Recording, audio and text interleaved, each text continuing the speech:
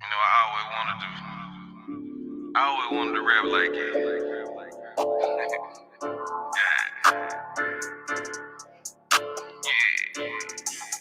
Look, this shit feel like Nick Poe, half full fabric hitting in the rental, flying down the inner, blowing straight gas out the window, hoping that never chick fender. I'm a big spender, looking at this bitch like she dinner. You better watch it over, I hit a dog food, no kennel, cut it with the fennel. You hating from the shab, but the money in the middle.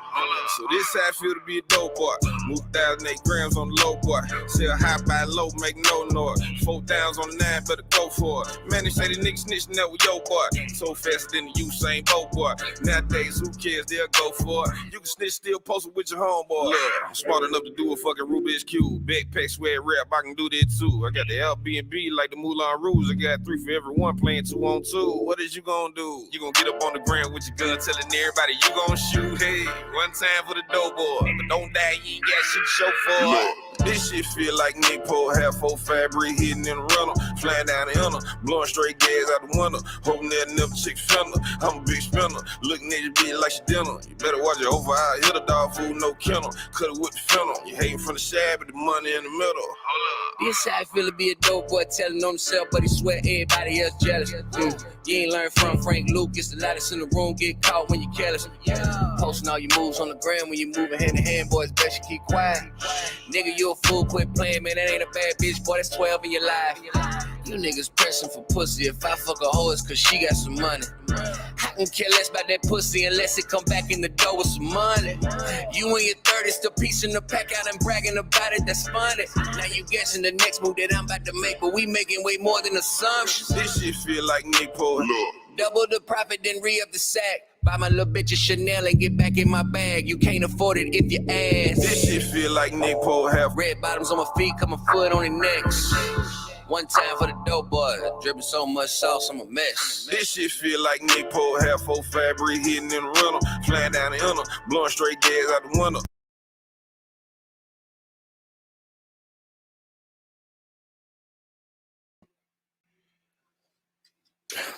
Yeah, man.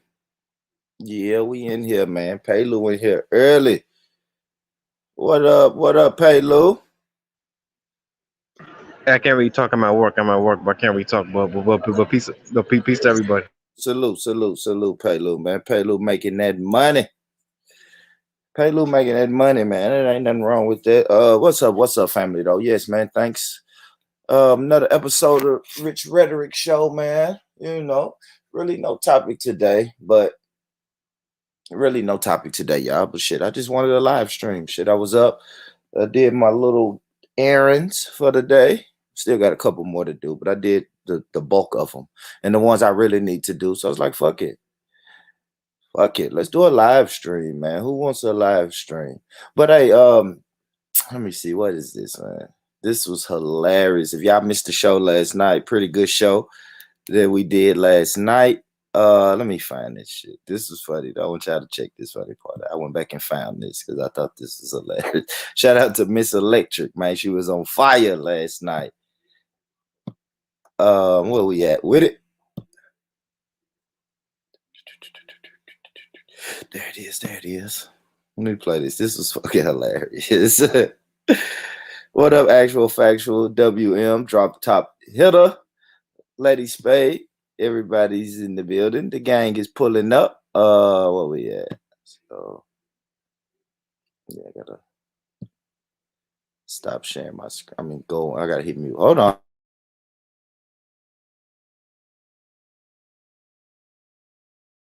I don't know. You're making their hopes too high, basically. Let me tell you a little story about Turok and his trolling ways, right? One time I was in one hang, yeah, and I was with I've forgotten his name. Anyway, you know Turok, he put his profile picture with a big ass black man spreading his butt cheeks. Yeah, no, that's not me. And I was like, what? This motherfucker out here. What are you doing, man? Yeah, man. I never done anything like that. Dude. And I'm telling you, like, his butt cheeks were the size of buttons. Yeah, fucking Nah, him. that's not me, All man. okay, and he was there up in the fucking conversation with that picture, that emotion. I was like, this, I have to get this motherfucker out of here. No, don't try it. Even if you're not here, you fucking bullshit little bitch. That is not me, man. I don't do things like That that. was fucking you, and you were with what was that brother's name now? I forget his fucking name, the rude one. It was really And red skin as well. he put his ass cheeks on the camera. It wasn't he, I don't know, it might have been his ass cheeks for real, but like Nah, I would not he do had like something like some that. huge, but I'm telling you, these things were size of my daddy, and they were huge, big ass, and nigga was spreading his motherfucking thing wide open. And I was like, oh my God, man, Mary and Joseph, with this thing, get the fuck up out of here, get out, fuck up out of here. Yeah, it was Tarab, what you doing, Tarab? embarrassing. I tried to run his ass, you know what I mean? I'm a Rasta. Why would I do something like that if I'm a Rasta? I've known Turek 4 years. I've never seen him do anything like that. And if you have done that, Turek, I'm shocked. I No, believe no, Look, thank you. we're going back years and years. Well, we're going back around about fucking a year and a half, Jubes. You know what I mean? He was a proper little gimmick, sir. He was a proper little troll. He was a little fucker.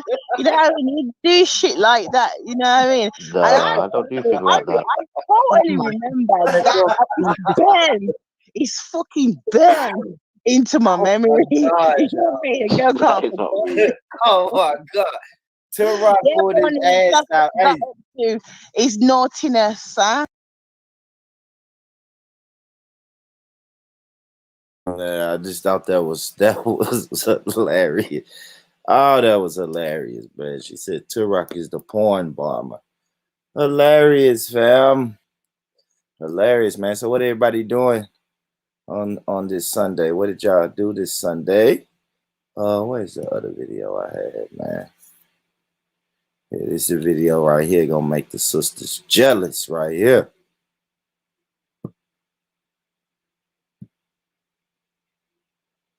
I just dropped the link in the chat, man. Somebody pull up and come talk some shit with me today, man. Where we at? Right here.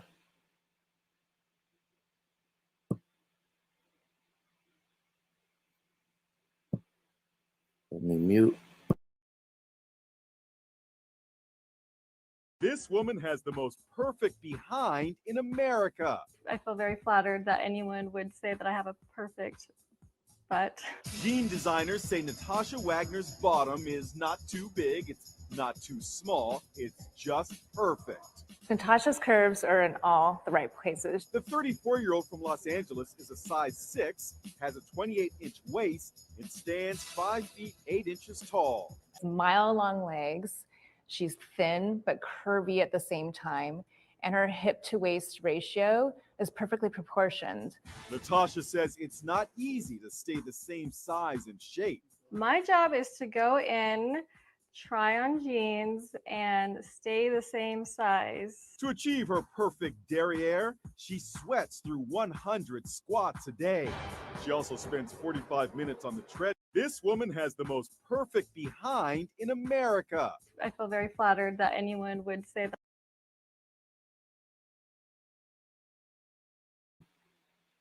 So yeah, man. That's the most the most perfect ass in America.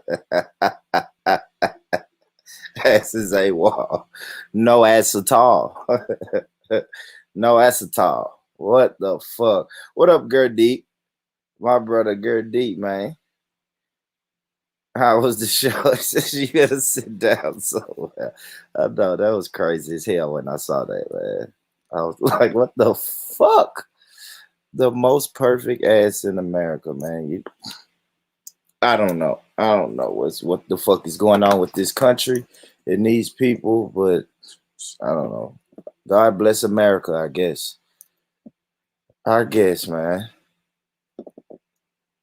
So yeah, Gurdeep, how was the show today, man? How was the show today? Sit on her spine. I know that was weird. That was crazy when I saw that. Oh, fuck. So yeah, man. Like I said, really no topics, man. I'm gonna make sure when I come back next week. So next week, yeah, we'll have a few shows. Have some good topics. Probably do karaoke again next week. Karaoke was pretty dope. I think then hiding it. I'm leaving it up for 1 or 2 days and then hide it. Yeah, Gurdeep, did you have a conversation on your show or was it just music? Because I saw the notification when I woke up and when I tapped on it, I was hearing music and shit. So, but I got you. I got you though. But yeah, man, yeah, few shows, like I said, some topics.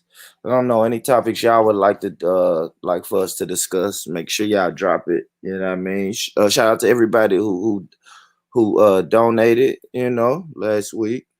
Thank y'all. Thank y'all. Shout out to everybody who left comments, came through, hit the like button, whatever you did to support the channel. Thank you. Thank you. Thank you. Thank you. Yeah, Gurdeep, I'm with that, bro. You can find a poker site or something. Yeah, I'm with it. We can do that. Yeah, we can definitely do that. But yeah, like I said, definitely gonna bring karaoke back. I thought that was a hit. I mean, I thought it was good. For better or for worse. We all sounded horrible, but it was fun. And yeah, got a couple topics we're gonna drop later this week. And I found this video too. What was this at? What was I at with it? I found this video. I like this one. This was pretty good. Let's see. Yeah, and Gurdeep, keep an eye out for Banana Split. Banana Split asked me, couldn't he use some of the some of the shit from karaoke night, and I told him yeah. So yeah, so Gurdeep, once you get that, man, Banana Split. I don't think I subscribed. I don't remember. I don't think I subscribed to Banana Split's channel. So whenever the video circulate, yeah, send it my way so I can make sure I play it, and long as Banana Split don't humiliate me, we all good. What's going on with you, Harlem? Banana Split is a lady. Okay. What's going on, Harlem? You all right, bro? What's good, baby boy? How you doing, nigga? You all Doing, right? yeah, doing good, bro. It's Sunday, Sunday vibes, man. Yeah, Yeah, that's it. Sunday vibes, man. That's it, bro. What you got going on this Sunday, man? man, in the cut, chilling. You know what I mean? Enjoying life. I seen you was live streaming, so I said, let me come over here and show my brother some support. I can't wait for you to get to the super chat level, cause I don't really be doing the Cash App shit. I gotta Yeah. sign up for Cash App, but man, I can't wait Yeah. for you to get to the super chat level. You dig? Yeah, we halfway there, y'all. So shit, if you in there, you probably already subscribed. But if not, subscribe. We yeah, man, we working our way to the 1,000, man. It's slowly but surely. Surely, surely. Yeah, we're gonna get there. We're gonna get there. You know, I didn't subscribe like 3 times already, man. So what I was gonna say, yeah. So this was about. I found a ADOS video today. Right. I didn't really get to go through it all like I wanted to, but I heard Yvette speak about allies, and I want everybody to listen closely. I'm gonna play a little snippet from the discussion, but listen closely because everybody's talking about how divisive it is, and ADOS don't want anybody's help, and I don't know what they say, we disrespect immigrants and talk down on non-ADOS people. So I found this video. Let's get to it.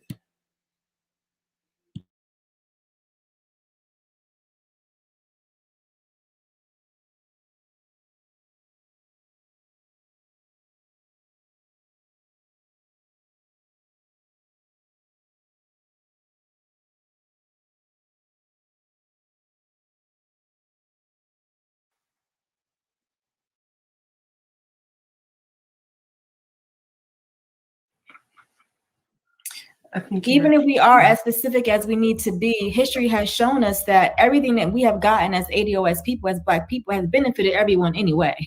Right. So it helps, it benefits, it makes sense for them to support us because we've always supported them indirectly regardless, right? Yeah, absolutely. I mean, if you especially, it makes sense for everybody, quote unquote, brown. I'm just going to do what's morally right. Don't matter. There's a certain cost. It's not our cost. And they have wisdom of their own. It's just not this wisdom. Right. They have a different set of wisdom. It might be on any set of topics, right? But it's just not this set of wisdom that we have. So just kind of, you have to build yourself up in a way that's sympathetic, and you have to have a love for your people to do this work. That's the only way it works. Yeah, yeah. The love is the key that keeps us all going. The love of our people keeps us all going and motivated. We spend hours and hours and hours on a daily basis doing this work. Yeah. So they don't. So 1% unloved. Yeah. Okay, so my next and final question is that, and this is a really good one. How do we maintain specificity for ADOS, American descendants of slavery, and foster solidarity with other groups, folks who we would like to be our allies at some point? Well, you know what I like to do? I like to kind of explain to allies and potential allies, like why we're owed reparations.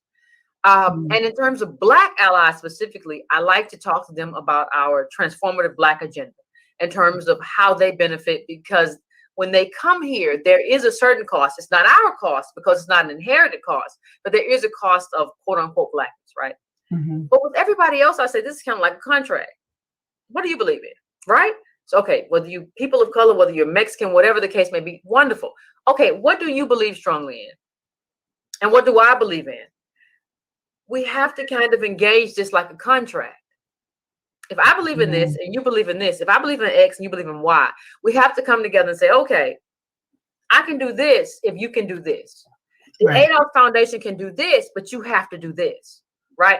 There has to be an exchange. And I think we can engage with Black allies who are Black immigrants, who are Black Americans, who are descendants, you know, of people who immigrate to this country. We can engage them on a different level because they benefit from everything that we're doing.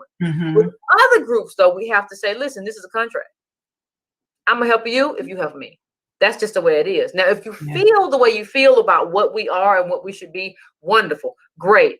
If not, this is a contract. This is what I'm going to do on your behalf, and this is what you're going to do on my behalf. And I think too long in terms of our movement work, what we've done is say, listen, I'm just going to do what's morally right. Don't matter none about whether or not I get anything from you or whether or not we have an exchange. I'm going to do what I think is right. And I think where we've gotten now shows that like that's problematic. We have to engage politics like politics. This is a political arena. This is not a spiritual arena. It's not your church. This is not anywhere else. This is a political arena, and we have to engage it in that way. Perry, what do you think about what she said there, man? So far, Perry must have stepped away. I like it. I like it because that's one thing I always say. Until we're ready to fully play the game, the political game, like politicians play the political game, then we should stay out of it. But what she's saying is, look, we're gonna have to. It's morality goes out the window. Fucking us doing stuff for you and expecting nothing. That shit is out the window now. Us going word of mouth and you know. I don't know. It's like Black people have a thing with contracts. No, man, fuck that. Write a contract and sign some contracts. Get that shit legally binded. You know what I mean?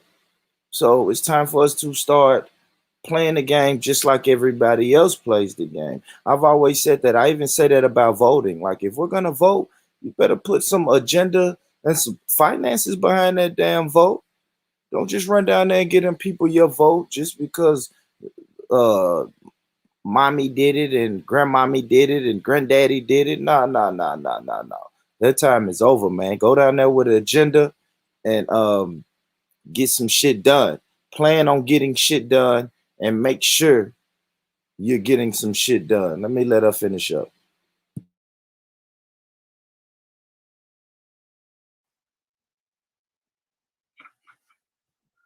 I think even if we are as specific as we need to be, history has shown us that everything that we have gotten as ADOS people, as Black people, has benefited everyone anyway. Right. So it helps, it benefits, it makes sense for them to support us because we've always supported them indirectly regardless, right? Yeah, absolutely. I mean, if you especially, it makes sense for everybody, quote unquote, brown to support us, because the only reason that you're here is because of our freedom struggle. Right. Yes. It is insane that you are a Black or brown person, quote unquote, and not supporting what we're doing, because you're only here because of the freedom struggle, the blood that we shed. How are you not supporting us right now? But we have not had organizations, Black leadership to say, hey, you all owe us everything. Because of what we did and what we sacrificed. We have not held them to account. You're here because of what we did. And we haven't heard that, is we haven't taught the truth of the history in this country, right? Right. So firstly, just with the 14th Amendment. So many folks are able to come here, be born here, and you're automatically American through us, right? Through our history here, through our fight for freedom. Not just history. When people see you, they see when they say African American or Black American, they see us. Yeah.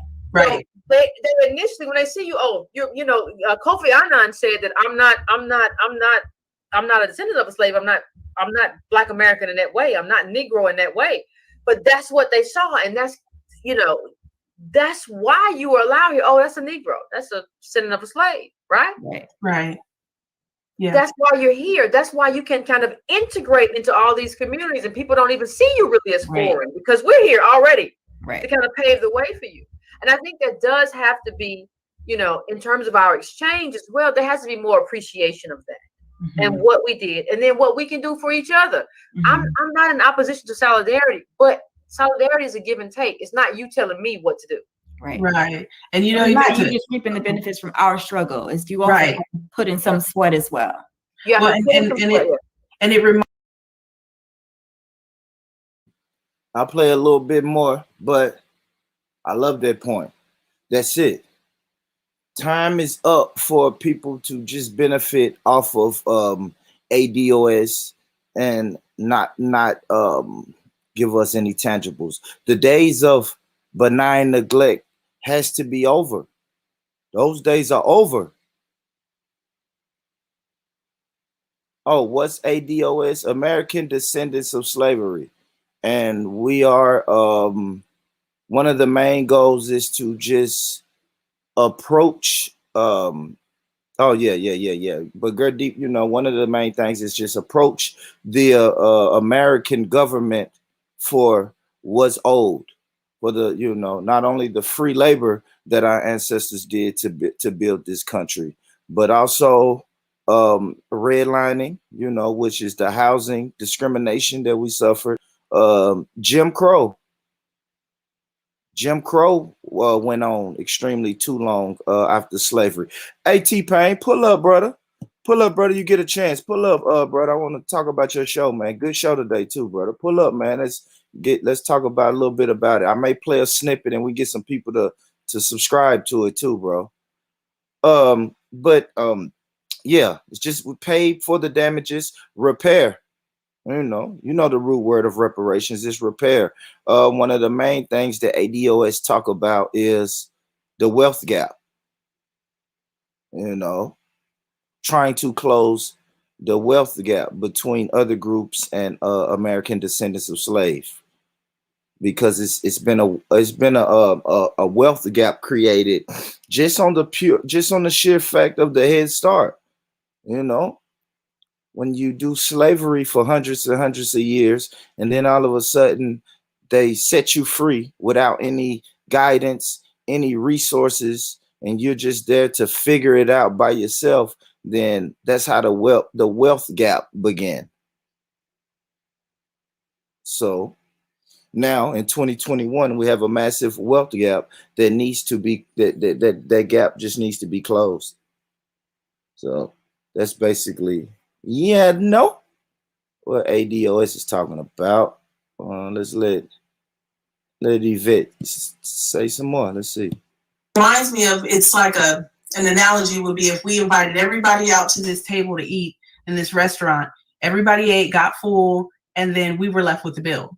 And it's like, then when we say, okay, we're going to stand up and say, no, you know, hey, everybody pay your share of this bill, then everybody says, stop complaining. You know, look, you know, we can pay the bill. We have money. Why don't you? Right. You know what I mean? But we've been the ones paying the cost the whole time. So yeah, I think it's okay to stand up and stand on our square and say, no, this is specifically for us. We have some things you can be included in, but also here's that exchange again, like you said, Yvette. I think that's a really important part, not being scared to say, I give, you give. You know what I mean? Not one way. I give, you give. And listen, we've already given a lot. And we're not saying we won't give more, but we gave a lot. You hear because we gave a lot, right? And so I think there has to be some kind of appreciation for what we've already given. There just has to be. We've sacrificed a lot. And so we're not telling anybody they're less than. We would never do that. That's not who we are as a people. But I think people have to understand who we are and understand, listen, if I'm going to engage ADOS, I need to be willing to give. I need to be willing to say I'm pro reparations and fight for that in terms of my advocacy. And so when you come into the movement, you have to understand we love you, we want you to be here, but we have a specific reparations agenda, and we have a specific transformative agenda that we need you to be a part of, and we need to be included in and fight for. That's it. Yep. Exactly. Yeah. So well said. Well said. She said that. Well said. So that means us as ADOS, we don't have time for the negative people and the naysayers and all of that. We don't have time for all of it. We don't have time for the naysayers and the people that say, man, it's never gonna happen, and man, you guys want your reparations. I think we're owed something too. Well, go get it. Go get it. Don't sit around and watch another group of people organize and mobilize and then say, hey, look at them mobilizing. They're never going to do anything. And matter of fact, since y'all mobilizing, what about me? No, get your ass up and mobilize. Get your ass up and mobilize. Quit cheerleading and complaining from the background, man. You know what I mean? And the fuck is this guy? Tim? The fuck are you talking about, Tim? Huh? You feeling good on a Sunday? You feeling good Sunday to just come and troll? You feel like trolling today on a Sunday? Give it a fucking break for one day, man. Give it a break. For real. Why are you even worried about us, man? The fuck? Just hit the like button, Tim. Make sure you hit the like button and enjoy, man. Hit the like button. I don't understand that. I'm gonna tell you this, man. I don't go to channels if I don't fuck with the people. I don't do that. That's weirdo shit. That's weirdo shit to get a notification and say, hey, I hate these people on this channel, but let me click on the channel and just type a bunch of bullshit in the comments just to let them know I hate this fucking channel. That's weird, man. That's weird, bro. Go to some white channels and do that, man. We don't do that weirdo stuff here. That's like you saying, man, I hate this neighborhood. But every day you drive to that neighborhood to go to the store and tell the people, I hate this fucking neighborhood. No, just don't go, man. Scram. Scram, Timmy. But yeah, like I was saying, man, I like how the sister's breaking this down. You know, because a lot of people are saying, yeah, it's divisive or it's never going to work. It's just cool. If you think like that, man, look, just stay over there. Stay over there. Just watch us from afar and hate from afar. Because it's a specific agenda that we're trying to do. Now, echo chambers aren't dangerous. Maybe to you, Bad Marsh. We like echo chambers over here. You know what I mean?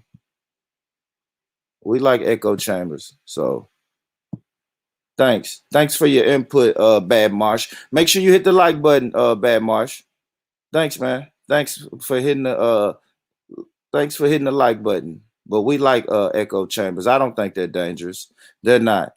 I can sit in an ADOS meeting for 3 hours and everybody's like, yep, I agree with that. Yep, I agree with that. Oh yeah, I agree with that. I didn't see anything dangerous come out of that echo chamber, the ADOS echo chamber that I was in for 3 hours. No one ran out of that meeting and harmed anyone. No one ran out of that meeting and created and committed any crimes because it was an echo chamber. We was just in our own little space, doing our own little things, clapping up the echo chambers. So I've seen echo chambers not be dangerous. But Bad Marsh, thanks for your concern, man. Listen to Yvette Carnell some more.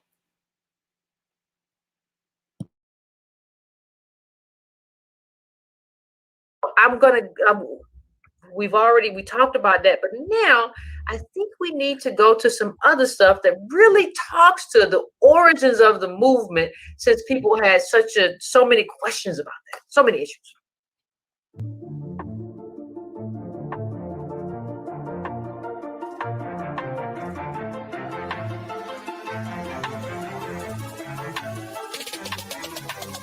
Nearly a decade ago, the economist Thomas Piketty warned of a new age of disadvantage on the horizon.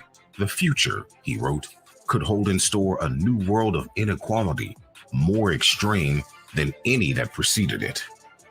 The main drivers of that great imbalance? Wealth and inheritance. So where do the American descendants of slavery, a group that was made into a wealthless caste, fit into that future?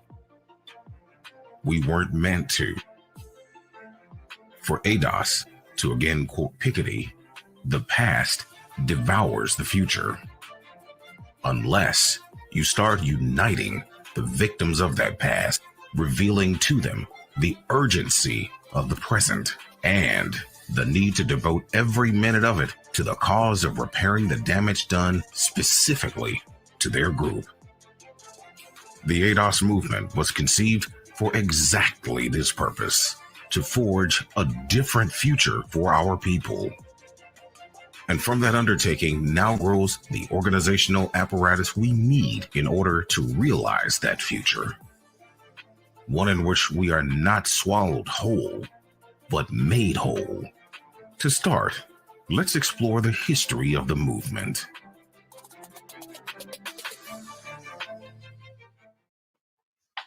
Hey fam, we had to do this because people said, I don't know where y'all came from. Y'all came out of nowhere. And white people is talking about y'all being bots. I'm just saying, keep it honest. And I think we have to kind of go all the way back. So rest in peace to Gloria Richardson. That she has been my hero.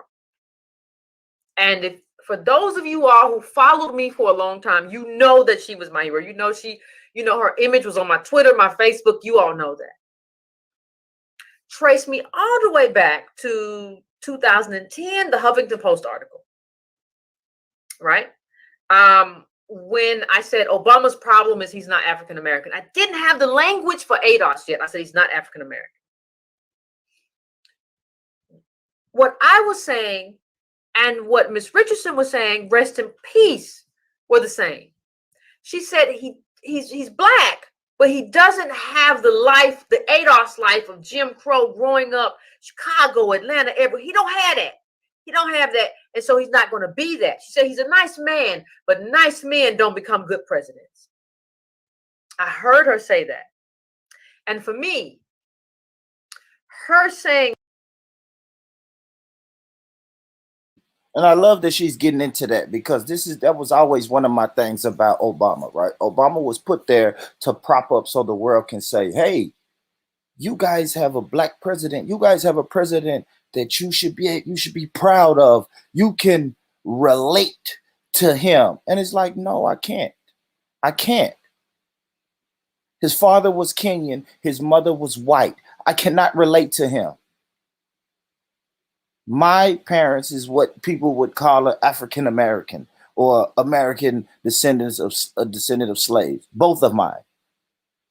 It wasn't a white woman and the Kenyan man and then the globe and the world and people who don't know any better would say, well, Born Rich, I don't know why you don't support him. He's one of us. And I was like, no, he is not one of us. So I'm happy she's breaking this down to the, you know, for the global, the people around the globe who just wants to say, well, you know, he's a black guy. He must be you. He must be the same as you guys. And it's like, no, he's not. He's not. Raised in Hawaii. Kenyan father, white mother, raised in Hawaii. I'm sorry, he's just not cut from my cloth. And like she said, good guy. Obama, good guy, man. Polite. He would, if I was telling my son to go in politics, I would tell my son to articulate study Obama and the way that he articulates himself and the way he can hold a crowd in the palm of his hands. Great guy. Great speeches. Would have made a good pastor, a good preacher. I give you that. I give you that. Yeah, I mean, I already know, Jen, man. We got like 2 or 3 mega churches here in my area, and all of the mega churches were saying vote Obama. Everybody was saying it. It was a beautiful day. Black people were happy, but some of my people just didn't know any better. That's it. That's it. Let's let her talk. This is a timeline of ADOS. I'm happy she's breaking this part down too. It's a timeline. How did it start? Where did it come from? Let's get it.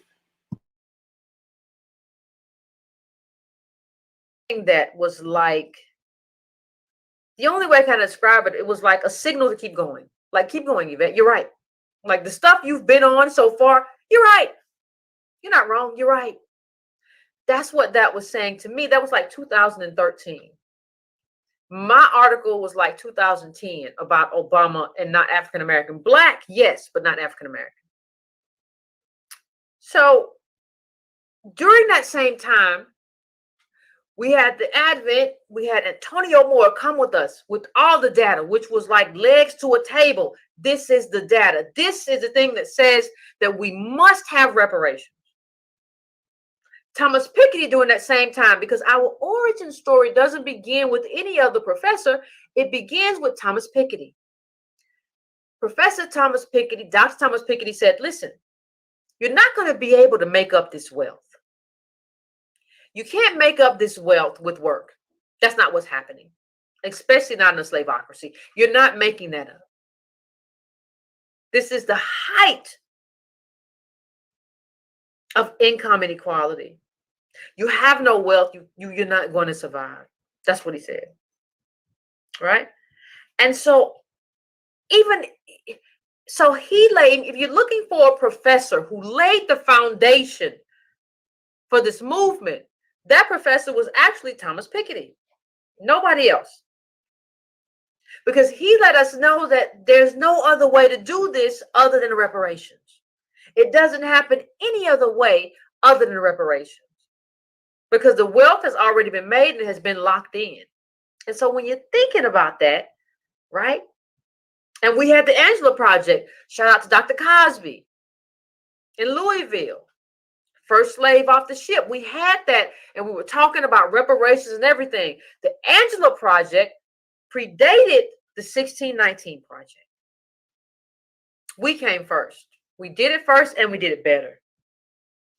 Right? That's what happened. Like, I don't think people understand, and that's why we're here having this conversation today. That's why we're here, is because people don't understand exactly what we're saying. We're saying that we did it first, we did it better, and we're still going to do it. Now, understand, then around the same time, y'all can bring this up. This is enter Kamala Harris. Let's just talk about it.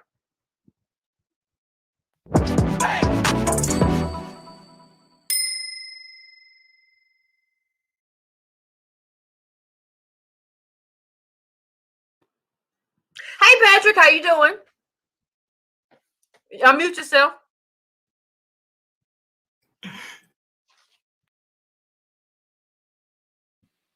Yeah, yeah, Tehran, if you free, pull up. Bo, if you free, pull up, bro. Like I said, when it comes to this, you probably can, break it down and get the people a little bit more than I can on the ADOS. But Yeah, this was streamed, I think yesterday or something. It was pretty. Like I said, I checked out some of it. It was pretty good. But yeah, I just dropped the link in the chat, fam. Somebody pull up and talk some shit with me. But let me let the sister. I know I see that girl, D. Rich LK. I don't feel like keep timing out Rich LK today, man, so he can have fun. Let him have a little fun, long as he ain't disrespectful, man. Is she from House Party? I guess that's funny. I guess it's funny. I give you that one, Rich. Keep shooting though. Keep shooting though, Rich. That one didn't land. That one didn't land clean, brother. Keep shooting, but have your fun, man. It's Sunday fun day. Have some fun, Rich.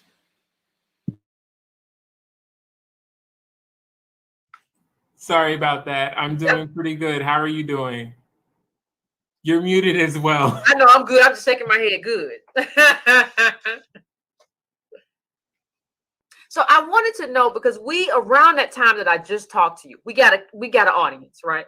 So when we go down through that, we actually got people to engage and say, "Oh my God, they right. They saying this. They saying what is right. It makes sense to me." So I wanted to talk to you about, in terms of getting that audience, like what brought you here to like ADOS? Well, I think it was the first episode that I saw from you was in 2017, and the title was Jesse Williams' divorce, Obama's 400,000 Wall Street payday, and the part that really captured me was why striving is bad for your health. Oh yeah, it's unhealthy. And that story of Mr. Thomas, who was a software engineer, he received 2 offers, one from Apple, one from Uber. Okay. And he chose to go to Uber, and the company and the culture at the company broke him down over a 6-month period, to the point that one morning his wife found him in the car and she was talking to him, and then she realized that he had unfortunately committed suicide. And that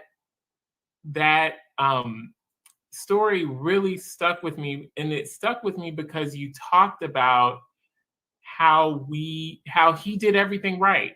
Yeah. He didn't do anything that was wrong. He went to school, he got a good job, but unfortunately for many of us, we wrap ourselves and our identity in what others tell us we need to do for our future. And what you were adamant about in that show was that we need to decide for ourselves what our future looks like. And we cannot put our identity in things that we do not own. And unfortunately, he didn't own shares. He did not own stock in the company. He was an engineer. And I remember you had said that maybe it would be better if for the toxicity of that environment, if he would have chosen maybe a smaller company that was a better fit. And I think one thing you talked about that I really liked is that you not only just talked about the company, but you talked about the culture. My bad, T-Pain. Come back, T-Pain. We'll do it real quick. I keep fucking you up in the chat. I'm gonna end up getting the vibe. Girl deep. Yeah, girl deep. I might be done with Spanners, man. I was trying to give it, Spanners. I ain't gonna lie, girl deep. I fuck with you, girl deep, but I probably would get a Spanners to the women first. And the people who got Spanners was around, man, when I had fucking 110 subscribers. You know what I'm saying? When it was only 6 of us watching it live. You know what I mean, girl deep? Yeah, that's usually how it go. The first people Yeah. who was messing with me on the live stream were the first to get a wrench. Yeah, they get the wrench, man. They get the wrench, girl deep, because if people was coming through and it was just me and a bunch of Tennessee people. And I couldn't understand why the fuck the UK people was even listening to us talk about these local ass topics. So how do you even get familiar with these people, with the people over here in the UK? Anyway, Rich. All right, I had told this story before, but I'll tell it again. Titans TV.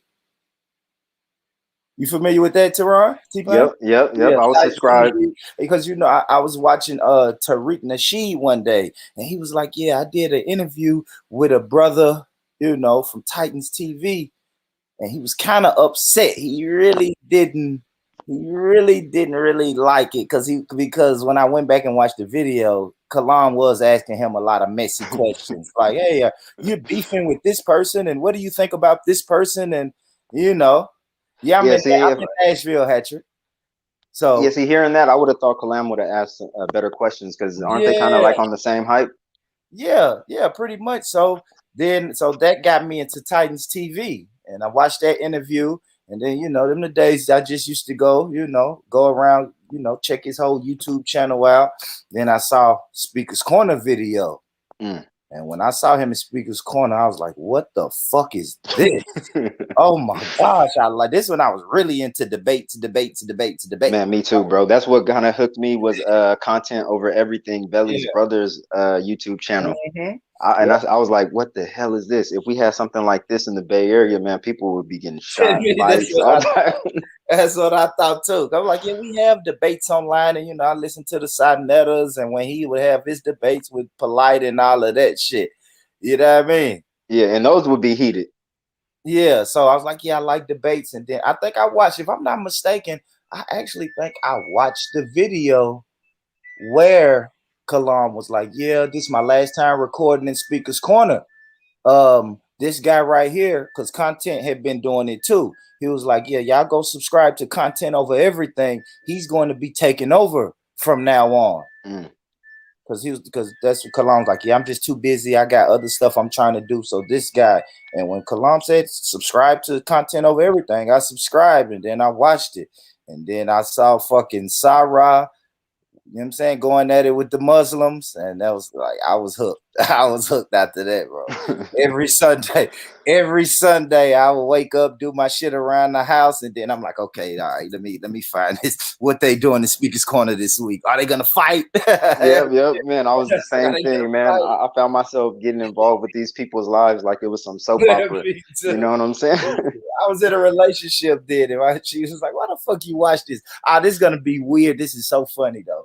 But this is what my 3-year-old, man, she was like 1 or maybe not even 1 yet. And she used to cry. She used to laugh when I say, oh, Tommy. Tommy. I used to sing that to her, man. I know that's weird, job, but I used to sing that to her, man. And she would just be cracking up, man. That's hilarious. Yeah, man, that's hella funny how these things work out, man. How YouTube kind of build bridges like that. I would have never thought. Mm-hmm. And then the gang, oh my gosh, I love when the gang came through. I'm like, gang, oh, I love that shit. I love Wait, what was that? What was that? That was guiding a new generation. That was Raspect and all the black, all of them, brothers. Yeah, I like that shit. I really didn't catch too much of that. I guess because I was just more focused on the Muslim, anti-Muslim debates that were going on. But after a while, it seemed like that's really all it was. Because when I first tuned into COE, it was like a lot of different topics. But then I don't know. I guess the Muslims there kind of started getting messy, and you know how that goes. Like people love seeing conflict more than anything. So, but I guess it kind of spilled over to here on YouTube and Discord as well. Because it seems like with COVID and everything, Speaker's Corner has been shut down, or I don't know if it's up and running or not because COE doesn't run his channel no more. But yeah, man, it seems like everything that was happening at the park is now happening on these platforms for the most part. Mm-hmm. It was Gurdeep. Yeah, gang was inspirational, man. That was good to see because I'm a part of a few organizations here, so it's just beautiful to see black brothers and sisters, in the UK. Trying to make something positive out of that situation. So that was inspirational, man. And that's what got me to follow Prospect and Jedi and all of those brothers, man. That was good shit. But T-Pain, man, speaking of Islam, man, so the show today, man, you had a white convert. Yeah. So Rob is somebody I've known for a while. He has his organization, Islam for Europeans, where he's trying to cater to I don't want to say cater because he really didn't like that word, but anyway, cater to white Muslim converts and what they go through as converts, because converts have a different reality as Muslims than people who were raised as Muslims. Because a lot of times you'll be the only person in your family. Well, really, if you're black, a lot of black people have like at least one Muslim family member, whether they be NOI or Sunni or whatever. Yeah. But for white Muslims, it's not like that. Like Islam is made up of mostly black and brown people, even globally. You might have some white Muslims like Albanians and Bosnians or whatever, but for white converts who grew up in like countries like the United States and England, they don't really have no community to fall back on. So yeah, Rob was just highlighting all the things that they go through, and he's trying to create a network of white Muslims that help white Muslim converts. But he gets a lot of crap about that because he gets called a racist or trying to start some type of Muslim white supremacist group, or Ak right. Ak means brother, so like brother, Muslim right organ, and stuff like that. So now I was checking in the comments, and someone had put in the comments like, be careful, because the history of white people shows you that they get inside of these groups and infiltrate these groups and try to take over, and they have hidden agendas. Is there any truth to that you know of, Tehran? Or a lot of Muslim groups have been infiltrated by numerous people anyway, just because I guess counterintelligence, or if they think terrorist things are going on, or just to be nosy and whatnot. But I brought that up. I saw that comment as well, and I brought that up to Rob. And he mentioned something which I think is kind of spot on. If they wanted to have someone come in and co-opt Muslim organizations, I think the last person they would have is a white Muslim. White guy, yeah. Because white Muslims are the Muslim community is very suspicious of white Muslims already. I mean, they call them agents. They won't like talk to them when they come to the masjid, because it's like, what's this white guy doing here? So yeah, it even myself, I used to be suspicious of. I remember going to the masjid after work. It'd be me and this other white Muslim, and I remember hearing what some immigrants would say, and he would talk to me, and I'd be kind of like not trying to give him too much information, like not knowing who he is. So and then there's a flip side that they try to use white people to further their agenda. Better optics, I guess, in the United States or England. You got a white Muslim doing your bidding. It looks better, and so some white Muslims hate that as well. So they have an interesting reality where they become Muslim and they're now a minority, whereas in wider society, and it's because in society they don't have no choice of being in the society they're in. They were born into it, and if you're white, you're the majority, right? You have no choice. But then when you choose to become Muslim as a white person, now you're in a small minority, where your culture and to a certain extent your feelings are, nobody really gives a damn, and there's nothing you can really do because you don't have any networks or power or numbers to really do anything. Gotcha. Yeah. Gotcha. It's because what happened with the little Muslim kids getting entrapped by them. Okay. Oh, and he said something dope about prayer. He was saying, when he don't have any Muslims in his family, then they may tell him something like, yeah, we don't really mind if you pray, but just kind of go in the background or go in the side room or something and be quiet or something like that. I thought that was pretty interesting too when he said that. It's like, yeah, white families, I don't know, man. I tried to pick his brain on that. Maybe I didn't dig too deep or dig deep enough, but white people are white Westerners are real adverse to Islam. I mean, okay, you might not want it for yourself, but when a relative of theirs or their child converts, they make it, from what I've been told, they make it real difficult for them. Like making sure they add pork to whatever dish they try to feed them, or complicate them praying. Yeah, I've heard of some weird, I mentioned some on the stream, take them off of their will to where they don't get any inheritance when they die. I've heard of some real extreme cases where, again, black people, man, we're used to Muslims in our family. So, it's not that people really don't bat an eye. Maybe extreme Christian black folks might do that, but yeah, man. So I find it interesting. I didn't know. I didn't know until I had a Muslim friend, and he was telling me he doesn't practice anymore. He probably doesn't even identify as Muslim, but he converted around the same time as me, and he just felt that it was very foreign to. And black people say that a lot. Islam is an Arab religion. Why are you Yeah, converting to a yeah, that's what religion I where? think. That's what I think. I ain't gonna lie to Ron. I think, but I've heard stories. I've heard it started in Africa. You know what I mean, black people started Islam and all of that. But it's just the opposites, right? When I think of Islam, I think of Arabs. Yeah, because it started in the Arabian Peninsula with the Prophet Muhammad, peace be upon him, who was an Arab. And even what does it mean to be an Arab? Arab is not a race or an ethnicity. And there were black Arabs in the they came of a different. You got to think they were in the desert, man. They sure wasn't looking like the Arabs you see today. I would actually argue that the Arabs you see today are not the Arabs that existed 1400 years ago. There's been a lot of mixing going on with other populations in the Middle East, such as in the Levant, Persians, and stuff like that. So there's been a whitening of Arabs over the last 1,000 years and stuff like that. So, but yeah, it's not Arab. Okay, so you would think it is, and I think some Arabs try to flex, like because it's in the Arabic language. It started with Arabs. We have some superiority over people, but no, that's not really the case. If you look at Islamic history, man, a lot of different cultures have contributed to Islamic civilization, not just the Arabs. The Arabs really played a small part in the expansion of this thing, maybe only like the first 100 years. And then after that, you see Persian people of Persian background taking up the mantle.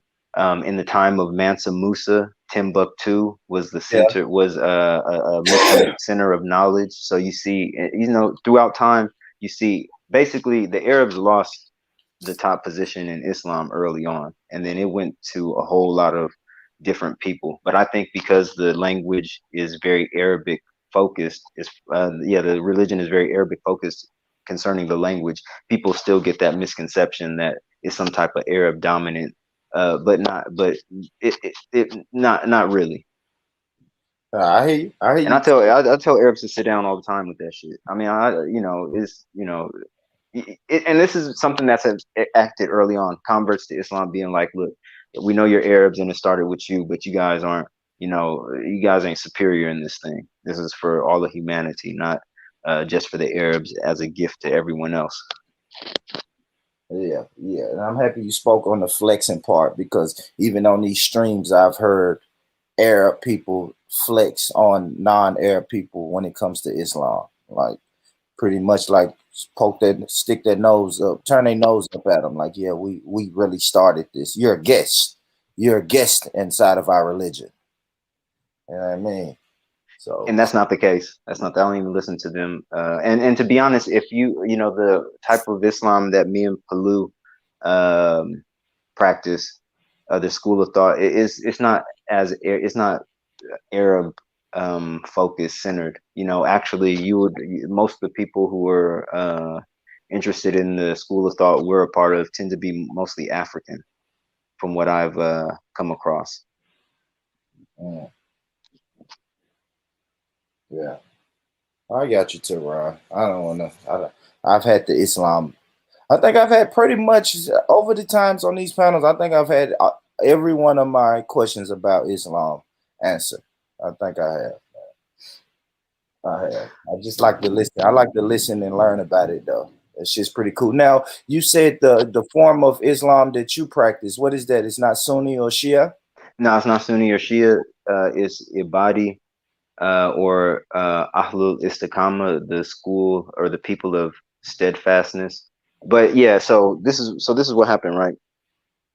Early in Islam, there was a split, civil war between the early Muslims and stuff like that. And the first group to kind of break away from the madness is the group that me and Palu belong to. Palu know more about it than actually only came into it by way of Palu. Okay. But he knows a lot. He knows a lot about it more than I do. But yeah, so there was a split early on, and the group that we were a part of is the first group to kind of split away from the majority of Muslims because they were beefing.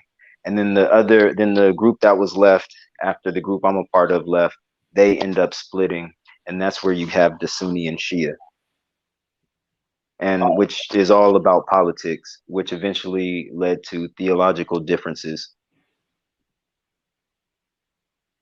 I hear you. I hear you.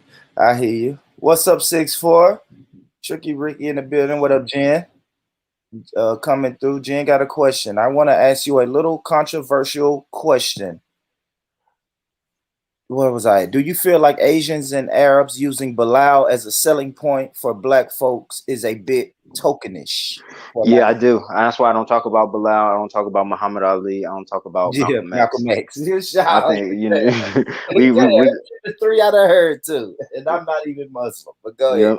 I don't like because I feel like we have black Muslims doing great things now. You know, to where you always have to focus on them to kind of sell Islam to black people. And I think the Muslim community misuse and abuse maybe not so much Bilal, but definitely Muhammad Ali and Malcolm X. Yes. The Muslim community tries to, I don't want to say whitewash, but sanitize the fact that Malcolm X was very pro-black. You know what I'm saying? And for his people above anything else. And even the connections he tried to build with other communities at the end of his life was for the betterment of his people at the end of the day. So, I don't even try to talk about those guys. I'd rather not. Actually, one of the imams I interviewed, actually the first interview I did on my channel, another friend of mine interviewed him, and she really didn't know nothing about the black Muslim community. And she started asking about Muhammad Ali and Malcolm X, and he flashed on her, and then ended the interview quickly. He's like, dude, I want to hear. He's like, the black Muslim community is dealing with so much right now, so far past what was going on in the '60s, and you're over here asking me this 70-year-old shit. Like, that's it. Oh my gosh, crazy you said. What's up? What up, Natty? How you doing, bro? Yeah, I'm good. Hey, Man. what's I'm up, good. bro? I'm good. I'm good. I wanted to ask the brother. Obviously, you said like something about like the beginning of like Islam. So I wanted to understand the situation between obviously, what's my guy's name?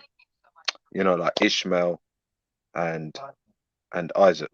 So because that's a bit fishy. Do you know what I mean? That's a bit of corruption there that I see there, man. Like the story of how that. Do you think it was Isaac or Ishmael? Well, the way I see it is like or this. do you Right? think the If I have switcher? a son, Yeah. well, hold on. I'm just saying, like when Moses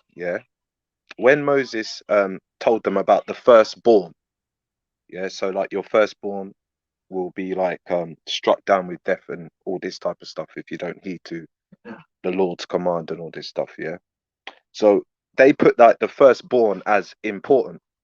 Do you know what I mean? Like your firstborn, your first child, that is the child that should legally be in line in the throne. No? Yeah. So if I have my first child, I would definitely agree my son would be the next one down to take my place. Regardless, because that's my first of kin. Yep. I agree with that. Yeah. You agree with that? So just like how the royal family do, the next of kin, next in line, blah, blah, blah. So that part there has always intrigued me. That, because I'm not religious or anything like that. Do you know what I mean? I'm more spiritual, but when I hear these stories and everything, it does have like some kind of meaning, or it does have something like the author's basically trying to tell you something that doesn't add up. So because his wife told him that he can, oh shit. Yo, can you hear me? Yeah, I can hear you. All right, sorry. So basically, he was allowed to sleep with Hagar. Hagar, yeah. So she was a maid, yeah. African. Yeah. Say she was Nubian or something like that. Okay. So that's his firstborn. Yeah. That's his firstborn. Like that should be passed down to the throne, etc., etc. But then she wasn't able. His wife wasn't able to have a child, Yeah, at first, yeah. right? At first, and then all of a sudden, she's blessed with a child. Yep, it was a miracle. Yeah. A lot Okay, of and miracle they're births. a lot of miracle births, and they're in favor of that child. Okay. Have you read the Bible on this?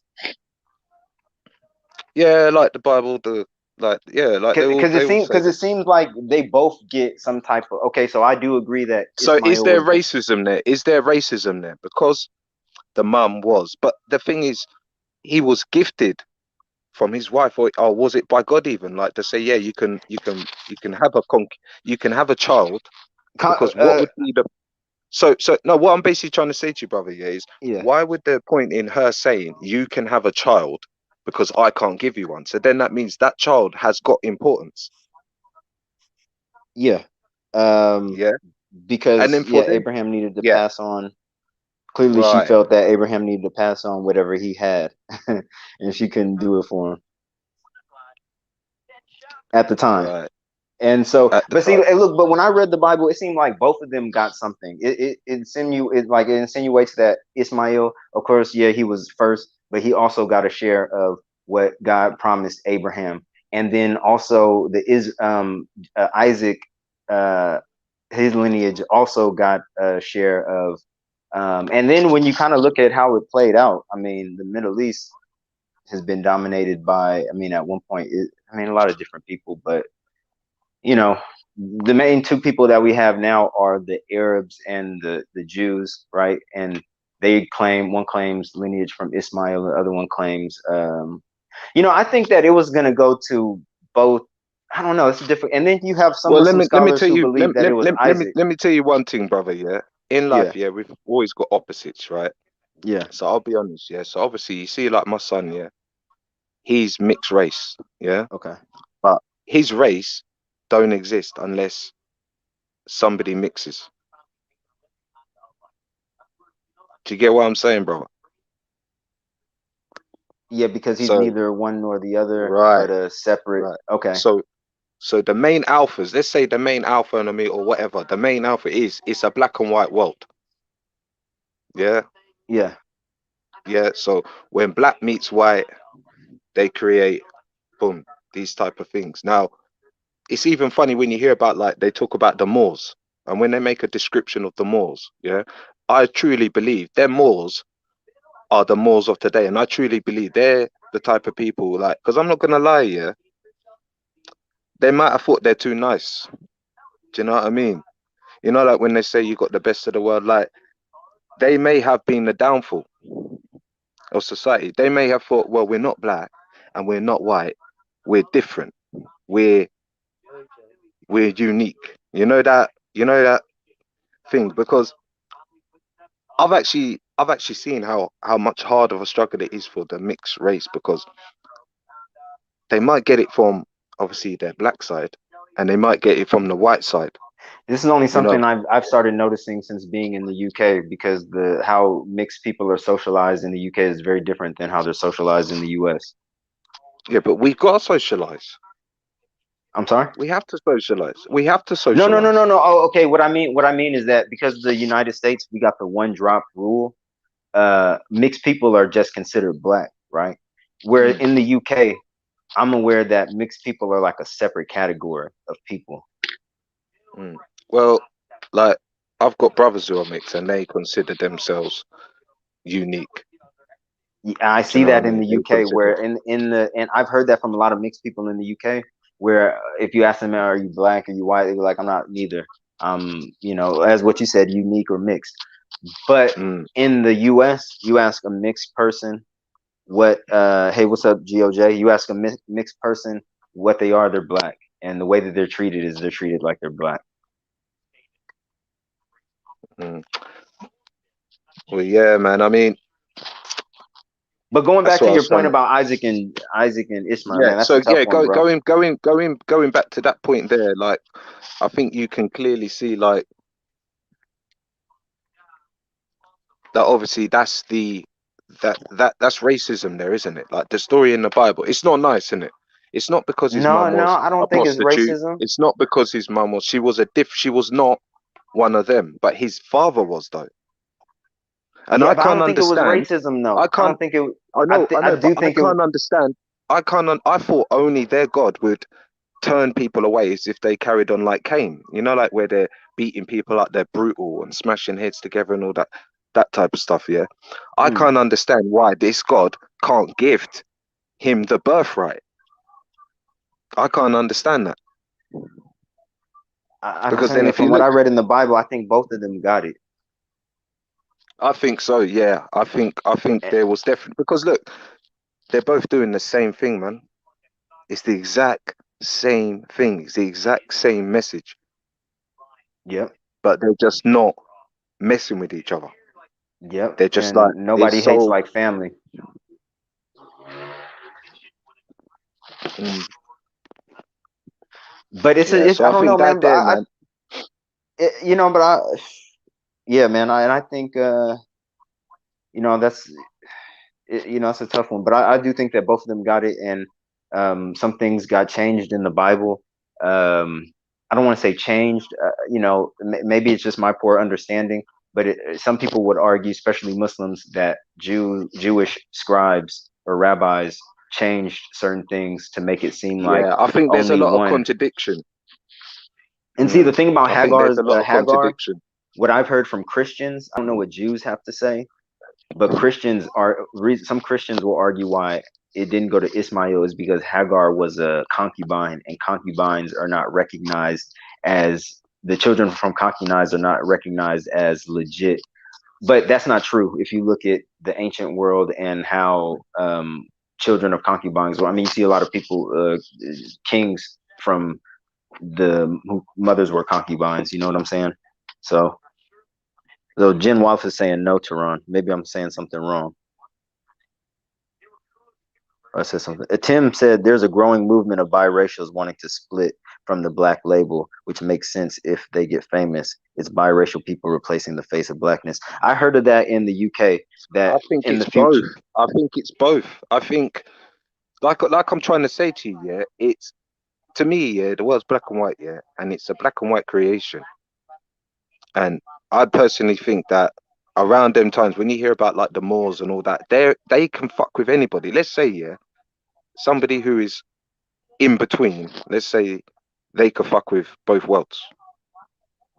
Do you understand what I'm trying to say? Like people who could be in, like even to the, I'd even say like even onto the like the plantation times as well. Even the slave master when he's obviously made concubine with a black woman, obviously he would then give that slave a little bit more to a degree. Do you know what I mean? A little bit more. yeah, treat them a little bit. Because you Yeah. can't just entirely treat your own kid like, even if you might feel disgusted because they're of a different race for some odd reason, but you still slept with one.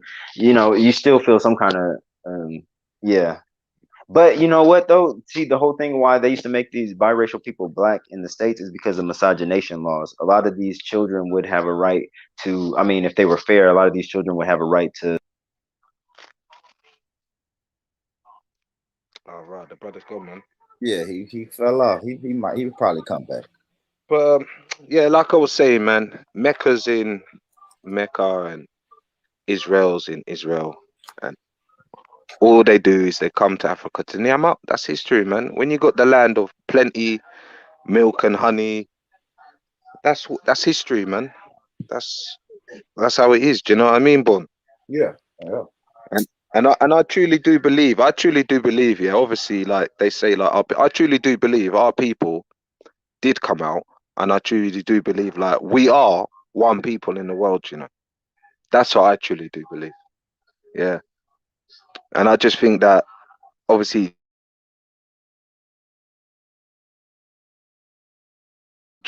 geographical positions. You know, like you have to ask yourself. You just got to look at the most simplest answer. I look at nature and stuff like that. Yeah, and ask yourself, why is the polar bear white? Because the motherfucker lives in snow. Why was the Red Indians red? Because motherfuckers were eating fucking red soil. Half of them in the Grand Canyon. So all these type of things, man. Like, you know what I mean? You are what you eat, and all this type of stuff. I think it plays a big part in our history, man. Like, we just got to look at certain things. But the divide of North and South, I would rather live in the South than rather live in the North. Hell And yeah. I definitely believe them Arab mans, when they went to live in the Arab world, they know there's no food there. Yeah, they know they've got the knowledge. Look, imagine leaving from let's say from let's say the 12 tribes have left from the fucking pyramids, and they know how to build pyramids. Let's say the stonemason tribes know pyramids. They know the language. They know how to write. They know how to. Let's just say they spread out and broke out and do their own thing around the world. Like, you can see the creation. You understand? Like even the influence. Like, okay, some people come up online and go, "Oh, well, you know, I don't like how white people are talking because they're talking like black people now." But we're like, I don't even know how the black talk is because we're just talking. But that is an influence. Mm. You understand what I mean? And if you look through history, you can see a hell of a lot of history, man. But I'm not talking just for the African diaspora. Like, I'm talking worldly. But what the clever man does, yeah, in these Babylonian worlds is they bring you all together. Do you get what I mean? Like, imagine bringing a skinhead and a Black Panther man together. Imagine bringing a feminist woman and a gay man together. Imagine bringing the opposite all in one place and then controlling them all. And how do they do that control? I don't know. Sounds like God to me. God and everybody on earth. A whole bunch of opposites here on one place, being controlled from, I don't want to say up top because I don't believe God is in a place, but you know,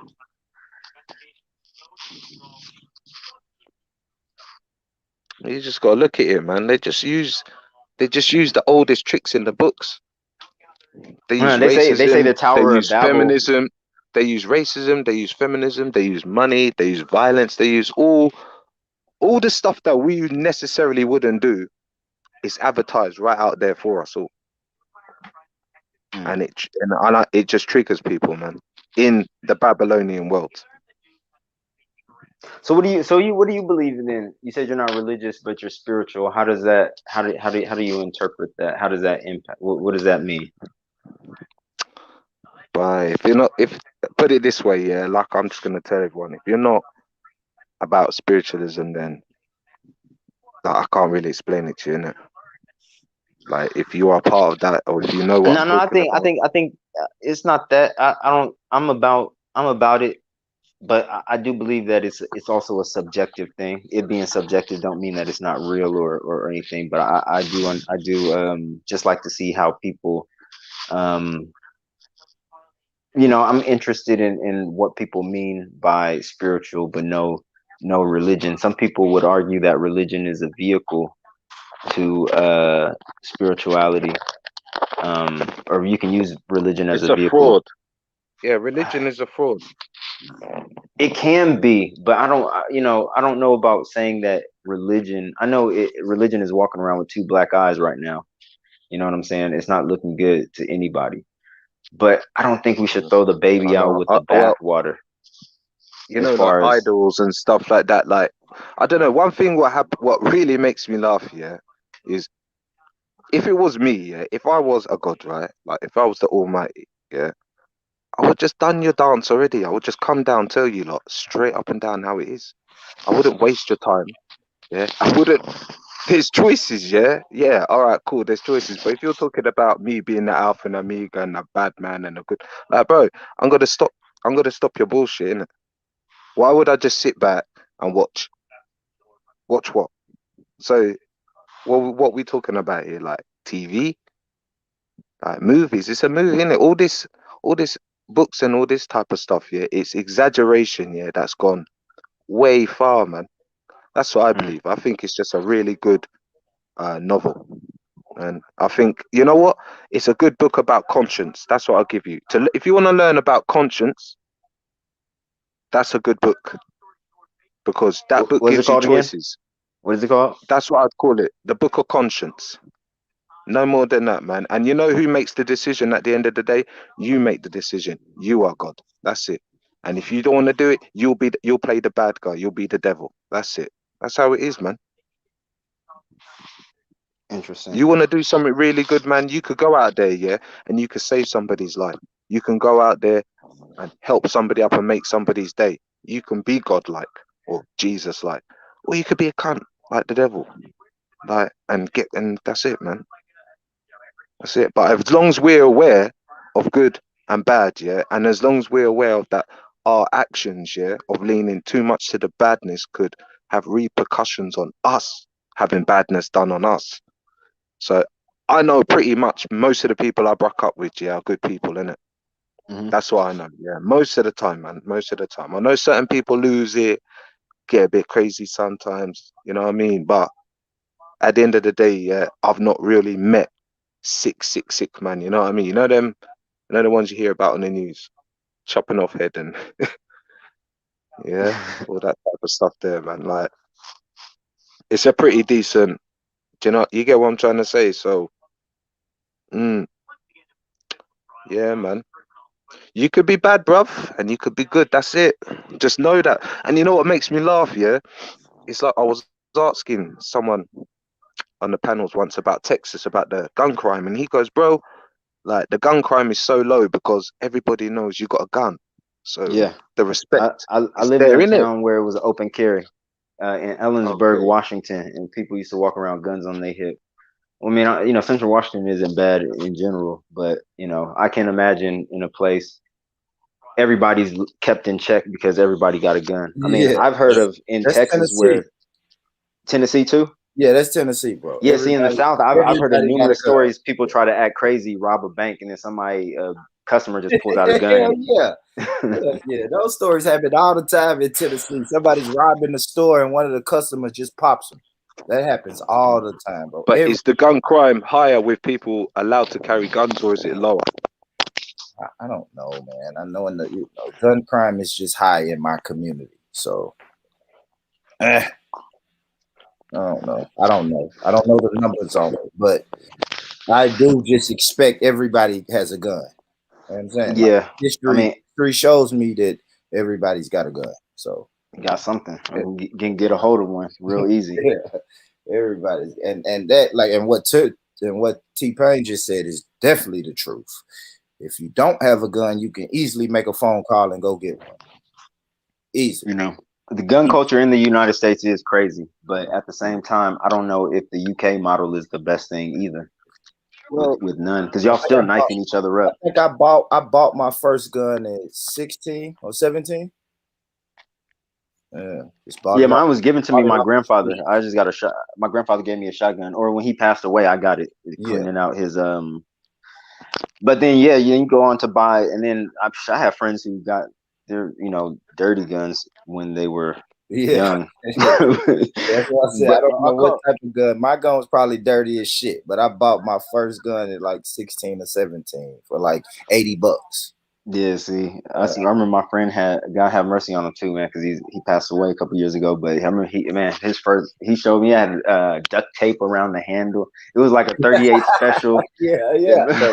So yeah, it's like me and my pal were talking about the other day. Yeah, like even with the English history, yeah, when I'm going way back in history, yeah, like when they had swords and stuff, like it was a courtesy thing, yeah. If you had a problem with somebody, yeah, the courtesy thing would be to fight it out man to man. Do you know what I mean? Oh, we had that in the States. We had that in the presidents used to do that. They used to duel at this place called Weehawken. If you ever see that famous play Hamilton, I know they try to make it look all John Hamilton got popped, or whatever his name. I can't remember his first name, but Hamilton got popped because he was talking shit and thought dude wasn't gonna shoot him. Because a lot of times they would go and do these duels for fake, like would miss, shoot elsewhere. But then, what was it, John Burr? If anybody want to look it up, Burr called out Hamilton, and Hamilton thought it was going to be one where they were going to be faking. And then Hamilton shot and missed, and then Burr looked at him and then shot that fool cold, man, killed him. So our presidency, But look at the those are our respect. politicians back in the day. That's what I'm trying to say. But look at the respect, man. Like, because you know somebody else has got a gun and you're carrying a gun, it's not worth it. Yeah. It's just not worth it, man. Like, something just happens there, yeah. Like in a state where you're allowed to carry guns, but there's less gun crime or less people getting killed by gun because everyone's packed. Everyone's like, it's not worth it. Is it really worth it? No, it's not worth it. So that's what I'm trying to say, man. Like, it's just different, isn't it, man? It's just But see, different. people are going to do something. Again, look at the UK. You guys have no guns. People still hit each other with crazy objects, knife each other up. I don't think it's gonna. Is you know. I don't know, man. It's a difficult. Do you take guns away and that makes things better, or do you leave them? And I don't. I know every country. The United States is the only country with guns, so maybe it's something about our culture as well that make gun violence the way it is. Because I heard Canadians have just as many guns. Yeah. Listen, I'll tell you the honest truth, yeah. Like, obviously, we had a guy, yeah, and he was a clever Donny, yeah. The Donny was clever, yeah. One clever youth.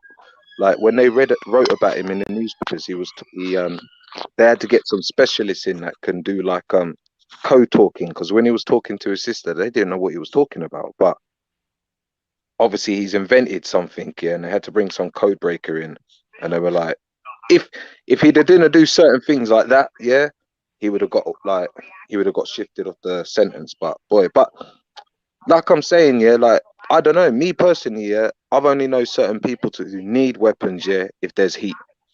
If there's heat, obviously they go to like get, you know what I'm saying, like go to get the mashes and stuff like that. I've not really known man to really like keep it there just for a pet. Do you know what I mean? I think in the South So they're crazier with guns though. Like from what I used to see on YouTube and stuff, I've seen people with AKs, bazookas. I mean, I haven't seen yeah, personally, but because because no, I'll tell no, you why. I'll tell you why. Because I used to work down in a place called Peckham, yeah, and because the place was so like, man, it was vibing. Like you could go to different flats or different houses. There'd be a party there, just party, party, party. So I started rolling down there, and I'm going down there in Evisu, and I don't know, boy, like just the way how I am, yeah, I think no one fucked with me because they thought I was important, innit? I thought, right, if we fuck with this nigga, it'll be definitely a case. But if we fuck with Jerome, who's got a little bit of whatever, we could rob him, and no one's gonna care about him because he looks like us. He's on us. No one. He's out of school. Yeah. He's growing. Like, Yeah. do you see what I mean? So that's how the brothers, yeah, started attacking each other, like because they know he's like a drug dealer, yeah. What they're basically saying is, well, look, I'll rob the drug dealer, and then nothing will happen because he's a drug Yeah. dealer. The And police aren't gonna he can't arrest call him. the cops. You see what I'm saying, man? Yes, you see what I'm saying. So that's how they kind of, and it's business.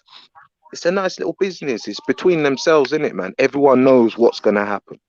that's not how it works though. Everybody You rob a knows what's. drug dealer, ha ha ha, he can't call the cops.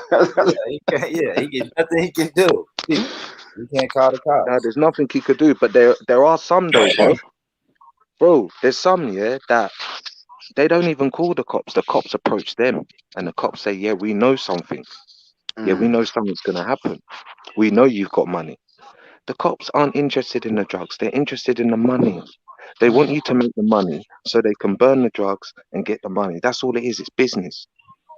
How come when they get the evidence, yeah, when they get the evidence, why don't they ever burn the heads? They never burn the heads on the paper, but they'll burn the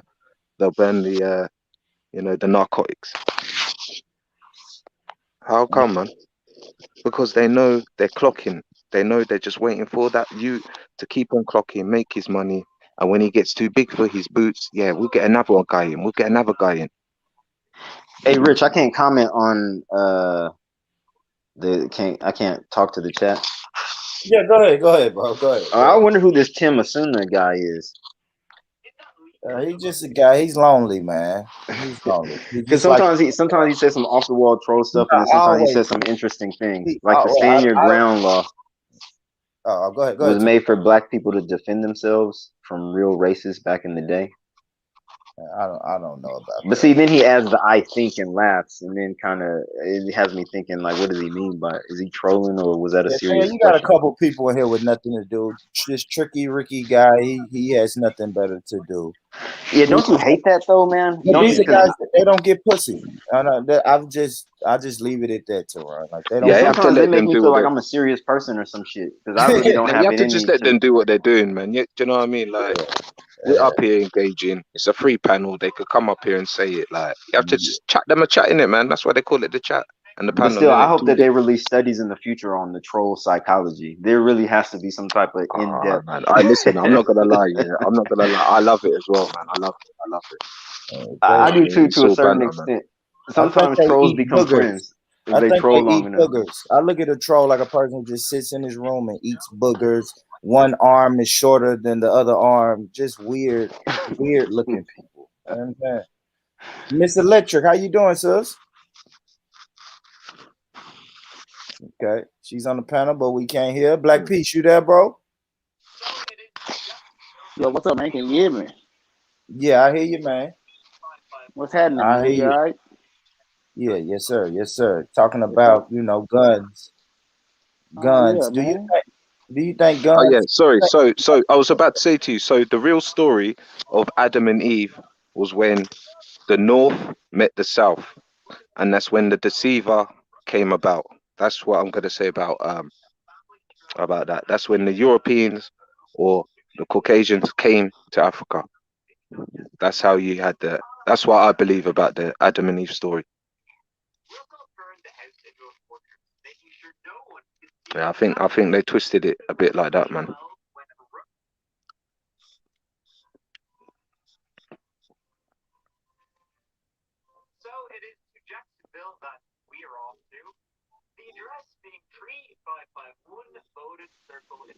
But yeah, I don't know nothing about that. But what you about to say though? I I was don't know gonna nothing ask about you, that. they brought up a crime. I mean, they brought up a good point. Do you think that gun crime is lower in areas that where it's like open carry states, where Well, I don't majority of the believe in the term. Well, I don't believe in the term gun crime. 'Cause a gun can't commit a crime, so I don't really use them terms. See what I'm saying? I don't talk like that. That's dumb talk. See, now crime in general, crime is crime, whether it's with a hammer, a gun, a knife, a shoe, a brick, whatever the case may be. Because any of them things can be used to kill. So I just call it all crime. I don't use the term gun crime because they use that. It's like a thing to intensify intensify. They use it. Gun crime is at Yeah, all because time they high. do the Oh, you same thing got with black on black crime. yeah. They intensify by using certain little words they add in and make it sound a whole lot worse than it. That's the type of shit they do. Oh, well, I don't use them. I just don't speak like him because I know what they doing. I watch the way I talk. You But know, I I never suppose for talk you about them guys, like like that. in the wild, wild west, like obviously, like I was saying, like Texas and all that. Obviously, they're following the old ways when you're like in the Shit, we desert and live in stuff the like that. wild, I wild west, suppose. man. We in Tennessee. Yeah, I suppose you need to govern yourself. I suppose you need protection when you're like Ain't no in desert sometime. places like that. Ain't no sometime. You crazy as hell not to have no gun down south. You crazy. If you So, black Natty, you're basically saying, down south and you black, I don't give a damn what year it is. You need to have a gun. I don't give a fuck what town you at. You better have you one, and you better have your ammo game up because they got theirs. So I mean, you'll be Natty, a sounds like fool. you're saying the gun laws are kind of archaic, that they were meant for Wild Wild West days, but them days are over or something. Who said that? No, I can understand. No, I can The dude understand. Like, Natty. yeah, At least no, I that's what can I thought he said. understand. Like, yeah, no, like I don't know the geo, geographical position, like what it's like. When I see Texas and stuff, I imagine like the desert. Yeah, so I imagine like even still in them days through history when I was at school and stuff, why they were saying cowboys had guns is because you're in the desert, man. Like you need to protect yourself. I Like, don't know about that, do you know what I but mean? Like that it's I wild, don't know wild what west. that. So Yeah, I don't know. I know for black rather than people, like if you look like okay, so like is there any major cities where where you're allowed to carry guns? Is there any major cities like Nah, most of the major cities prevent you. Most of the major cities like New York, Mm. Chicago, Los Angeles, you know, I think you know, Oakland they had it to where you can buy a gun within 100-mile So radius what or are they something like saying? that. So what are they saying? You're protected by what? CCTV. You're not just I like guess I it's don't not know. like I you. mean, if you decide to keep living there, you just have to try your luck because they catch you. You going to jail for 3 to 5 in Chicago or New York or New Jersey, or they don't play that shit up there. You can't. They don't let you do nothing. Yeah, And so that's what I was saying. So what if what you what is the do, protection there? So is it well, the wait. protection of CCTV where you haven't got barren of land like I was saying, like Wild West, like desert and all that shit? Like the meaning is there is that the protection is you've got CCTV, you've got the police and all that. You don't need to carry a gun to protect you. You don't need for everyone to be weary of everyone having a gun. Like that is your BS. Yeah, protection. that's the theory. Yeah, that's the theory. Yeah, that's the theory up It's there. not Yeah, true. It's a but failed it theory. ain't It's not true a though. true. But that's the theory that they sold them, and they got it just as worse as anywhere else. Oh, we don't even have. We got more guns here in our little town than they do, and probably in their whole city. And they got way more. They got way more so-called gun crime, as they call it. They got way more, and they got a hellified ban on magazines and all that shit up there. But they got all this so-called crime with weapons up there. So Because really, I that think lets what you know Natty right said is now. how a lot of people in the city think. You got all these cameras, we got the police, all these security. There's a lot of people around. Ain't no, make kind of feel secure, but Yeah, obviously like living. I don't know what Texas is like. I'm picturing, yeah, like it's back like in the Wild Wild West, man, where they'd need to send bounty hunters to find people Nah, bro, because they you got could cities hide. in Like, Texas. Texas is populated with people. okay, okay. I mean, I'm not. I don't know how pop, but there's people, and it ain't just you know, deserts, and they do got Dallas, Fort Worth, Houston. Yeah, they got about Uh, three major. They got about two major cities, 2 or 3 major cities in Texas. yeah. Mm.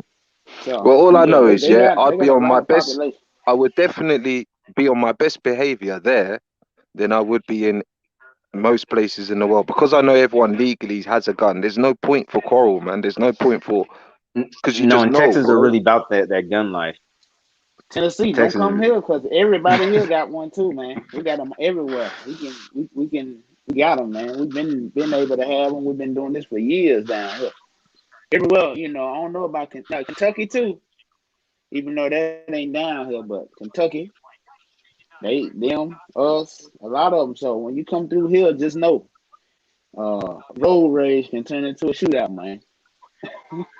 So Nah, good shit. Good shit for real. Let me see, man. I got a video just came across this timeline. This is crazy. Hold on. Where we at?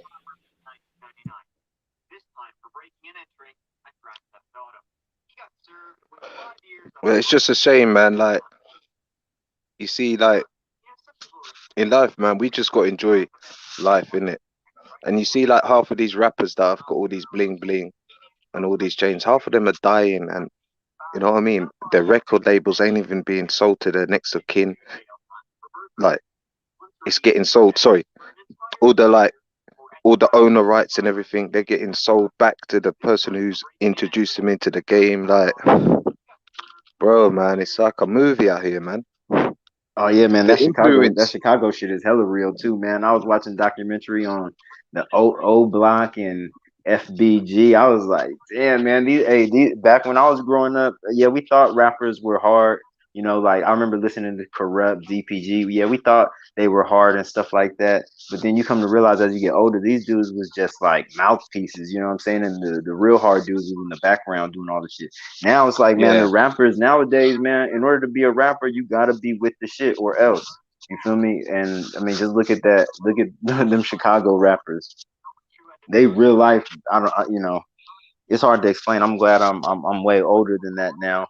But Bo mentioned the other day on the live, the standard has been set high.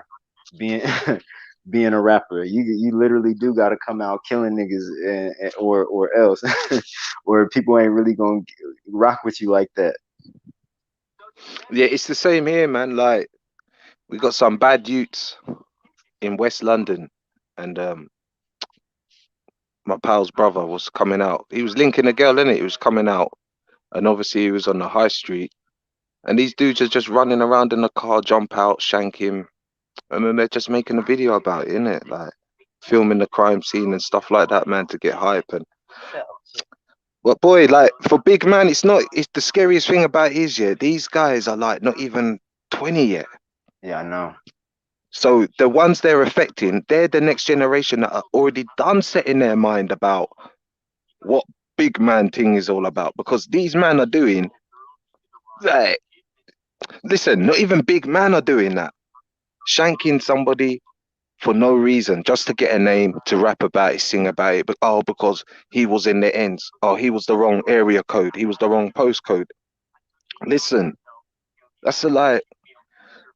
Listen, man, them. It's gone too far. It's gone too far. I'm pretty sure, yeah.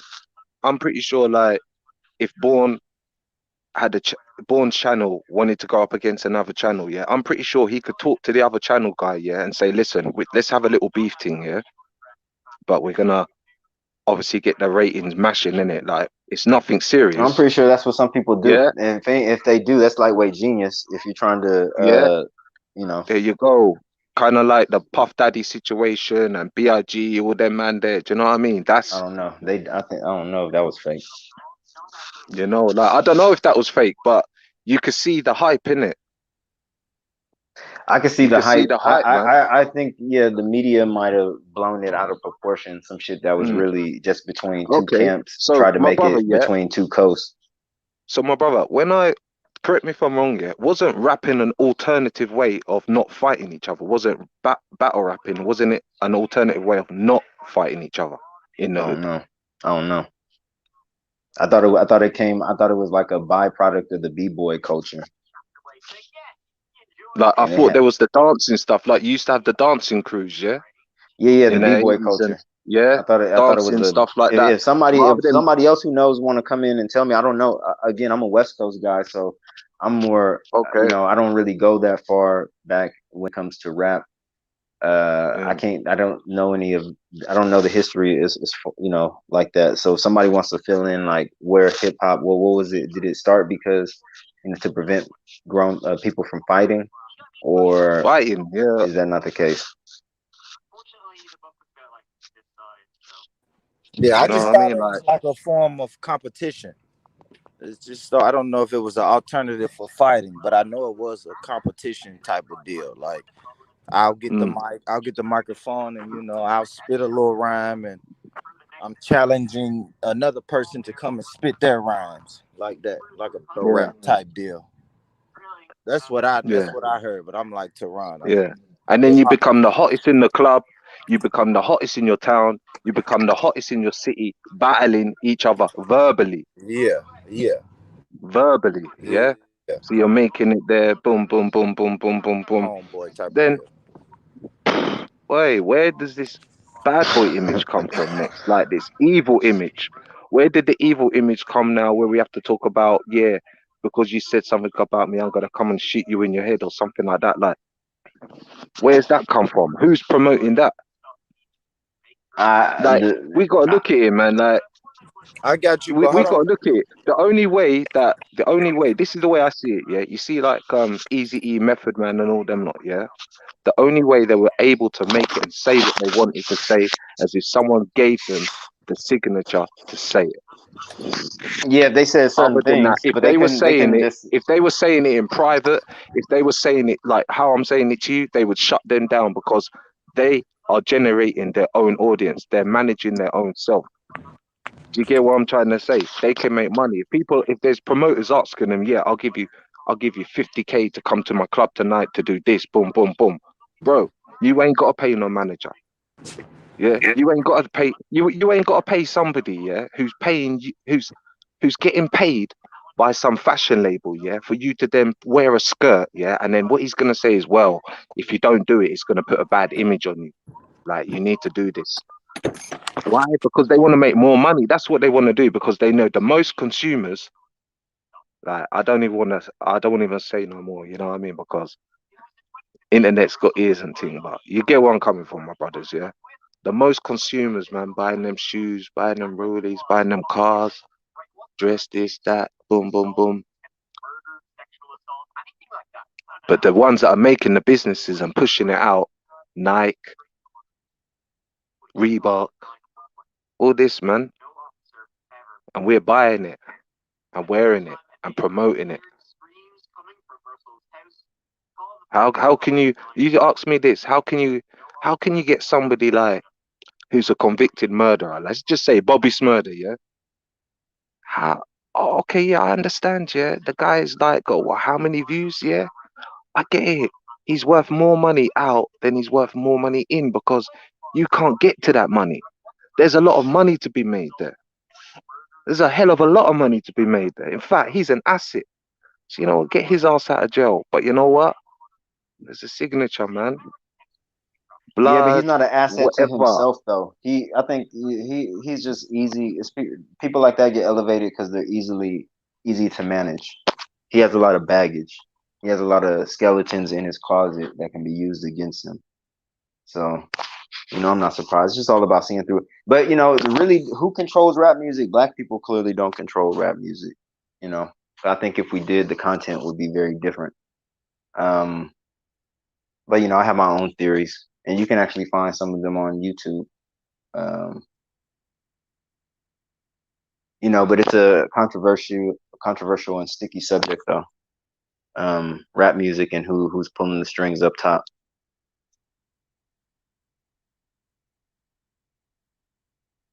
A lot of Jewish people up there, though. That's the only thing I'm gonna say. Nothing against Jewish people.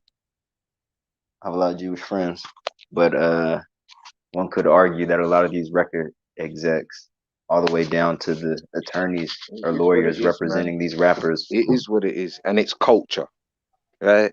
Like you see, what's his name? Michael Jackson, yeah, with that little crisscrossy thing that he used to do. Yeah, there's that. What's that African tribe? The ones that jump up, leap up in the air, and do that mad crisscross. Yeah, all that culture and stuff there, man. That's what it is, man. It's a big influence, man. But obviously, like I'm trying to say to you, yeah, through history, where they talk about these Babylonian lands, it's not that these people have been on their own and fuck with themselves, yeah. It's because they've taken other people, or they've need other people, or they've needed resources.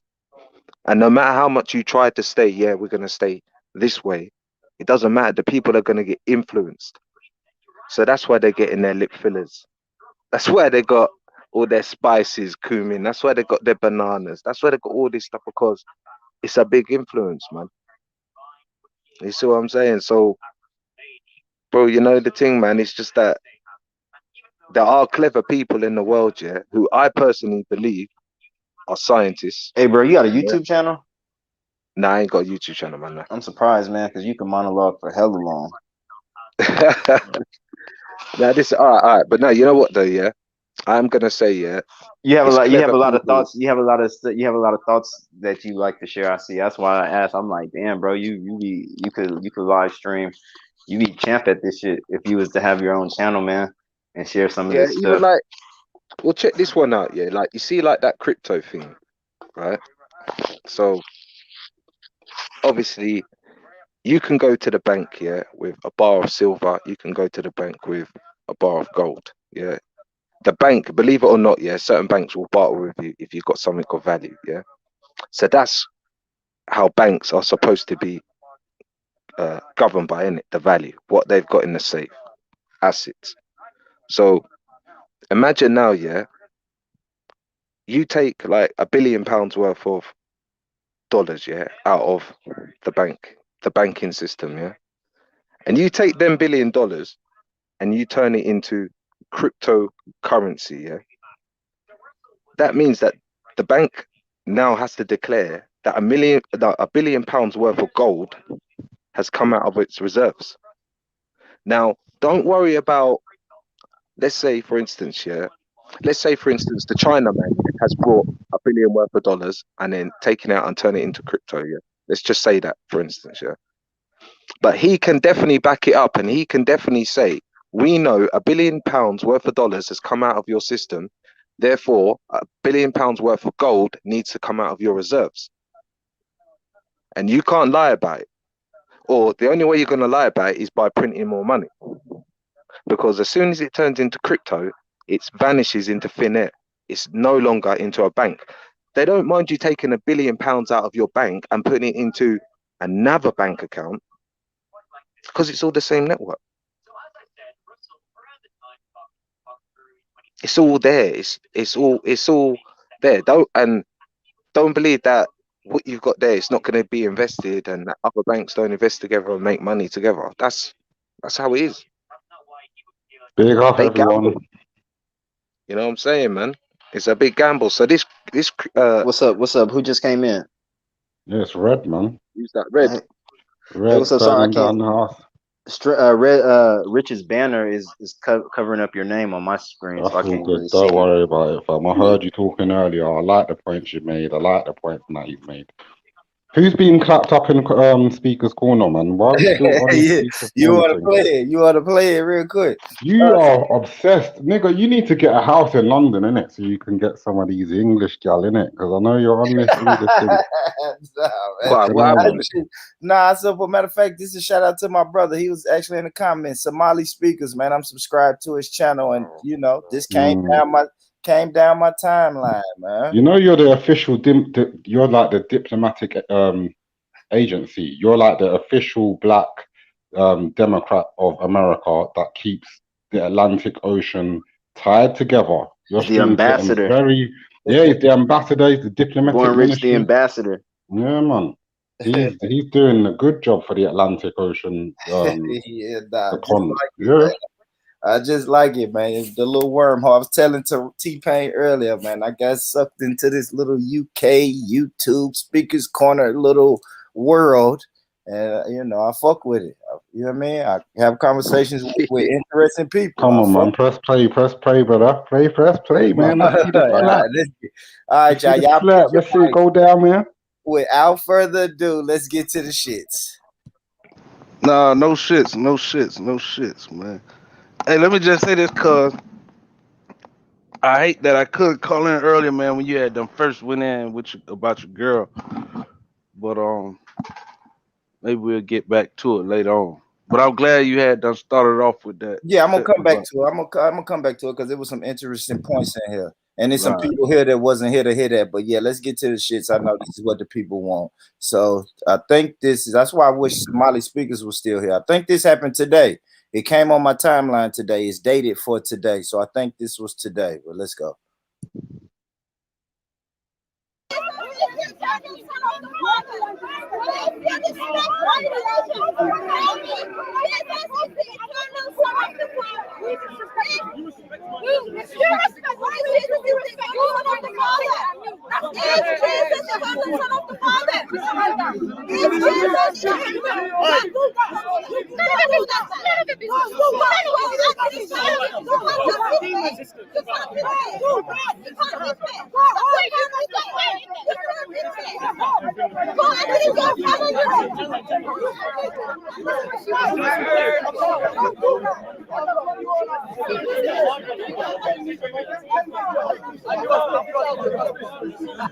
Why not tell her? Why don't tell her? Because you all have the same spirit. You all have the same spirit. Give me the cross. Give me the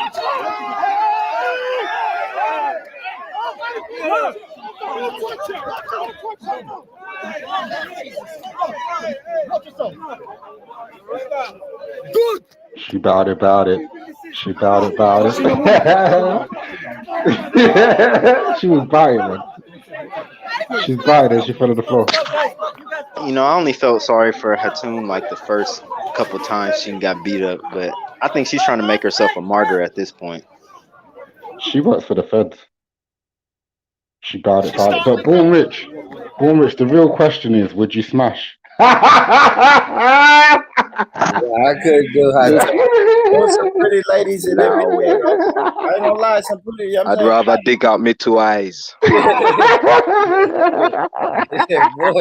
That voice though, Red. Born Rich, I want you to go faster. Go harder, Born Rich. Hell no. Put the fucking pillow over your face. Play a little bit more, man. You've been thinking about that. It ain't that long. Gushy, gushy, gushy.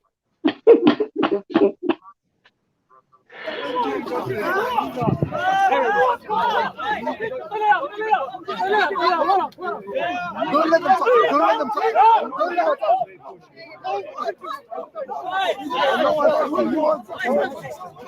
Hey, yo.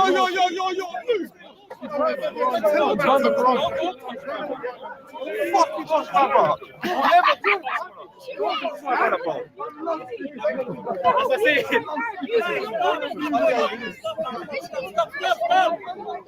Oh no! Look at the brother trying it. Stop chasing him. He's gone now. Oh no!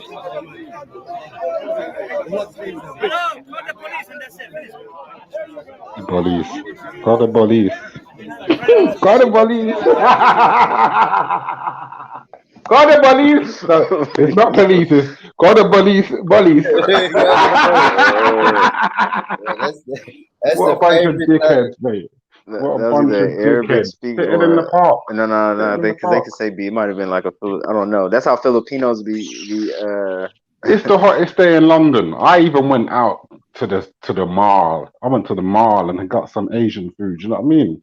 Motherfuckers getting out the house. You know what I'm saying? Putting on the mask like you're supposed to. Everybody was out half naked in the mall that I went to. All these girls wearing these fucking new shorts that go these shorts. Who's Bro, got time to be going speaker's Brits corner? dress more provocative than people in the States by far. Women out Bro, here, there was one girl that had this Nicki Trust Minaj me. pink dress and it had a hole in the sides and she had a women blonde in wig the on. UK And barely wear clothes. her boyfriend felt awkward when I looked at her bum. I'm telling you, they was queuing up for the Chinese food, and then she had to give him like a kiss, like to say, "I'm yours, baby, I'm yours." Like, don't worry. And then he kind of calmed down, innit? But yeah, her body was on fleek. It was on boom, boom, boom. Hey, red. Do I like? What about them? Those yoga pants, man. What kind of middle class sallies are you messing with, bro? I swear down. Nah, but you know them yoga pants. pants. I'm joking now. Come on, man. I got one for y'all. What you say, Reggie? You saw a nice bum, a nice boom, boom, ass boom, boom. today. Well, this is voted by the people. Me and Bo cast our votes. Tehran did an absentee vote, and this is voted the most perfect ass in America. Let's get it. Hold on, this ain't it. Hold on. Oh, fuck I was that. about to say, what the hell? This woman has the most perfect. Allow it. Allow it, born man. Can you stop That taking? anyone would say that I have a perfect butt. Jean This is designers trolling. say Natasha Wagner's bottom is not too big. That's flat as an nor iron too board. small. It's just perfect. Natasha's curves are in all the right places. The 34-year-old from Los See, they're talking Angeles about like is for 5'6", modeling jeans or has a some shit 28 or something inch like that. waist, and stands I don't buy 5 what feet they're 8 saying. inches tall. Mile-long legs. She's thin but curvy at the same time, and her hip-to-waist ratio is perfectly proportioned. Natasha Where's the says hit? it's not easy to stay the same size and shape. My job is to go in, try on jeans, and stay the same size. To achieve her perfect derriere, she sweats through 100 squats a day. Allow it. She also spent 45 minutes on the tread. This woman has the Allow it. You're funny. Yeah, so Hey, Brian, yeah, I Red, joke tonight, man. yeah, so Red, if her ass didn't look like that, then it wasn't even worth it, bro. Nah, I'm talking about them voluptuous, like real. Look, what kind of trolling are you doing, man? I ain't even. I'm just telling you Don't think like what the man on TV said, Red. That's the America's perfect. That's the I ain't gonna. I'm perfect trying ass. to keep it politically correct today. I lost my tone on Friday afternoon. I kind of went down a different spectrum of line of cussing, and I'm trying to keep it classy today. So please allow me, brother. Just enjoy it, man. Allow me. I'm trying to be nice. I don't want everybody to hate my gut. I don't care, but I don't want everybody to hate me Yeah. over what I'm gonna say, because people quick to say, "Oh my god, did you hear what he said? He's racist." Yeah. All right, now what was that? I know Bo wants to get to this. Let me find what she initially asked this question. Is that it? Hold on, guys. No.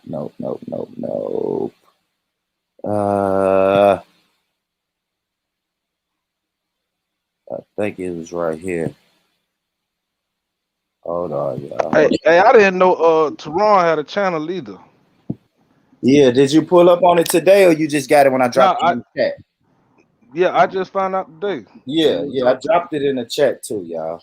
Yeah, I'm a poor advertiser. I don't live stream like y'all do. My live streams don't be cracking like this anyway. But Don't do it. Don't do it. Don't do it. Don't do it. But that shit was good today, though. Good. That was good right there. Yeah, I just try to interview people I know, man. If you got something going and you want to publicize Hey, it, or so you come from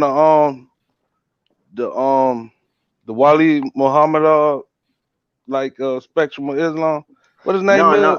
No, but I really like what his program of having a Black American centered Islam, though. Like try to Arabs or people in the Middle East, scholars in the Middle East don't know what's going on with Black Americans, and that we need to kind of forge our own way with this thing and not follow Middle Easterners.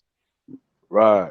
So I really feel that, yeah. But no, I'm not. Yeah, but you got to look at it though. Mecca is where's Mecca? Saudi Arabia or in the Arabian Peninsula. So come on, man. It's like, listen, bro. Just respect the call for me. Hey, but you know Shadid Muhammad. Shadid, yeah, over on the East Coast. Yeah, I listen to him a lot. Out of Philly. Hey, yeah, out of Philly. I'm not Muslim though, but like I told you though, I got some homeboy. Hey, that brother serious, dog. I be listening. I know he is, and I ain't even Muslim. I feel him. Hey, I share a lot of his stuff, bro, on my Facebook. I've shared a lot of his stuff, man. It's unfortunate that a lot of Black Muslims don't, like I was telling Born Rich, everybody want to talk about Malcolm X and Muhammad Ali, man. There's a lot of Black Muslims now putting in work. You know what I'm saying? That don't get the shine they should. Right. Yeah, but you know what I'm not feeling though, yeah? I'm just not feeling Bilal, the black slave. Like I'm just not feeling it, bro. Like the narrative is like it's set in stone, innit? It's set in stone. It's just like see, that's a new thing. This is something new that Muslims have done. But it's like how the White Walkers who come from the snowland needed food. Exactly how the Sandman, needed food. They come to a place to eat, and they're set up in it. They've got their little places, but none of it. They will say, "Oh yeah, it started in Africa." Like I would believe you if you say, "Yeah, this is the place where it is. It's not Mecca.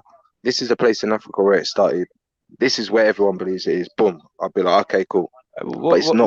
What he talking about, Tehran?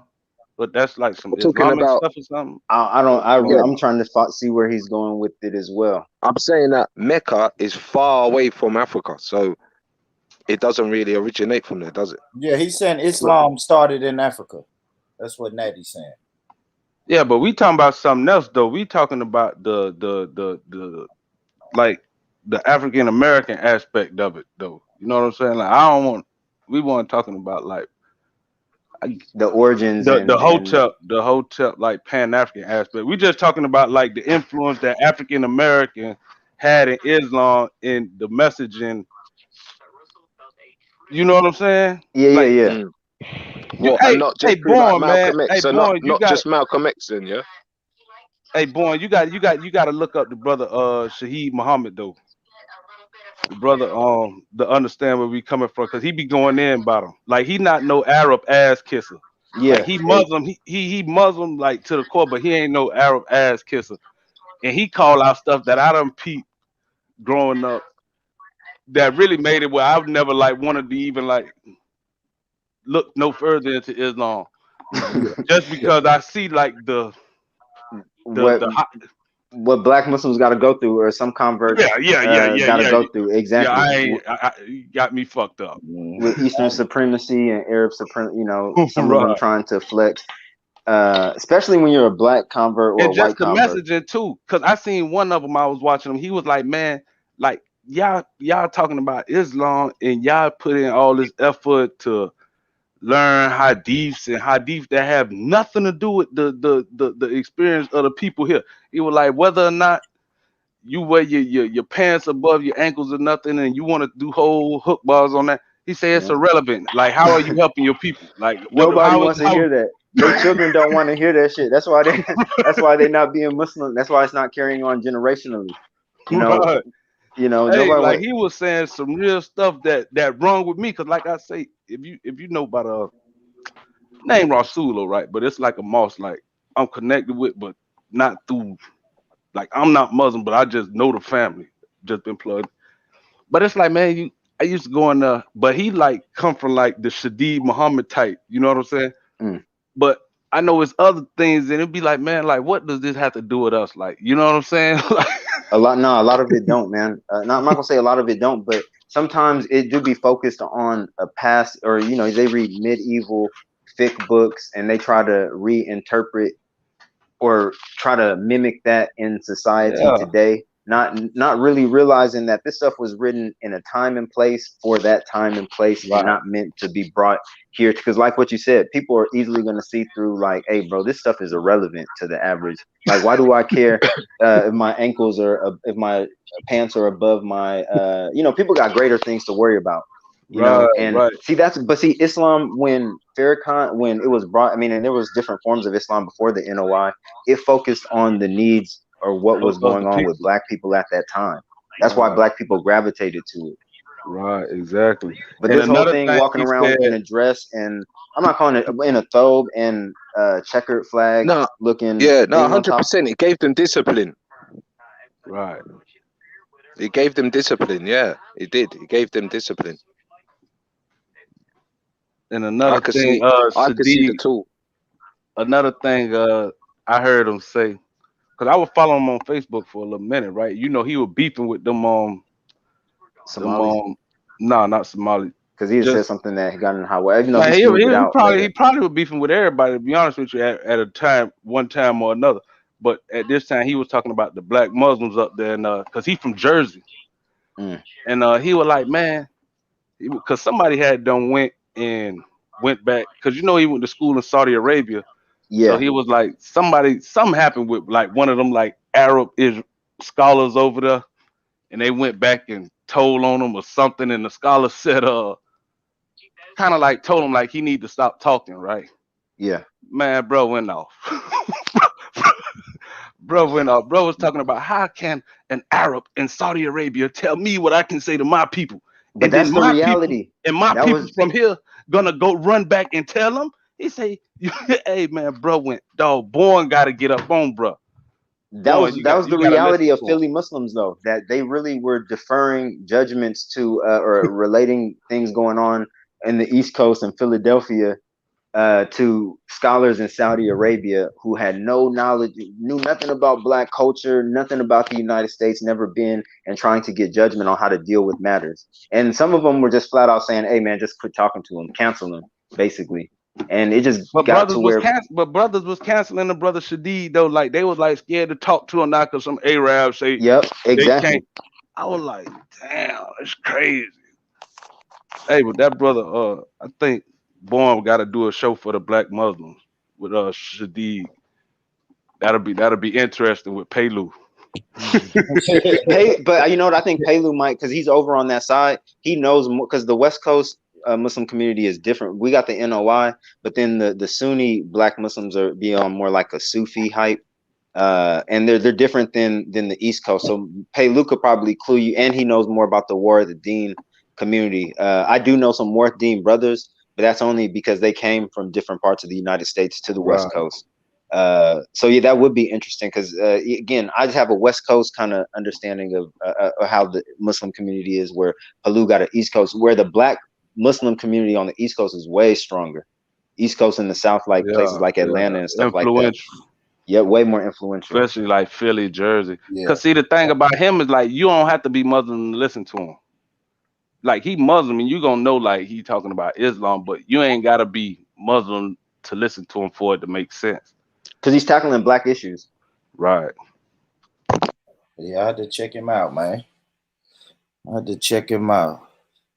So, Bo, I was playing this video, this ADOS video. I don't know if you had a chance to catch it yet, but it came down my timeline. No, I seen it before. I had already been I seen him. I was just surprised that you were reacting to him.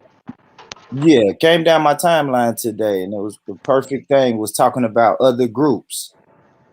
Other Right. groups, and that's pretty much what we've been talking about for the last 2 weeks. Is other groups got questions about ADOS and is it divisive and all of that shit, and she kind of spoke on that right here. So let's check it out. I may have to move it forward, family, or move it backwards because I don't think I'm in the right spot. I want to really let her break this down, but y'all bear with me. Let's go.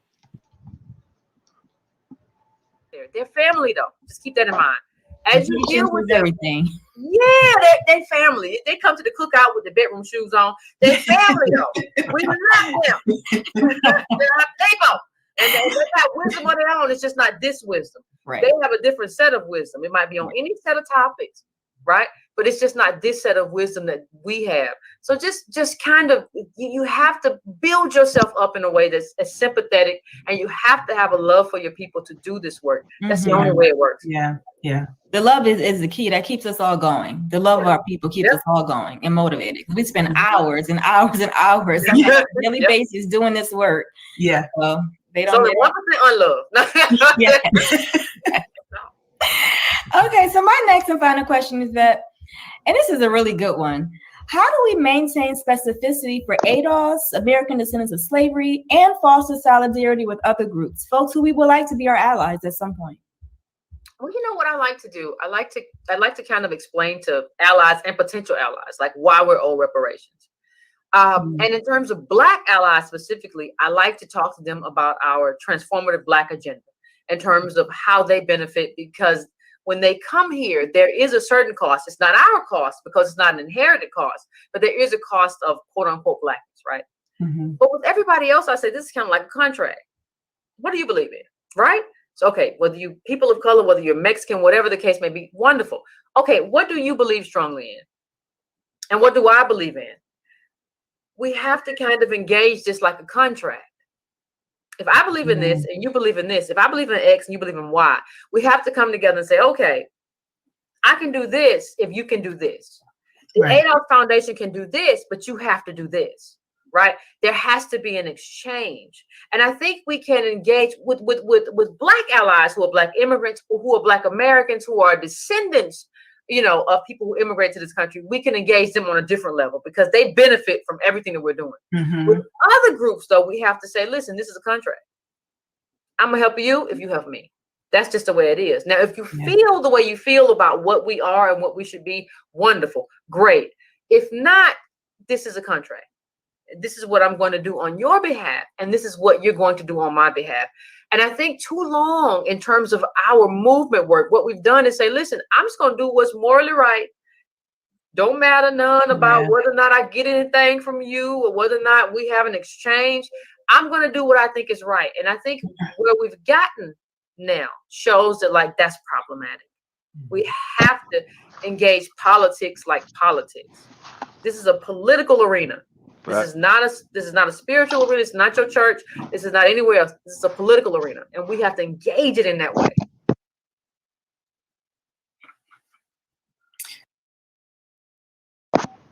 All right, you want to jump in, Bo? Piggyback off that a little bit. Nah. I mean that's the gospel, and that go back to like yesterday when the brother Harlem had done brought up the Cubans talking about Black Lives Matter. Black people need to get behind them. It's like we got to drop a contract. I feel you, but before we be running around talking about Cuba, we need to drop a contract. What's in it for us? You know what I'm saying? Yeah. Like I said earlier, when we watched this clip, that's been my whole thing. See, what they do is play on people's emotions, and they quick just by that history of trauma and slavery. Like we feel like we got to be the voice of the spirit of the movement against white supremacy, and it's like fuck that. We done already fought white supremacy. We'll beat them crackers ass again if need be. Like we trained in that. We already know, but you need to fight them on your own. You know what I'm saying? Because you can't just use that history just to have us on go for your cause, and then once it's over with, then you go about your way, and then it's back to in your corner with, you know what I'm saying, whatever it may be. You know what I'm saying? Yeah. Your little I'm feeling Latino. you, man. What? I'm feeling what you're saying, man. I'm feeling what you're saying, man. That's 100%, man. I agree. Because, you know, we have taken the last like 70 years, we've taken on everybody's shit. Yeah. And I remember even when I first became a Muslim, and nothing against the Palestinians, man, but I was out there protesting, going to marches and shit like that. You know what I'm saying? But I think that we kind of Bro, go too hard it's a for curse, man. other It's people's just, causes. it's a curse, man. When you're too popular, people just want to take a pop at you, innit? That's it. They want something of you. It's just that's the curse, man. Nah, it ain't even about being popular. It's about them knowing what we gonna do. They know we'll test some shit up. They know we gonna ride. They know when you talk about white supremacy, we the ones that are front line that war. So Yeah, but you they were gonna saying call. you were saying you were just saying before, like we fought a war, yeah, we've won. You've taken people to a foreign land, and we may have been in captivity for a while, but we fought for our rights. That's not what they teach us in history. What they're trying to teach us in history is that they gave us our rights. Now, if you listen to Well, that must be If in you the listen to UK. Shakara, if you remember what happened in America, the biggest slave revolt. Look at your history books now. Now go Google it. Look up the biggest slave revolt in America. That's what broke our freedom. It wasn't given to. They had no choice. It's I just don't like know. what they were saying about in Rome. Yeah, when you bring so many people together, bro, it's so easy to control because we're all against each other. You get what I'm Nah, I trying to say? disagree. It's the easiest thing, I Yeah, mean, bro. I don't know what you're talking about, and maybe you talking from some type of UK Islamic type perspective, which I'm unaware of. But I'm talking about from the Black American experience. You know what I'm saying? It's like people know that when you come to America and when you're talking about global influence and fighting different stuff, Black Americans are willing to jump up at the drop of a dime and fight. Period. Like that's what we do, just instinctively. Once you start throwing out buzzwords like white supremacy and racism, it's like we done fought our battles. We know how to do it. People done seen the energy to get us galvanized behind it, and they manipulate that because All once we right, right, finish fighting okay, it, okay. they gonna go But back in how their come? corner. That's like, How come? hold on, bro, because Sorry, sorry, sorry, sorry. I'm not here to debate today. Like, but that's like even like what he said with the Palestinians. Like I remember being in that type of like space where talking about Palestinian shit, and then it's like then I look. Then you go to the Arab store and the Arab piss you off or be and you yep. it's just obvious like bro, why am I even like fuck that? Jews got money, Jews straight with me, they ain't did nothing to me. So if any problems I'm gonna have with a Jew, it's gonna be on the behalf of me and his issues. I'm not finna inherit your drama with what y'all got going on because it's not gonna benefit me. And check it out, man. It was a Period. Jewish person. It was my Jewish friend who gave me dawah or told me about Islam. Because she converted like 4 years before. All the time I was dealing with Arabs going into the Arab corner stores in the town or in East Oakland. They never shared with me Islam. I didn't even know what Islam was, but it Right. was my Jewish friend who gamed me up on it. Well, like I say, I ain't Muslim, and but all my homeboys that I know that's Muslim, none of them came in because of no Arabs. None of them. All of them came through either that Ward Dean NOI and all that. So it's like it's so many black imams down here and stuff like that. Like they wasn't the ones reaching out, like you know what I'm saying, the brothers and really. So that's a different conversation. I think that's some more so on y'all end, cause but yeah, man, just period, man. Just back to the topic. A contract, like man, you want our support, you want contract, man. What we gonna get for it? Like we don't need no historical contexts of Haiti in 1804.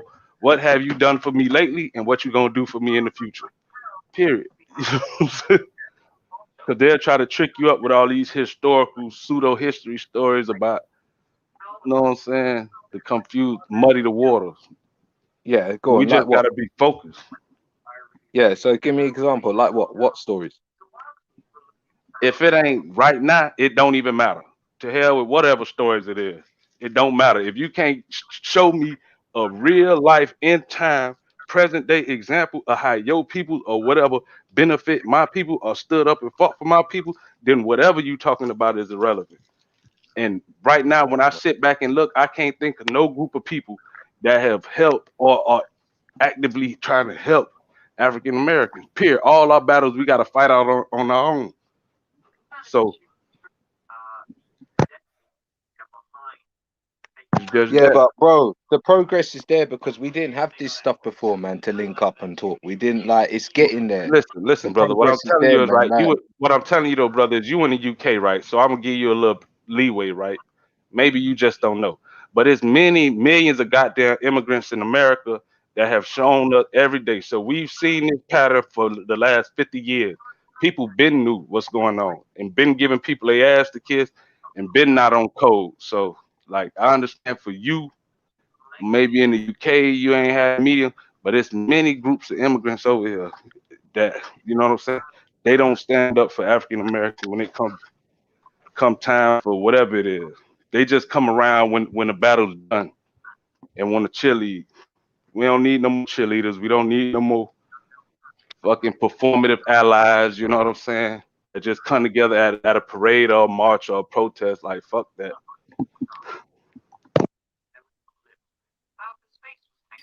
Even if we are as specific as we need to be, history has shown us that everything that we have gotten as ADOS people, as Black people, has benefited everyone anyway. Right. So it helps, it benefits, it makes sense for them to support us because we've always supported them indirectly regardless, right?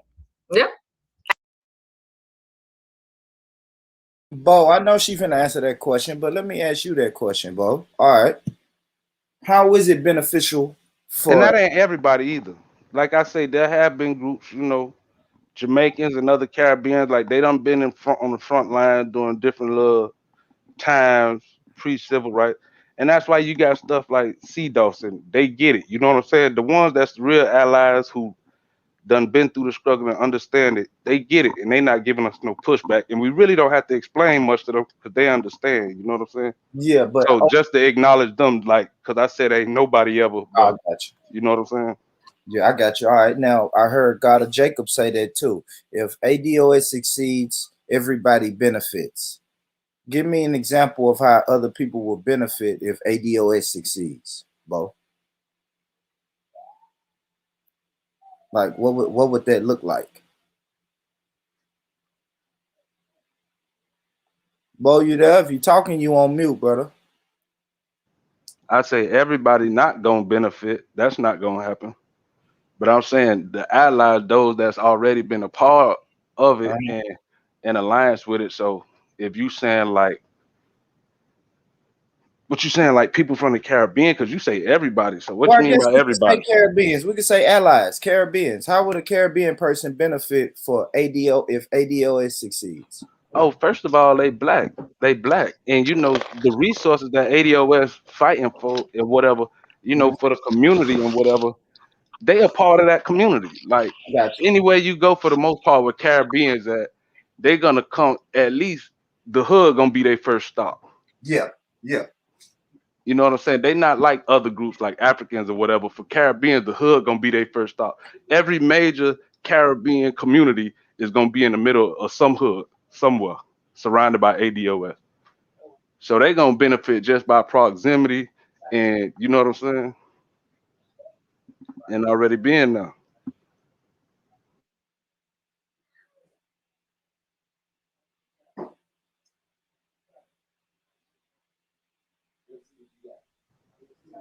Then a lot of them already married in and in family already through marriage or whatever.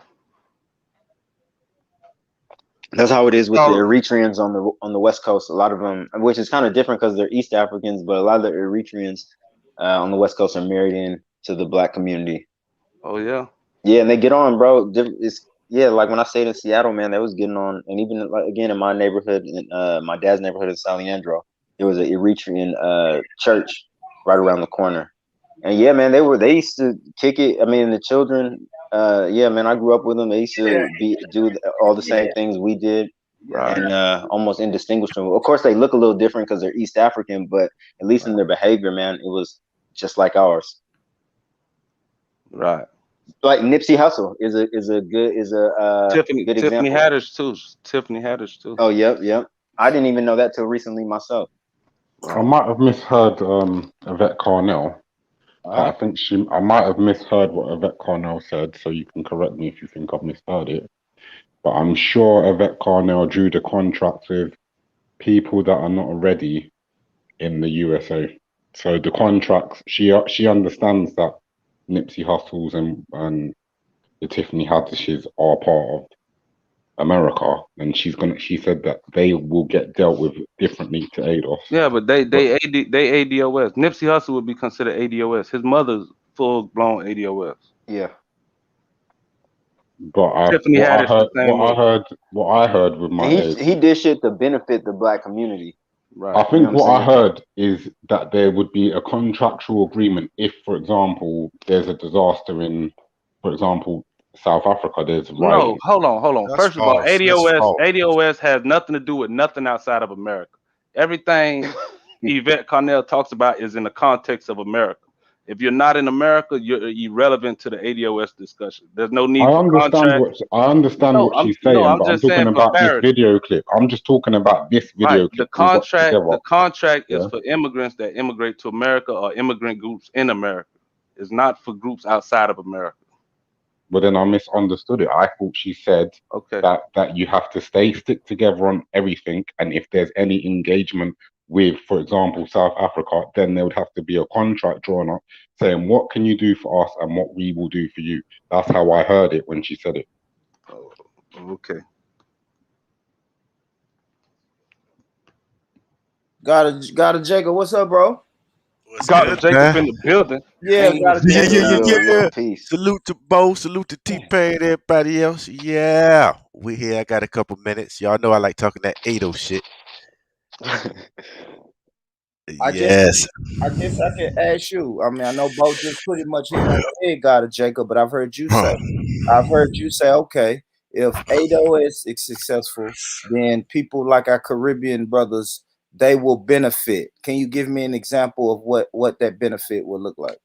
Yeah, because as ADO starts to become whole again, and starts to build businesses and starts to get back into the being a total American citizen in a country that rebuilt, of course our dollars is gonna float their way too. We're gonna have more money to spend in their businesses. We're gonna have more money to do all types of stuff. It's not going to directly benefit them with regards to them being a part of the reparations package, because ADOS also has a black agenda. I'm just saying they're going to reap the benefits, man, some type of way. I'm saying Proximity. So what And we they talking gonna about? benefit. Are we Let me talking just about? add this one thing to what he said, and I'm gonna pass it on. And they gonna benefit by having a voice, like, you know what I'm saying. By the muddy waters not being muddy, they already know, like, they got a direct link. They, you know what I'm saying. We could leave the door open once we get through, like, metaphorically speaking, leave the back door open for them. You know what Hey, I'm saying? we will be that benchmark, Bo. We will serve as that benchmark, if nothing else. Right. Well said, brothers. Natty, you had something you want to add, bro? Yeah, I was gonna say. So where does the, like, when we win the, let's say for instance the reparation money goes to court, it gets dealt with, right? There's a big lump sum. Are we talking about like IC3's vision? Bro, who's we, bro? Who's we? So obviously the ADOS, Caribbean people. I even say ADOS. I Not think you got it Caribbean people. When we Nutty, talk I think about you got it reparations, confused. it's not about Caribbean people. It's about ADOS. Nutty, I think you got it confused. You think of the Cobra, bro? We don't support that over here. I know I don't. No, nobody does. Okay, It's a way of American descendants of slaves getting leverage within their institutions that have taken the piss. Yeah.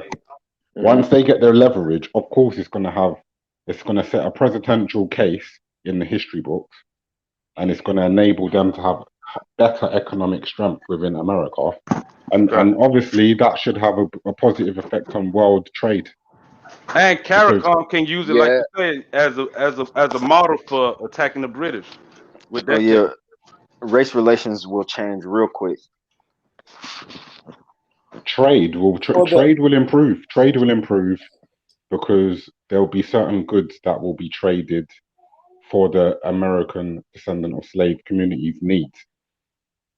Now, globally. Go ahead, Ray. My bad. Globally. globally. Yeah, and Tehran, you were saying race relations would change. Is that negatively or positively, and how? I mean, if ADOS got reparations, and it's a substantial amount of money, hell yeah, I believe race relations will change. A lot of times, people don't want to mess with black people because They'll think come and we're take it broke. back. They'll unite again and come and take it back. That's not fair to let say, the man Natty. finish, That's please. not fair. That's not fair to say that. No. Yeah, I think a lot more people want to mess, just like what Red said about trade. I think more people would just want to deal with this on a different level, because one of the stereotypes of black people in America have to fight is that we're broke and stuff like that. But us getting reparations, it'd be evident that we're not broke. And yeah, there might be what Natty mentioned. People will try to come and get it back by way of hook or crook. But Yeah, if that. Listen, if we all said we're going to get off on a boat now and go and sail back to Africa, they'd bomb up the boats. They're not going to let you leave. I don't know about that. They'll I take you don't back. understand that. Because, I don't understand that. I'll tell you I why. don't Because understand it's what you're like what saying. Iceland's friend said. Brother, let's keep the All hotel right, bills to a minimum, brother. To have the money, yeah, you need to put it into a bank, right? We're gonna have the money into a bank, yeah. Ain't no we, brother. You keep saying we. All right, ADOS, right? So ADOS means I'm gonna have it in a bank, yeah. Natty, I I'm gonna think have you've it got it. into a bank. Natty, I'm not being rude. I don't want to cut you off, and I'm going to let you finish. But I think that you need to let them make their points and allow them to teach people outside of America their Respect, point. brother. Massive respect to the brethren. Okay. Yo, big up to the brethren. Yeah, but it's still a conversation. It's still a Yeah, conversation. no, I'm just curious. Like, So, yeah, that's what I'm saying. If Natty got questions and disagreements, yeah, or I'm just agreements, curious. I want him to I have don't the think, room to get that out. yeah, but I don't think he even understands the premise of it, or he's not trying to see it from an ADOS perspective. Yeah. Because just by listening to the verbiage, when he keep on saying we and what are we gonna do with the money, and we get on the boat and go to Africa, it's like maybe he just need to take a step back for a minute and just listen, or do a little research into Yvette Carnell or whatever, because see, that's how the conversation gets derailed, right? And we want to stay focused when we having this conversation about ADOS and what it really means, so that people can really learn. You know what I'm saying? Like, we can't derail it into things that are so totally irrelevant and all type of hypothetical situations, which isn't even on the table. Like, well, what if we get on the boat and go to Africa? What we gonna do with the money? Like, first of all, what ADOS do with the money is none of your business from the UK, right? With all due respect, you know what I'm Exactly. saying? So yeah, I've always said that, Bo, because everybody always says, "Oh, what y'all gonna do with that money? Y'all gonna buy Jordans and stuff and da da da da da." Y'all gonna... I just say yeah. yep. But don't you think that mainly anyone that's from the Caribbean has nothing to don't do you with think? this. Has So nothing to you do with don't this. think they're African Has nothing to do descendant with of this. slaves? No, Has nothing to do so with they're this. not. Hold on. Let me answer that. We do believe that they are No, African hold on, descendants of because he slaves, but it said, has nothing to do with us. because right, it's called American descendants of slaves. It's not African descendants of slaves. You beat me to my punchline. Damn it. Right. Right. You understand that, Natty? So Now I get it. American descendants of slaves is a Black American corner, right? Is Black Americans getting in their little corner and say, okay, we as a group, we have a gripe with the American government. This is how we're going to go about settling that gripe. We're in our little corner. Salute to the Caribbeans. Salute to everybody else who went through colonization and slavery. But Rich, can I play a video on your shit? Can I play a video on your shit? I don't know. Yeah, as long as it don't get me struck. Yeah. I don't think it's gonna get you struck. Shit. You can either drop it in the back chat or I can share your screen, however you want to do it, bro. You probably can. It's But quick. go ahead and try to find that. I'm gonna play a little bit more Yvette Carnell while you find it, gotta Jacob.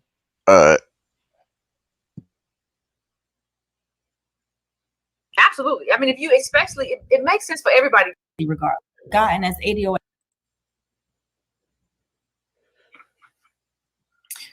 Even if we are as specific as we need to be, history has shown us that everything that we have gotten as ADOS people, as Black people, has benefited everyone anyway. Right. So it helps, it benefits, it makes sense for them to support us because we've always supported them indirectly regardless, right? Yeah. Absolutely. I mean, if you especially, it makes sense for everybody, quote unquote, brown to support us, because the only reason that you're here is because of our freedom struggle. Right. Yes. It is insane that you are a black or brown person, quote unquote, and not supporting what we're doing, because you're only here because of the freedom struggle, the blood that we shed. How are you Right. not supporting us right now? But we have not had organizations, black leadership to say, hey, you all owe us everything. Mhm. Because of what we did and what we sacrificed. We have not held them to account. You're here because of what we did. The And we haven't immigration part of act. that is we haven't taught the truth of the history in this country, Nope. right? Right. So No. firstly, just with the 14th Amendment. So many folks are able to come here, be born here, and you're automatically American through us, right? Through our history here, through our fight for freedom. Not just history. When people see you, they see when they say African American or Black American, they see us. Yeah. Right. So they initially, when they see you, Kofi Annan said that I'm not a descendant of a slave. I'm not Black American in that way. I'm not Negro in that way. But that's what they saw, and that's why you were allowed here. Oh, that's a Negro. That's a descendant of a slave, right? Right. Yeah. That's why you're here. That's why you can kind of integrate into all these communities, and people don't even see you really as foreign, because we're here already to kind of pave the way for you. And I think that does have to be, in terms of our exchange as well, there has to be more appreciation of that and what we did, and then what we can do for each other. I'm not in opposition to solidarity, but solidarity is a give and take. It's not you telling me what to do. Right. Right. And you just reaping the benefits from our struggle. Is you also have to put in some sweat as well. Yeah. Well, and it reminds me of, it's like an analogy would be if we invited everybody out to this table to eat in this restaurant, everybody ate, got full, and then we were left with the bill. Right. And it's like, then when we say, okay, we're going to stand up and say, no, hey, everybody pay your share of this bill, then everybody says, stop complaining. Look, we can pay the bill. We have money. Why don't you? Right. You know what I mean? Yo, let me run this one right behind that real quick, if I could. All right, go ahead. Bam. I can't get people to understand that laying a claim on this country isn't saying that I agree with everything this country ever did. It's saying that the African Americans are a unique group in this country, and as such have a unique claim on the wealth that was built from African slaves. That's it. That was it. Short to the point. We have a unique experience. Nothing. That's why I don't even like talking about it that much. It's not that hard of a concept to grasp. It's just that simple. There it is. Do you know what's good about it? In your country, you lot actually have the numbers. Like, you're blessed with the numbers. Around the world, other groups would love to be able to follow in your movement, but there's just not the numbers. There's not enough of the numbers to make an effective change politically. Brother, I that's disagree. hogwash. That's hogwash. I disagree. Yeah, I disagree on that. You've got numbers in America. What are you talking We about? do. No, it's not that. I You're believe not that 3%. There's not 3% blacks in America. It's about the dog in you, man. It's about that fight. If you ain't got it, you just ain't got it. That's what I believe, and no disrespect, but I just believe we are that chosen Negro. We the shits. Yeah, I mean, and that's why a lot of people come over here. They come to anchor themselves in strength. Not just that, but if you don't have the numbers, then you gotta have the economic base. You gotta have to push you. But the problem is that this may sound controversial. Right? But I believe that. So taking the Africans, for example, right? Nigerians, for example, right? They got everything that will be needed to make them be a force in the UK, right? I say to be the backbone. Okay, so the Jamaicans got the numbers in the spirit, and the Nigerians, they got the cultural capital. They got the cultural capital, but the Nigerians have also the numbers and the country, and supposed to have an economic base to put their citizens in a. But you come from an oil-rich country, you know what I'm saying? Like, for example, right? If you look at the Jews are influential in America, not just because they Jews, But if you look at the way the Israeli government supports their people, their diaspora abroad, like you're not gonna play with a Jew nowhere in this world, or Israel is gonna. If you look at the money that Israel spends lobbying politicians in America, you know what I mean, and lobbying politicians around, is why their citizens are respected. You know what I'm saying? African leaders don't have that same appreciation for their people. So if your people are coming from a place of weakness, and then you're giving the British government, it's like, hey, we doing you a favor. You know what I'm saying? You can't ask us, make no demands of us, and we doing you a favor. You know what I'm saying? But And that's so. Nigerians have got the numbers in Nigeria. They just need to organize. What does numbers mean in Nigeria? You know what I'm saying? If you don't have a political structure, you know what I'm saying, that's gonna help. That's gonna help empower your people. Then the numbers mean nothing. The money means nothing if they're not using the money to empower the people. If you just using the You're money right. to buy lavish houses on Banana Island and fucking Oxford Street somewhere, or wherever the hell in London y'all be. You know what I'm saying? But this is It's why I like think that they would be more effective politically from back home. Just like Jamaican people can play both sides. They can be in the UK, but back home they're strong too. Do you know what I'm saying? Because back home you're no longer the 3%. Back home you are part of the majority. You know what I'm saying? So you saying that Nigerian diasporans would be more powerful going back to Nigeria? That's what you're trying to say? if they got the fight, if they're not scared, if they're not scared to use a gun, and you know what I mean, I'm just keeping it 100. You know what I'm saying? Right. You don't even need a gun. You just need the spirit. Like, but I think I'm gonna say this right, and I've said this university. I feel like black people inherently are sellouts, right? I think that toxic competitive nature that black people have, even if they do go back, they're gonna go back and gonna do the same thing that because it's almost cultural. You know what I'm saying? Like the whole. I don't think like as much as y'all say y'all family orientated and it's about the community. I don't really see it from the outside looking in. I don't really see that whole community aspect of African culture, to be honest with you. And that's just an opinion. You know what I'm saying? I mean, on the surface level, on superficial shit, yeah, but like actually, bruh, like I have so much respect for Jews. You know what I'm saying? Because I've seen them in real time, and I know how dangerous and powerful these people are. Like from the collective and community and how they operate. You know what I'm saying? And I don't see any black people trying to replicate that, or maybe they don't even really understand how. Like if you go to certain parts of New York or Miami, Florida, and you see like how the Jewish community is structured and how they move, it'll be like, damn, well, you can't compete with the motherfuckers. You know, our problem is, man, we got black people, especially in America, man. We just got a buffet of shit to choose from, and all that shit is unhealthy. We got What do you mean by that? Christianity, Islam, Hebrew. We just got so much shit that distract us, and we get caught up in whatever the fuck it is. You get what I'm saying? I think so too. Left wing, I right believe. wing, Democrat, Republican. I believe that. Yeah, Not we just not got just that, but what he said about the identity. And see, that's why I go so hard for ADOS. And I always talk that white Jesus shit, right? Like you call it what you want to call it. But I know that when my community was the strongest was when we was rooted in that church. You know what I'm saying? When we had that Yeah. universal identity.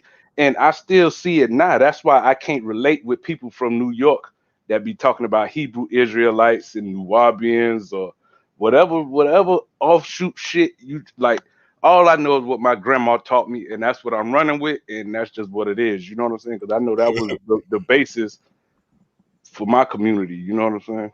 Yeah, I used to believe in the church, the concept of the church, not the messages that was coming out of it, but that unity that was there. Man, I used to love it, and it went away somewhere when prosperity preaching came. It killed it. Yeah. Yeah. Mm. It used to be a real institution in the black community. Right. Yeah. It still is though. Like where I'm at now, like it still is. You know what I'm saying? Yeah, kinda. I done seen some shady. I You don't know. gotta Maybe because being I'm in that shady. court. Shady shit Yeah, happens everywhere. It's everywhere. shady Exactly. imams. It's shady rabbis. Yeah. I'm talking about the collective. You know what I'm saying? And I think that'll go back to accountability and us holding people we put in those positions accountable and not. Okay, I'll say this, right? To what he said with the prosperity preachers, it became more about the preachers than about the collective and about the community. In a lot of cases, I say, Yeah. like that's what's making people gravitate towards church more so now. Like, oh, my preacher, like they get too caught up Yeah, on the preacher. yeah.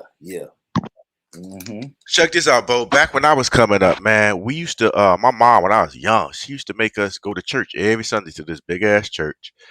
In the Get on the bus, hop on the train, and it's snowing outside, man. And then you come to the church, the pastor and his stinking Lincoln, his wife got her own separate car she didn't drove. His kids got and they ratting right past us as we waiting in a blizzard. You get what I'm saying? And I was like, fuck this shit. You get what I'm saying? Fuck this shit. Fuck this church shit. Yeah, like like the Be ready to fill out motherfuckers. the time plate. Yeah, the You be ready- motherfuckers see us. You know what I'm saying? Ain't got 2 church vans in the motherfucker. Ain't got shit. So I'm like, man, fuck. I called my daddy because I knew he'd tell my mother he ain't going. I called my father when I unthawed out. I was like, Dad. He was like, put your mama on the phone.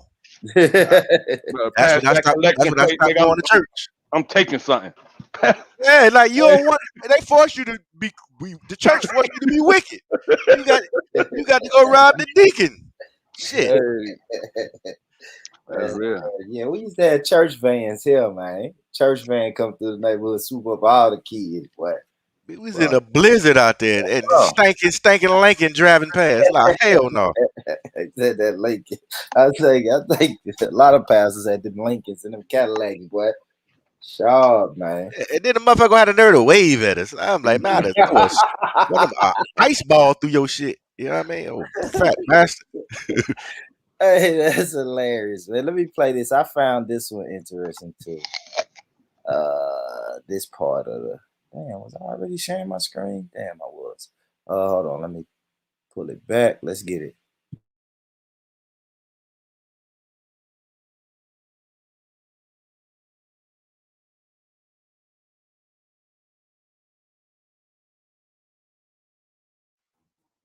Thank you so much. No problem, fam.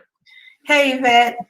Hey, Zeta. Okay, so my questions came from the survey. And my first question is, how will ADOS address public perception of reparations, especially the average Black family's perception of reparations? Well, I think, it's interesting because we're going to get to some of the Harvard stuff, not right now. We're going to get to it later. But I think what has to happen, it has to start in your house, right? In terms of not viewing this as a handout. This is not only a payment, right? For actually what we did, right? What do you think, Zeta? Do you think this is just a payment for is it a payment for Jim Crow? Is it just a payment for slavery? What do you think about it? Because I would invite you to have a conversation too. Yeah, I think I agree. It starts in the house. And I think you hit the nail on the head because it's not just about slavery, though. It's not just about slave labor. It's about mental, emotional, economic, familial structure, education, the ability to even exist without being bottom caste in this country was stolen from us. So I think when we start to understand what reparations means and why we need it, we can connect those our Black families and our ADOS families back to what reparations really mean. It's the repairing of something that was stolen from us generationally. It was a pass down that was taken away from us. We never had the opportunity to make it a realization. And that's what you have to drive down to everybody, right? It's that this is not a handout. This is not the government giving us something. Government's never really given us anything. Even when you talk about welfare, that's class-based. And it goes to the suburbs too. So it's not even really class-based. They find a way to give a bunch of money to suburbs. We're not talking about that. What we're talking about right now is you stole something. And in order for us to survive in America, you got to give it back. You got to give it back. And you have to pay that with interest. It doesn't have to just happen just in this generation. I believe, unlike a lot of other people, in a multi-generational framework for reparations. So I'm not saying you spend it all right now. But what I'm saying is that we have to have a plan for redress. And that's what has to happen. And so I think you have to make that case to them. Listen, And you can compare it to other communities. Other communities have gotten redress. Nobody said anything about Guam, right? When they got that, nobody said like you all are begging. It's only when it comes to us. Nobody says anything about the Holocaust, and I believe that the Jewish community should have gotten that money. And not only the Holocaust survivors, but the heirs as well. Kudos to you. You deserve it. You were victimized. You deserve it. We deserve it too. And so you have to say, listen, what is the difference here? When all these other communities get victimized and we support them, we try to find solidarity with everybody. And nobody finds solidarity with us and says, you know what, you support, you deserve this too. You are a plundered group and you deserve this. So I think you have to find a way to make that plain. Thanks, Yvette. Thanks for that. It's really. Anybody want to piggyback off of that? Any questions after that? The reparations talk, you know. Or why do y'all think that when everybody else gets repaired or gets paid for the shit that they went through is no problem? Why specifically us? Why is it a problem when we ask to be repaired from my situation? Why is that, Bo?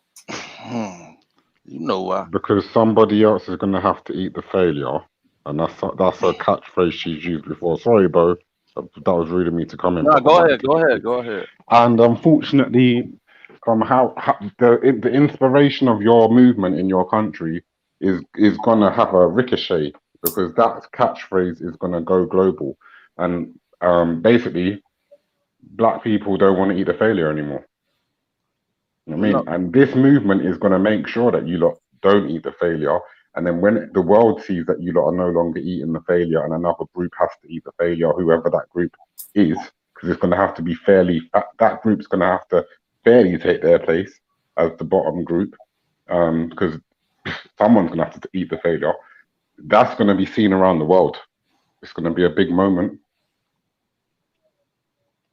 And on another note too, right? I believe you got ignorance, you got the one, and when I say ignorance, I mean like they really don't understand the conversation, right? Because they don't know. Or they might think reparations is all about just slavery. Well, you weren't a slave. That was 400 years ago. But yeah, but reparations is about more than that too. It's about Jim Crow. It's about the Homestead Act. They gave all them redlining. Right. Exactly. Yeah, I like how everybody chimed in with a different thing other than slavery. That was convict leasing. Come on, man. It's about a whole Mass bunch of other incarceration. stuff. It's about a whole and they don't really understand the history of slavery. They don't understand how the slave owners were compensated. You know what I'm saying? Yep. By the government. So I mean, I just think it starts with educating. And see, that's why I be saying like certain stuff isn't a debate. Like we can build on it and discuss it, but when the way some people come at it with a debate, it's like you don't really know enough to debate me on this. The last wasn't the last descendant of one of them Confederate soldiers. Didn't she stop getting paid like recently because she passed away or something like that? Yeah, I had heard this story too. Yeah, that was actually a true story. Right. So you see, I had a little thought about for your American movement, yeah. And this is what I've had a little thought about, and this involves like our brother IC3. If there was a banking system where it was black owned and where black people can get loans and black people can be in debt to black people, then I believe that way it could be a positive movement. I think 100% you need a system. You need a system where you can be able to give out loans. You can be able to invest into technology, science, like we need to catch up with the modern world. But not to cut you off. know what I mean? Like you way ahead. What we got to do is get motherfuckers who don't understand the process to get. We got to take a step first, and that's to get this shit politicized and then galvanize the people to be on one accord. You talking about bank? You talking about after the fact? I'm trying to get motherfuckers just to think about where we at right now. Right. Just to establish lineage. Like you don't understand how hard it is just to get dumbass hoteps and people to shut the fuck up and be on board and understand and just recognize their own lineage and what they Exactly. even and their place in society. You know what I'm saying? Like you got these niggas crying and talking about white supremacy and they gotta run back to Africa and we don't want to be here. It's like, bro, like we got bigger fights than just we can't even you put in the cart before the horse.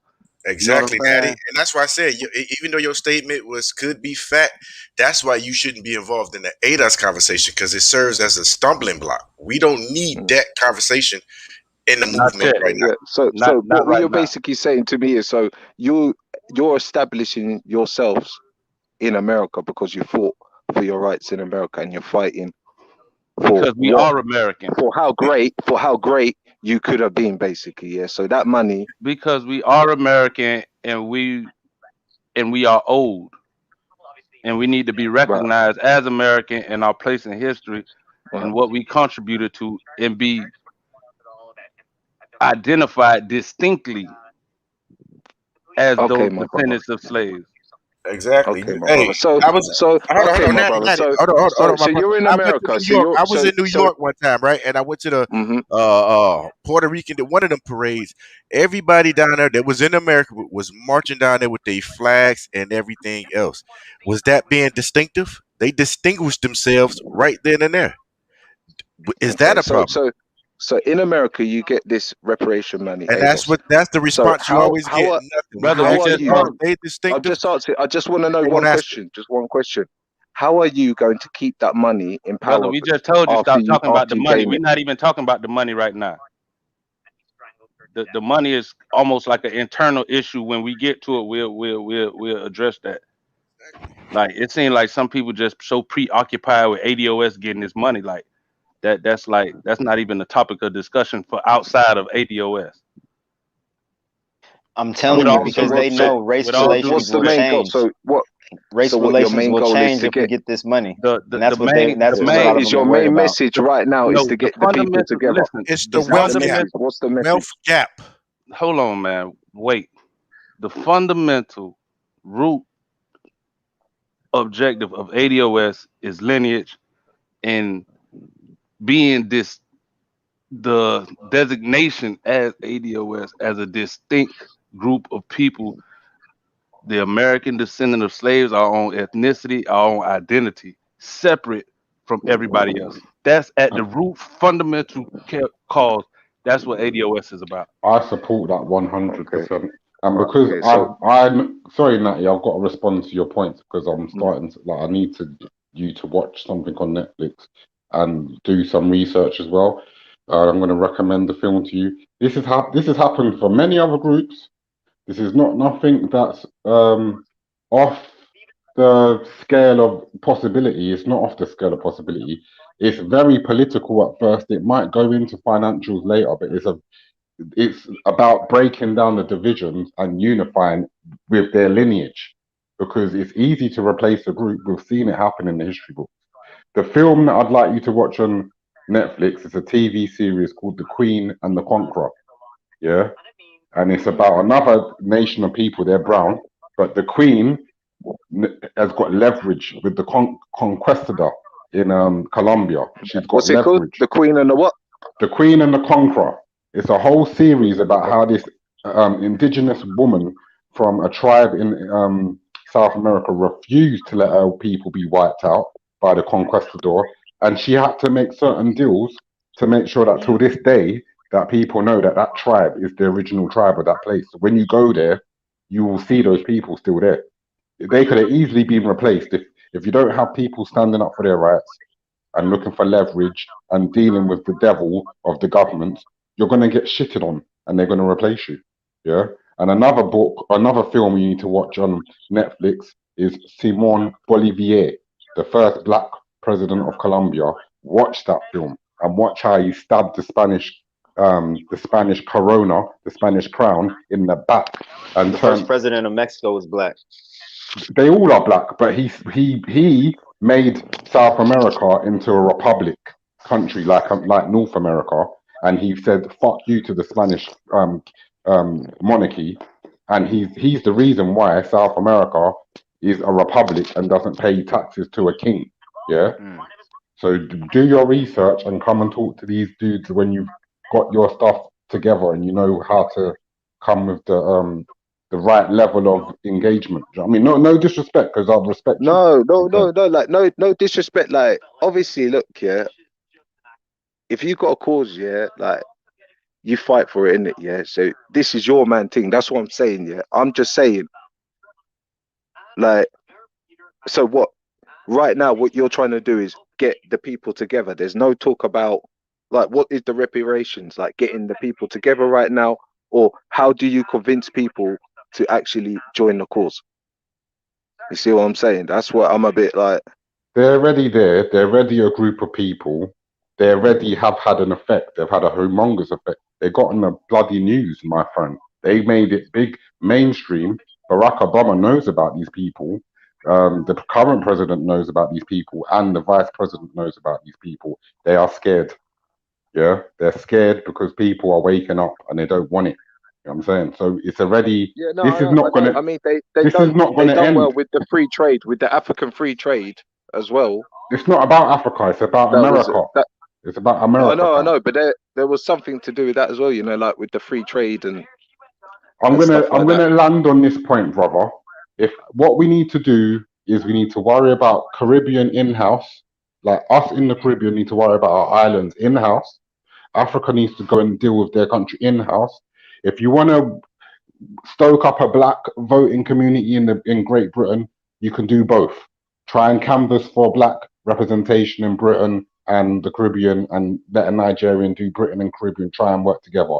Every time I try to do the BDOS or the CDOS conversations on British panels, I've been shut down continuously. I've been told, "Oh, politics is the devil. Politics, it doesn't matter." Blah blah blah. I've been shut down so many times that I'm just doing my own little movement with my family and my own people that I'm getting them ready. Do you know what I'm saying? Because I've tried. Do you know what I'm saying? But in Europe, you get shut down real quick. These Americans ain't fucking about, fam. You know what I'm saying? They're not It was fucking about. dope.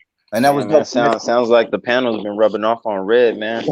Sounds a lot different. Sounds a lot different than the first time I heard him on here. Straight up. And Straight you up. know what? Facts. He might be why the though? UK liaison. Like, I'm he might telling just you. go I'm get. telling you. And the Right. reason that is though, because Red was a person who he came through with a hell of a lot of questions. Well, not give Red this. He was more informed than the average person in the UK. Yeah, I yeah. give Red that. The first day he came on here, we had. But you could tell he done went to the source. Like, he not even relying on these panels. Like, I can listen to him and just tell, like, he done listened to Yvette. He done went back and probably looked over some of the data. He understand it. He just not asking hypothetical questions. He really went to go figure out what the fuck we was talking about. Yeah, Red did peep it out. Let's go. I got another little spot in this video. This is God of Jacob and Bo, homegirl that Yvette finna go after. But let's hear this. Let's hear this, man.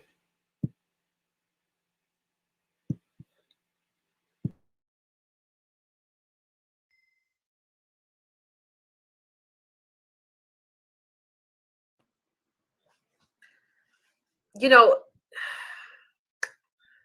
Kamala Harris, I'm not gonna do you see the clip. I'm not gonna do any special for black. I'm not gonna do anything specifically for black people.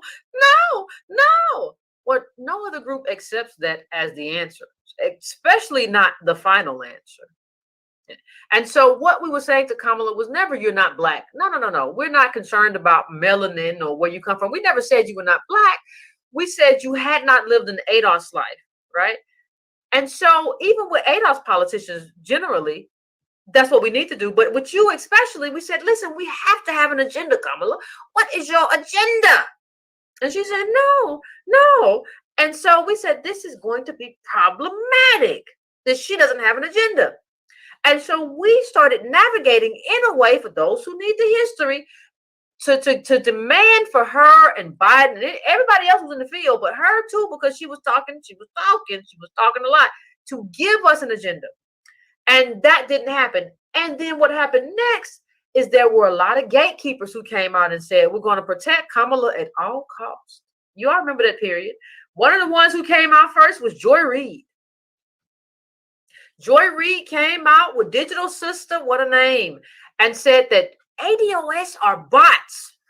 They are not human people. We were showing pictures and videos and everything. And they were saying, these are not people. We was Russians. Human folk. What? What you mean? What you talking about? These are not people. These are just bots. As we're trying to engage her and say, hey, we're not bots. We're actually out for advocacy to improve the quality of life for our own people. That's why we're here. We're not here for that. We're here for something else. They ignored us. And they made false claims. Shout out Perfect Your Purpose. They made false claims against us. Right? That's what they did. And they have not stopped. They have not stopped making false claims against the ADOS movement. That's what they're here for. We're just going to talk about y'all and talk about and defame y'all because we're here as gatekeepers to make sure Democrats get elected. Now, whether or not the Democratic Party or the Democrats who get elected meet the needs of the Black voters who actually elect them, we don't care about. That's what they're saying to us. And so we push back against that. At that time, we even supported HR 40. You can, if you go back to that time, you see that our activism is actually what created the co-sponsors. Everybody from Jamie on out there, shout out to him. Jamie on, he was out there chasing people down. What's your opinion on HR 40? He was out there doing all of that. And we were saying, sign on to this. Black Lives Matter didn't do that. No other, and Cobra didn't do it. None of these people did. Nobody did that but us. Because we thought we would be able, once we got the co-sponsors on, we would actually be able to get some movement, right? We would actually be able to get some stuff done. We would actually be able to say, hey, this is what reparations is supposed to look like. We actually did the same thing with Marianne Williamson, right? Antonio had conversations with her about the reparations and what it was supposed to look like. She called into his show. I talked to her. He talked to her, and we got her on a debate stage. How many of y'all donated? Right? How many people were at the ADOS conference when she was there? That was all us. That was not any other organization. For those who are wanting clarifications on how we got here, that was not any other organization. That was ADOS. That's what we do. Marianne Williamson. But then we had Joy Reid. We had everybody come out against us, right? Then we had our conference. Y'all remember the conference? We had the conference. New York Times was there. Had a conversation. Shout out to Farrah Stockman. She had the conversation with us. And we talked about what we were and who we were as a movement. Not in terms of what she had thought we were or what she heard we were. We talked about, no, this is who we are as a movement. This is what we represent. Reparations and a transformative Black agenda. That's who we are. Now you transition from that and we get to, everybody remembers it. Let's go through the timeline because we have to set the timeline out because people are writing fraudulent origin stories. We get the timeline and we go to Byron Allen, right?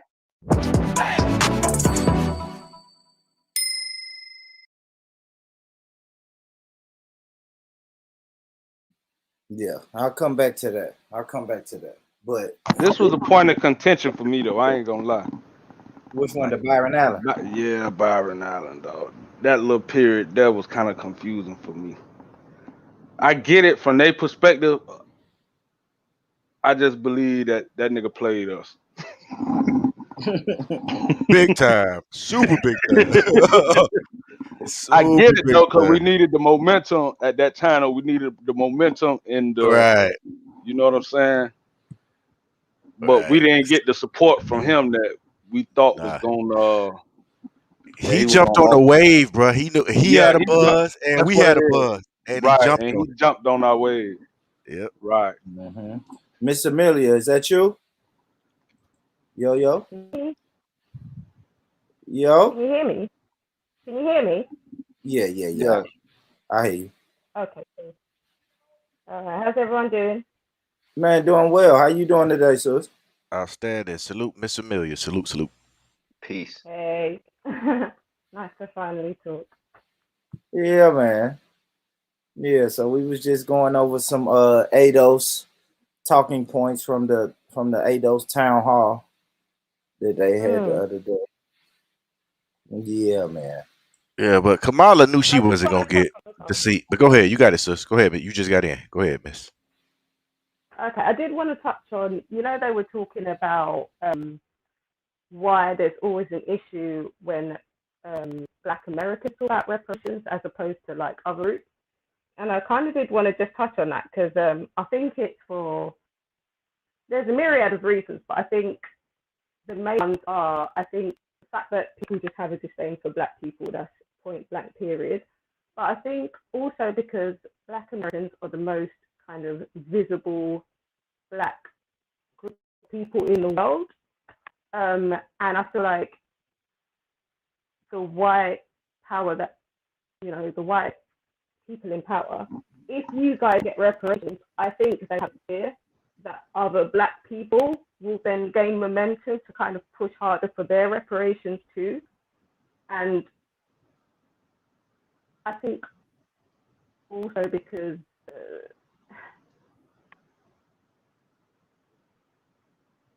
I think that's the main reason, because you guys are so like visible and influential. I think that's the reason why people don't want you guys to get your reparations. But let me ask you a groups. question. Let me ask you a Go question. ahead. You said because people have a disdain for Black people, right?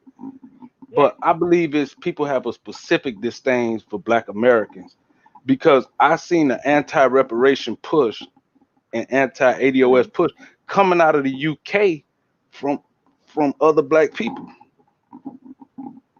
Like you even had like some of y'all celebrities was weighing in on it, like the dude Zuby and other people was coming out talking about why Black Americans shouldn't get reparations. And it's like you've never seen that energy from Black Americans being anti anything Black in the UK.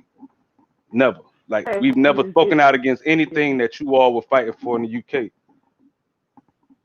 Exactly. But then you had Black people in the UK speaking out on big platforms against ADOS and about why Black Americans shouldn't get reparations and having debates around it.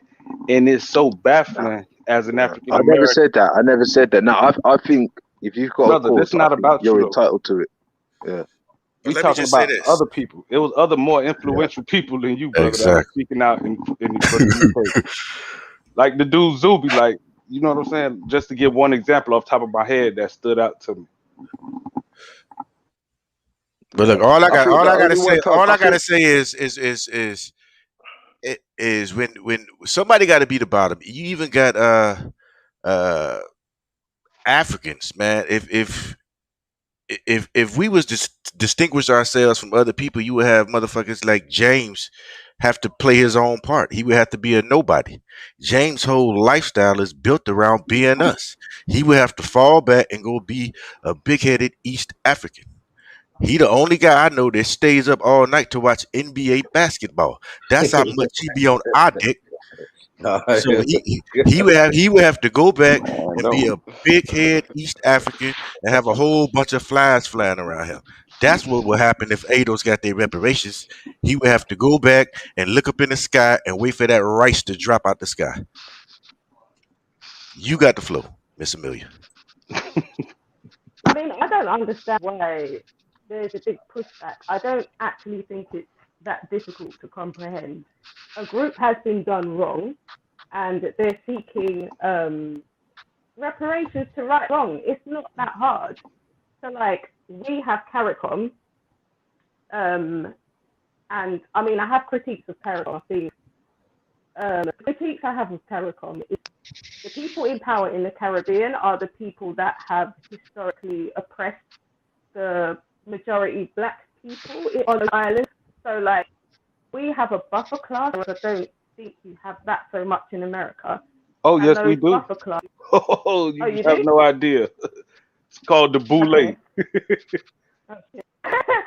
But yeah, They so terrible. They worse than a white man sometimes. They terrible. That damn boule class is terrible.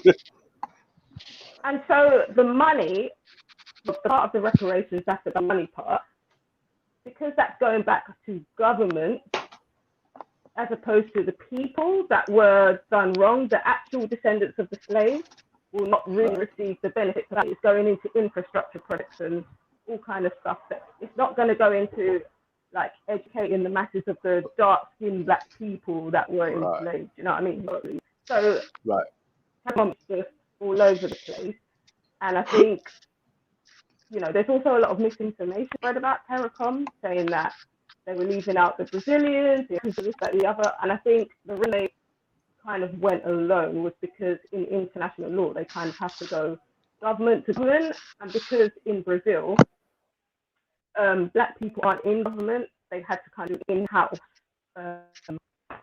appeal for reparations, if that makes sense. What you don't understand is that what you see on TV, the black political elite are the enemies of the people. They're the ones that's against us.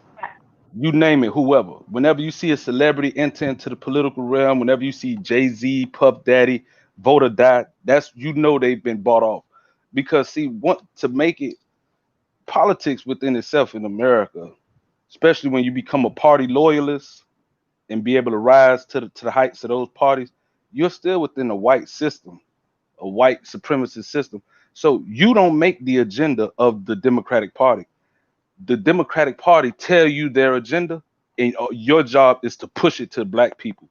You know what I mean?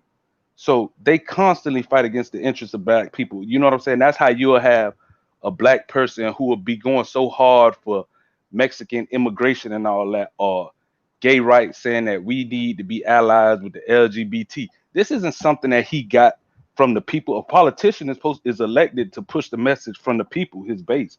But what you see with black politicians is they push their message to their base. So they tell black people, hey, listen, the LGBT are our allies, the Latinos are our allies. Matter of fact, we're not even black no more. We're just people of color. And all of us. So they're the ones who work against the interests of the people, because they want to get acceptance. That's why I be saying stuff like a radical integrationist. You know what I'm saying? Because they just push a message and fight to rise within that system. You know what I'm saying? So the money, the leverage that they're looking for is only for a select few. Even if you look at the history of like the Talented Tenth and Black Greek organizations and fraternities, you know what I'm saying? It's to take the 10% of black people and elevate them within the ranks of the greater white society. It's not to build up the bottom 90% of the rest or the rest of the people. They're not for the people. The black political elite are not for the people in America.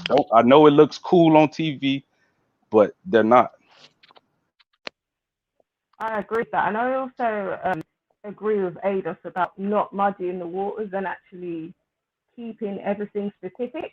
And a lot of people do push back on that because they think it's divisive. I think once you start muddying waters, it kind of opens the door for just anybody to come in. So like, yep, we'll end up like the Aboriginals in Australia and how they're fighting over the money they get from the government, and how Aboriginals who are like 1/32 of a fucking Aboriginal person is getting like all the money, while ones who are like half or 75% get barely any. So like there's a insurance company called Lloyd's Insurance Company, and so last year they said they're giving reparations to descendants of slaves. So I was like, okay, that's interesting.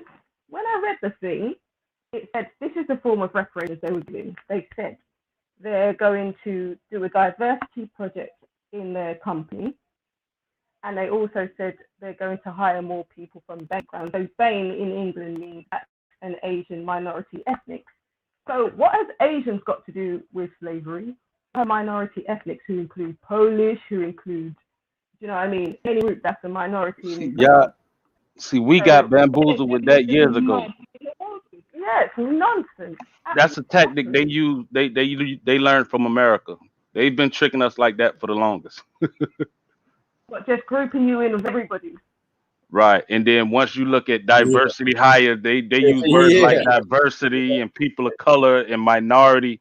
Facts. You know what I'm saying? That's a fact. It's a big pile of gumbo, man. Big bowl of gumbo. It's a charade, yeah. It's a bait and switch. What it is essentially a bait and switch. They use the legacy of slavery, you know what I'm saying, to benefit other groups. but you're supposed to celebrate the diversity because quote unquote we're all minorities and we're all victims of quote unquote white supremacy and racism. You know what I'm saying? And how are they making decisions without us? Like, who says we want back in their Because company? because your black political elite will sell out at the drop of a dime. But I blame us for that in a way because so my dad was telling me in this country in like the 70s, they used to have a term called politically black. So that's not just meaning like you're of African. That includes like Where is that? Asian Jamaica? and all these. No, in this country. So my dad's Oh. from here, but he said that when his parents came to this country, and then they're the generation that had to be really, really, really fighting. But he said, but in solidarity with the Asians, and they all called themselves politically black. And I'm like, that's where you lot messed up. Because once they got all, once the Asian people got all their kind of political needs, like, so in this country you had color bar as opposed to like legal segregation. People could just say, you can't come and eat in this place, you can't come and stay in this place, but it wasn't like in law. But at the same time, there was no law protecting people from the color bar. So people were like fighting against that. Once the Asians got that law put in place, they were like, yeah, fuck you lot. And right now they don't want to share economically though. They were like, well, they're a political fight, but economically you lot are on your own and we're on our own. And that's the lesson we had to learn. It's like, we've got no friends. Like, we have to learn that. Like, no one's got your back. You have to stand on your square and fight for people. It's what it is. No one's going to care about your own people like you are. Do you know what I mean? Right. Because they're not because when they make those decisions, they're not making it for the best interest of black people. They're just using black people as the catalyst and leverage to get their people in position. Yeah. And people always compare their fights to black people's fights. It's always like, yeah, but you wouldn't do that to a black person, or if it was a black person, it's like, no, talk about your own struggle about bringing black people into your bullshit. Right. And another thing, I see Red mentioned it in the chat.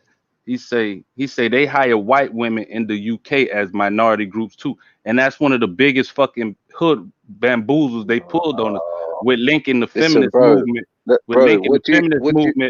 What do you expect? Listen, bro, what do you expect when, like, listen, I've seen even like Muslims cry when their daughters run off with a next man that's not a Muslim, bro. This is Babylon, bro. This is like, hey, brother, Italy. I'm not bro, interested in no Babylon Hotep Babel type talk this right is now. this is the mixed lands, bro. This is the mixed lands, isn't it? Though, but there are certain places that but there are certain places where it is like 100% black. Do you get what I'm trying to say? I don't give a fuck about what you're saying you right can't now. blame a brother for being in a foreign land. Brother, that's not what I'm talking about. People. Can you leave your UK issues in the UK? I'm talking specifically about ADOS. I just used Bourne's I just mentioned the gold. I just wanted to give Red Golden his credit because he just reminded me, the Red Golden child, he just reminded me of something. They link the feminist movement with the civil. If you look at the history of the feminist movement, right, they got their push and on the backs of the civil rights movement. So feminism and the civil rights movement almost they were intertwined back then, right? So when you had things like affirmative action and all that came about, they used it to include white women in that. But if anybody with common sense knows white, and that's why I be talking to Juke the way I be talking to her sometimes, because white women have always been the benefactors of white supremacy throughout history.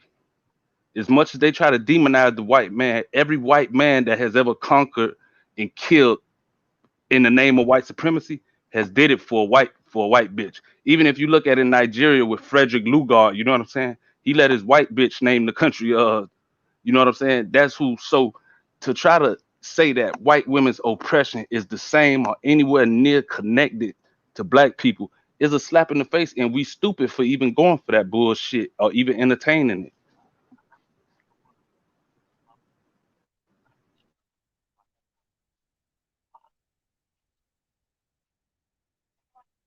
Now you can finish saying whatever you were saying about the UK. I just don't want to mix UK issues with the US issues. You know what I'm saying? Like whatever y'all got in the UK, I respect that, but that's something totally different. I know, man, but like you got like blacks trying to claim land, you got whites trying to claim land, and you got like the native indigenous American people there saying, "What the fuck are you all doing?" Do you know what I mean? Like it's No, a I free don't know for all what out you're there, isn't saying. it, man? Well, look, you're fighting for your right, and rightly, yeah, I agree. Why Americans, African Americans deserve reparations because your future could have been better than this. You've been held back. Of course, I mean, if they gave the Latin boys their money, if they gave the Jews their boys their money, you know, all these Indians their money, like all their representation, then how come they're stopping the flow on the African descendants? So It's not obviously, even I about. It's understand not that. even about. It's not even about the money. Let's take the money out of the equation. It's about the ethnic identity. You know what I'm saying? Being recognized by our lineage with the proper respect and understanding of our specific history. You know what I'm saying? Here in America, that's it. Yeah, but Everything that's else, why. Yeah, but why do you? reparations, and everything else is secondary. Okay, but why do you think they've got museums though? Like they know that. Everybody knows that, man. No, we want to be specifically recognized as a by the government as a classification. Period. It's not about who knows or what they know because people pick and choose when they want to know something. We want it in writing the American descendants of slaves, a specific ethnic group. P. Lou, what's up? So what do you write? What did they get you to write on What's the up? form to P. Lou gonna identify put you up yourself? on game. P. Lou gonna it just say black. You just black. That's it. That's it. Flat blackness. You know what I'm saying? Aborigine Mm-hmm. from Australia could come in. He gonna be black too. Papua New Guinea. Hey, You came from the Papua only New way Guinea. You're ADOS gonna be can work black in too. America. One Hey, the one only big way nigga. ADOS is gonna work. Hey, the only way ADOS is gonna work in America is if the black community in America, the ADOS community, totally disassociate themselves from the United States Democratic Party. Facts. Facts. Facts. Or I gotta act like you ready to disassociate yourself from them. That's a fact. That's the only solution. Because I remember Yvette Carnell. I remember when she first started talking about 80 West. Well, I remember she wearing a Trump hat. All of a sudden, all the Democrats said, "Oh, how you gonna wear a Trump hat?" Da, da, da, da. I remember the Trump hat pictures. They had a picture all over the internet, and all of a sudden, Right. all that, and after she gave up, and that's why that's why it No, hasn't she worked. was The, joking the though. reason why Nah, it hasn't it was worked a joke because though. the black community now want to dissociate from the Democratic Party. That's the reason why it hasn't worked to perfection yet. That's all. That's all I got to say about the issue. Right. But I know what Pelu talking about. But it was a joke though when she did that. Like she was being sarcastic. But niggas did lose their mind. No, But she wasn't being sarcastic. She had a point because she could look. No, 'cause see, right. I was watching her stuff. I hear what you're saying. Right, listen real quick. I promise you. Not gonna talk too much. I'm not gonna talk too much. I was watching her stuff at those days a little bit. I wasn't too much into it, but I see some of the stuff. She was talking about Trump. Matter of fact, the main burden she was actually on was Bannon. She was a Bannon supporter because she looked at Bannon. She was this is her exact words. Bannon is an economic populist, and Right. his policies we Right. can make a strategic alliance with the Trump camp, especially Right. because of the thinking of And the Bannon. immigration. She was like,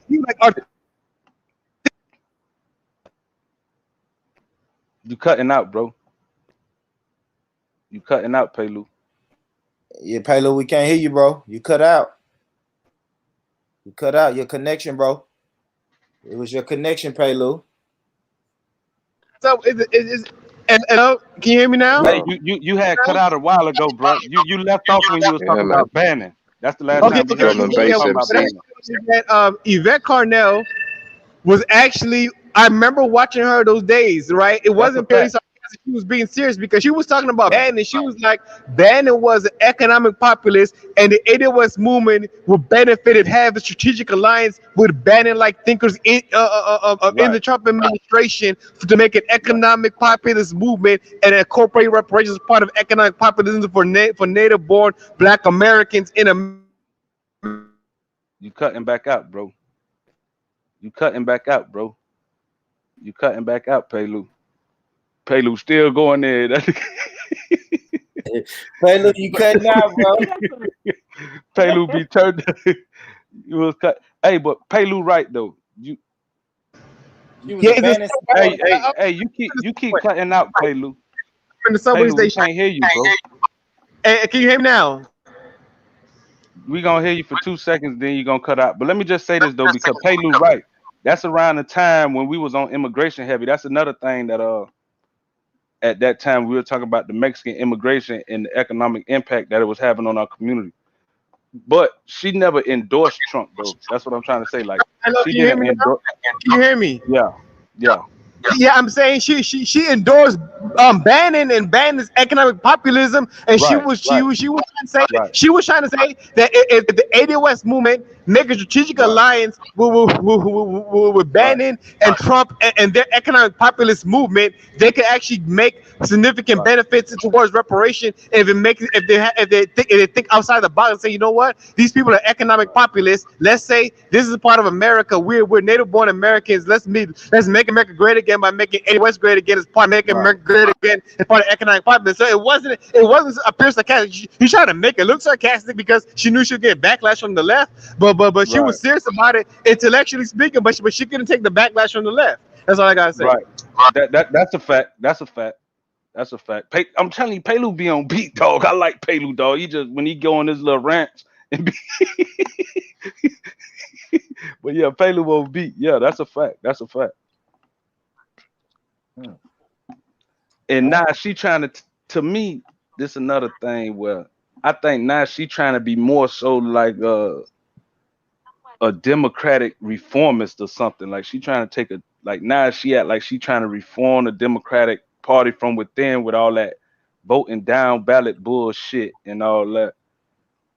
But to me, I feel like them secondary issues, which is why I don't really harp on them, especially when I be on panels with non-ADOS people, because they'll try to use them talking points and run with it. But I still feel like at the end of the day, though, them secondary issues, like as far as like which party, like I don't like to get caught up on partisan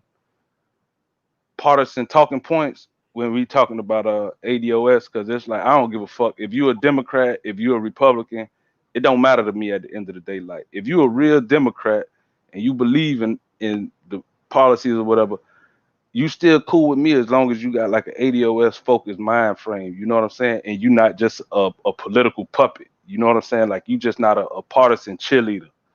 Like I hate partisan fucking cheerleaders.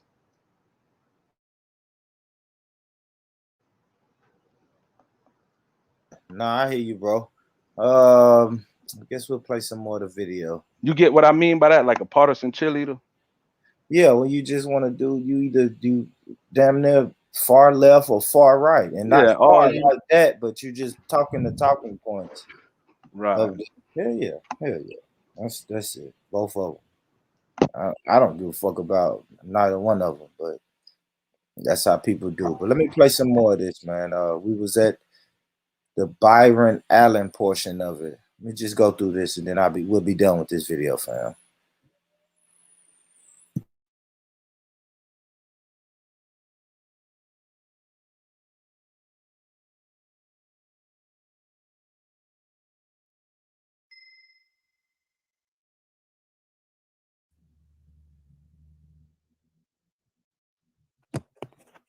Byron Allen is seeking economic inclusion. And Aisha, you were out there in D.C. because it was going to be a Supreme Court, and you were organizing. What was it like on the ground? It was cold on the ground. But seriously, it was cold, but in all seriousness, so a group of us ADOS activists in the DMV area, we got together, not just the DMV area, we also included folks from out of town as well. People were calling us to be included as well. They sent money for help with poster boards and any other sort of souvenirs we wanted to use or signage we wanted to use that day. So we came out there. I personally got up around 3 o'clock that morning, ended up around 3:30, 4 o'clock, actually getting to the Supreme Court. The line was already down the street and around the corner. I thought I was going to be early. I wasn't the earliest one. And the funny thing is, if folks know DC, people actually, they sleep out overnight to get in line. And people were out there sleeping back in November, and it was really cold. And 4 o'clock, unfortunately, wasn't early enough for me. So although I waited in line for several hours, I wasn't able to actually get inside the court to hear the hearing. But I stayed out there. I got with the other folks who were part of the rally, and we rallied with them. We had our posters. We got on the bullhorn and saying ADOS slogans, and also sharing information. We had a lot of folks out there who some people are in law school, some people are, just in the area being tourists. They wanted to see a Supreme Court hearing. They didn't know who we were, so we were engaging the people, explaining what ADOS was about and why we were out there and why we wanted to hear what was going on inside the court. And many folks, we actually gave the website information out and different chapter information out if they wanted to join us later.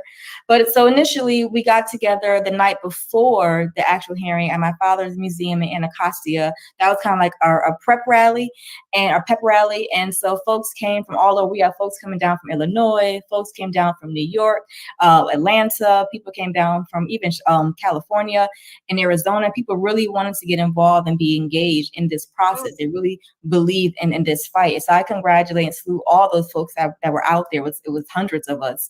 And it was kind of like a love fest too. Just when you see them folks with your ADOS shirt on and you're like, you're out here too? Like, yeah, I'm out here too. I want to get this work. I believe in it. I recognize you. Yeah. You recognize your face from online, or even some people we had just met at the conference like a month earlier.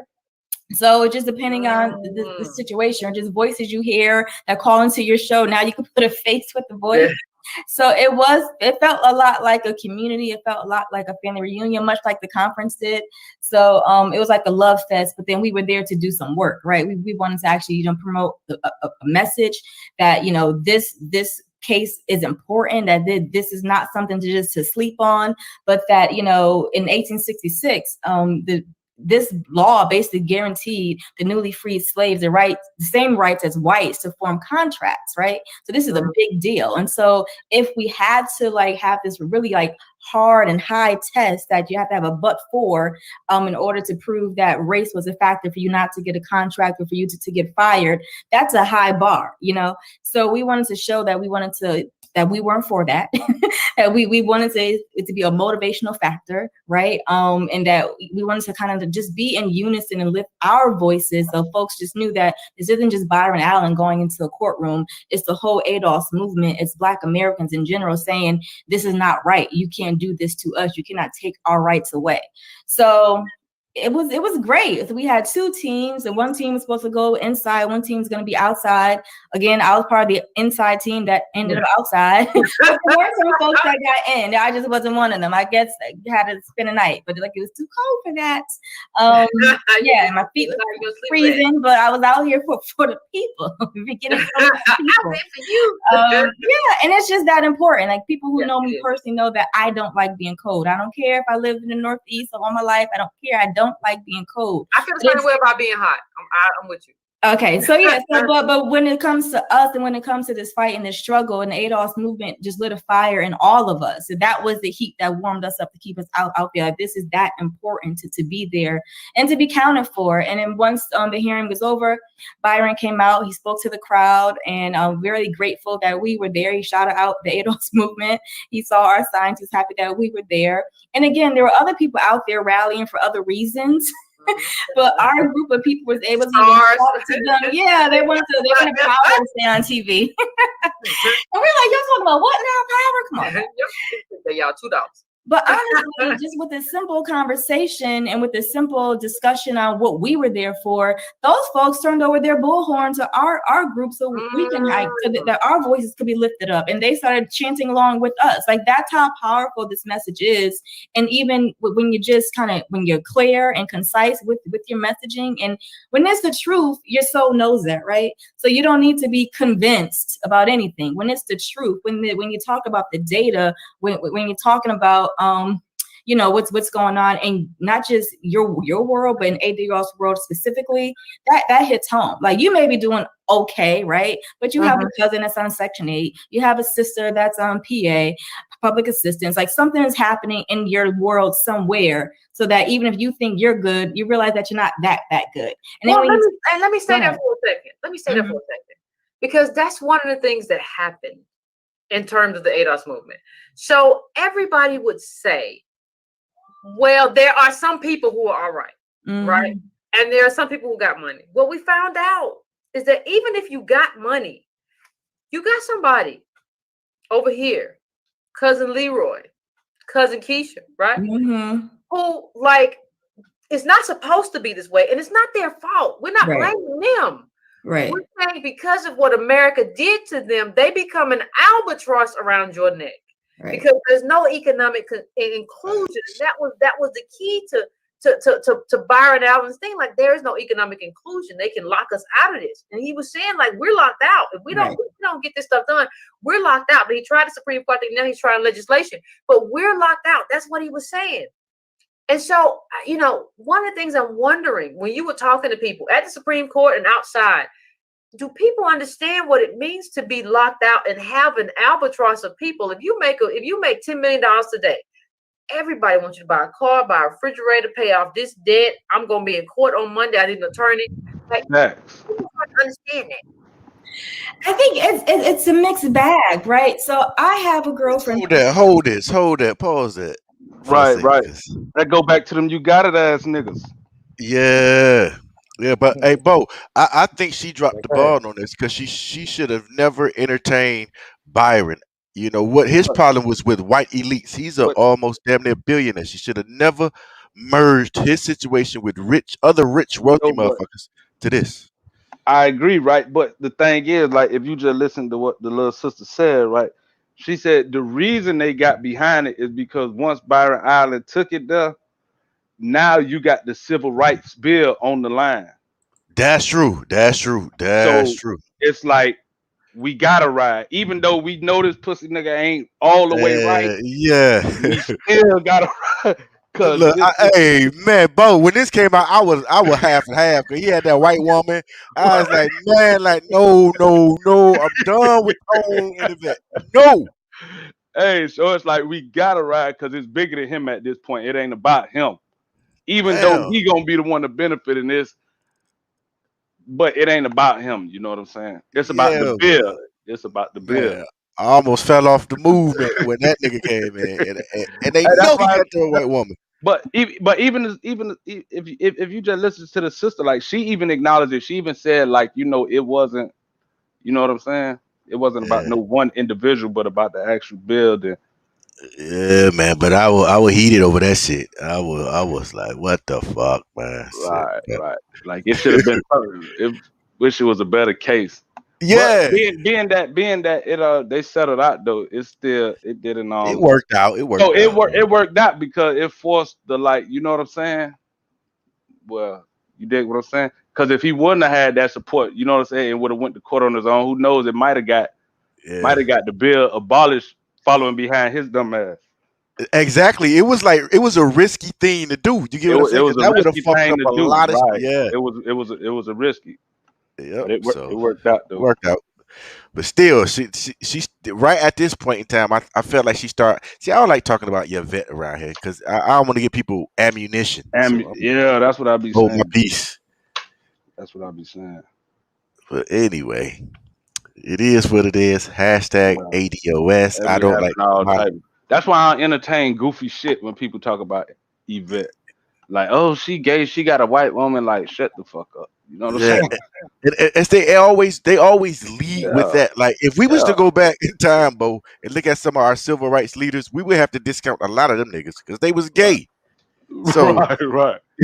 it'd be about 2 niggas left. You get what I'm saying? So they always lead with that. You get what I'm saying? Oh, she's a gay lesbian. I don't care who she sleep with. That message. The thing I respect about Yvette, why I won't never discount her, even if she is gay, is that she don't involve that in her politics. Exactly. She don't involve that in her politics. She never does. Never.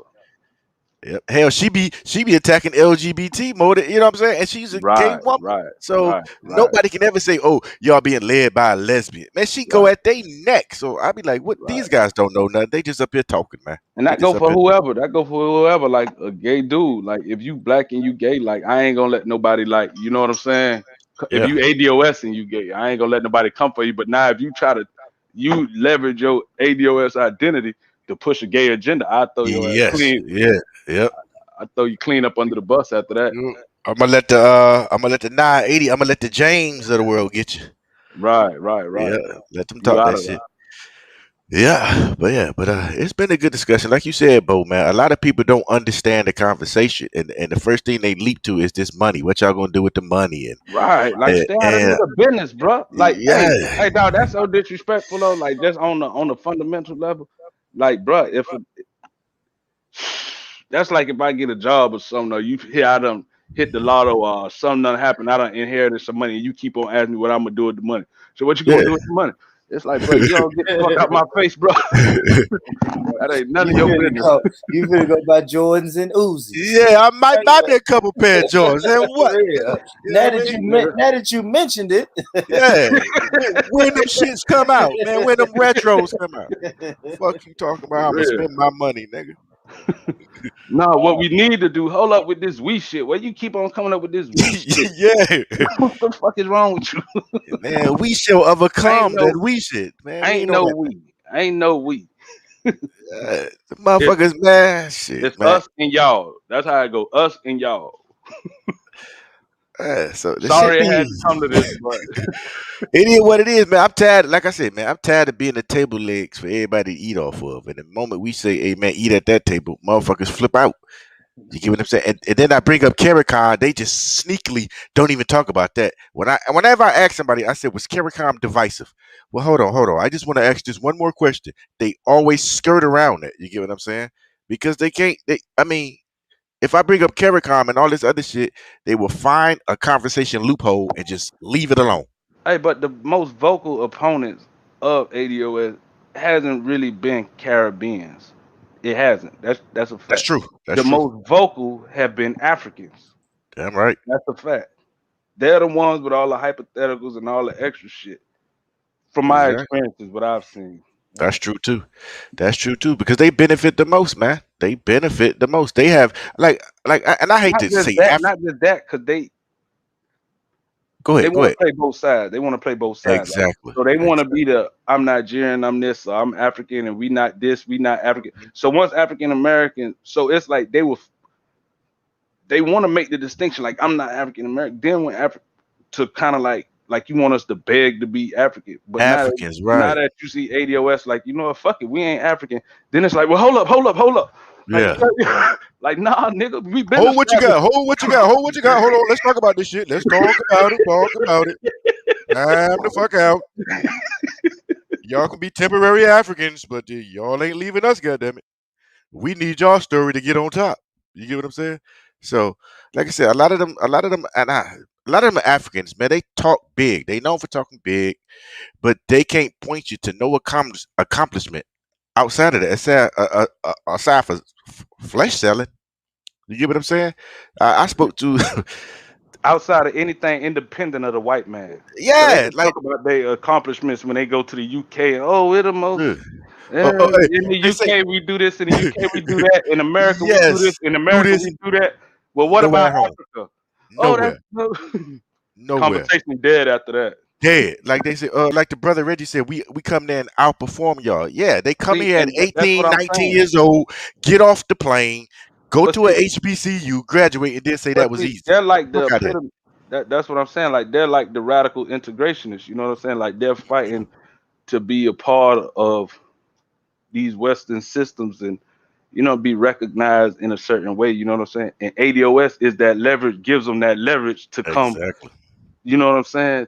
To come into America and integrate into white society. You know what I'm saying? Exactly.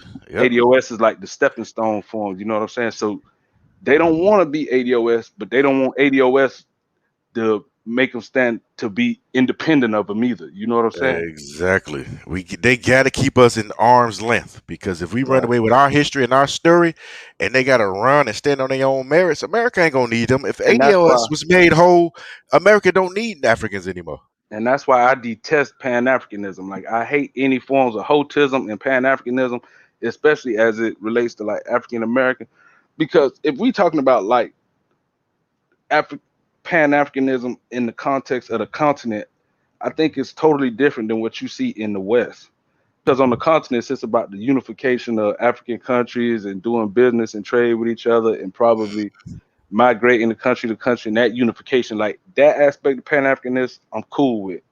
But Yeah. once you start trying to create this whole concept of flat blackness and we all the same and black is black and you need to Yeah. bring your resources from America to Africa to help build up Africa, that's when I gotta like just stop them. That's a Hold up. yeah. Motherfuckers be talking all that. You know, like I said, I'm done with And I being believe, shamed. and see, that's why I might have been wrong for doing it, but that's why I was cutting off Natty because I felt like that's where he was going with it. So when you get your money, what you gonna do? What you need to do is you need to come to Africa and invest. It's like, bro, like Yeah, as soon as he fall started back, talking, you should cut fall him back. off. He ain't talking about You nothing. too preoccupied with the money. Like get your mind off the money. You know what I'm saying? Yeah. And because I feel like that's how Africans think. They just see African Americans as dollar signs and the come up. So if African Exactly. Americans get reparations, they can come to Africa and build up Yeah. Africa, and we can in Yeah. Africa we can do this and like nigga. Then I want man dime in You Africa. Like you African can get your Americans mind off that. come buy us new generators, man. Fuck that. Fix that old shit y'all got, man. I ain't spending my man, but I love Africa though. At the same time, you got some Yeah, nice yes, spots. yes. Shout out to all the Africans in Africa. Yeah, You know what I'm yeah, saying? in In Africa. Africa. Yeah, I salute them brothers because Yeah, I salute built them. some great relations. They in the they in the struggle and they got you know what I'm saying. They handling their business over there. But all Yeah. them other ones like outside of it, the just hashtag Niger. Niger know they carry less. That's as far as they Nigerian motherfucking connection gonna go. That's it. They just, Facebook Africans. Shit, they tourists, man. Some of these people I've been to more African countries than they have, and they be talking all that African shit. I be like, man, shut up. But what the fuck y'all talking about, man? Half of them can't even speak they tribal tongues and all this shit. You know, I mean, black. Like you said, I'm not about this flattening black because we play that game and we come always in last place. You get what I'm saying? So you can miss me with that one big Negro concept. I ain't having it no more. And you would never shame me for being an American. They always try to but it shame don't me for being exist an though. American. It's an illusion though. It don't exist. Nah, They don't recognize it. Nobody recognizes it. You know what I'm saying? It's like just a a a tool used to manipulate us. exactly, exactly. So. Motherfuckers come at me for, all this. Oh, you was in the military and shit. But shit, I said I fought for my country. Was I supposed to fight for Africa's? I mean, y'all. I mean, like niggas be tripping. Like you can't shame me for fighting for my country. Now, whether you disagree with it or not, you get what I'm saying. You can have that opinion, but you can't shame me for it. I'm in my country. Like you should have fought for your country and saw me on the battlefield and come get at me. You get what I'm saying? But you somewhere in London or the UK or Canada talking all that silly shit. You get what I'm saying? Like, can't no African really stand in another country really get at me, man, or talk to me reckless. I ain't having it, man. I ain't having it. Like, they act like I was supposed to go fight for Africa. Yeah, get the I fuck heard out that of here. before. Hey, I heard somebody say that about you before too. I think it was on that other side we used to be on, right? They were like, GLJ, he was in the something like saying you work for white supremacy and all this other shit and you can't be Mhm. trusted. Why is he's an agent? And it's like, man, what the fuck? Then they were saying something about remember when the brother just got hired as the Secretary of Defense, the Yeah, new the black secretary, brother. the black brother, right? They were like, now that's an African American is the Secretary of Defense, then he can come to Africa and help. It's like, nah, Yeah. bro, that ain't how this work, bro. No, Yeah, don't be they trying to be just tripping. leverage. That ain't. Like, Don't always think about how you could work us. You know what I'm saying? Your benefit, yeah. nigga. I'm done. Nah, I'm done with the being shamed for being America, and half it, of these motherfuckers swimming over here to be in America. Man, stop that shit. Them niggas drowning in the middle of the ocean trying to get over here, and you gonna try to shame me for being an American? Fuck out of here, man. That shit don't make no. But see that's how you conquer people though. You make them feel less than. You know what I'm saying? Mhm. Where they're ashamed of who they are. Then you can tell them who they are. You know what I'm Yeah, saying? And then assume their identity. Like you know what I'm saying? yeah. That's what that African shit is It's like all when about, you a man. kid. Hey, you know, like when you a kid, right? If somebody eating something or somebody asks you like you want something, it'd be like, how it take? You'd be like, man, that shit It's nasty as nasty, fuck, it's dog. nasty. Yeah, My You brother don't used to want be none of that like, shit. that You shit don't want none of nasty. that, dog. That shit nasty, bro. My brother used to get me like that all the time. That shit nasty. When I come back, that nigga done ate all that shit. I'm like, what the fuck? You feel me? So you running from America, man. Yeah, y'all America white supremacy, and they running right back. Yeah, Right yeah, yo, through it. man, America, fuck that. Y'all need to come to Africa. Come to Africa. Soon as they tell your ass come to Africa, nigga, they going the other way. Boom. Yeah, they gonna take your place. Like them niggas want to co-op your history, our history, because they ain't really got nothing to stand on, man. I believe that shit. Like every time they need the one big nigga concept, because most of the iconic people is coming from our way, the Caribbean's way, man. Like them niggas ain't got nothing really to ballyhoo. Fuck out of here, man.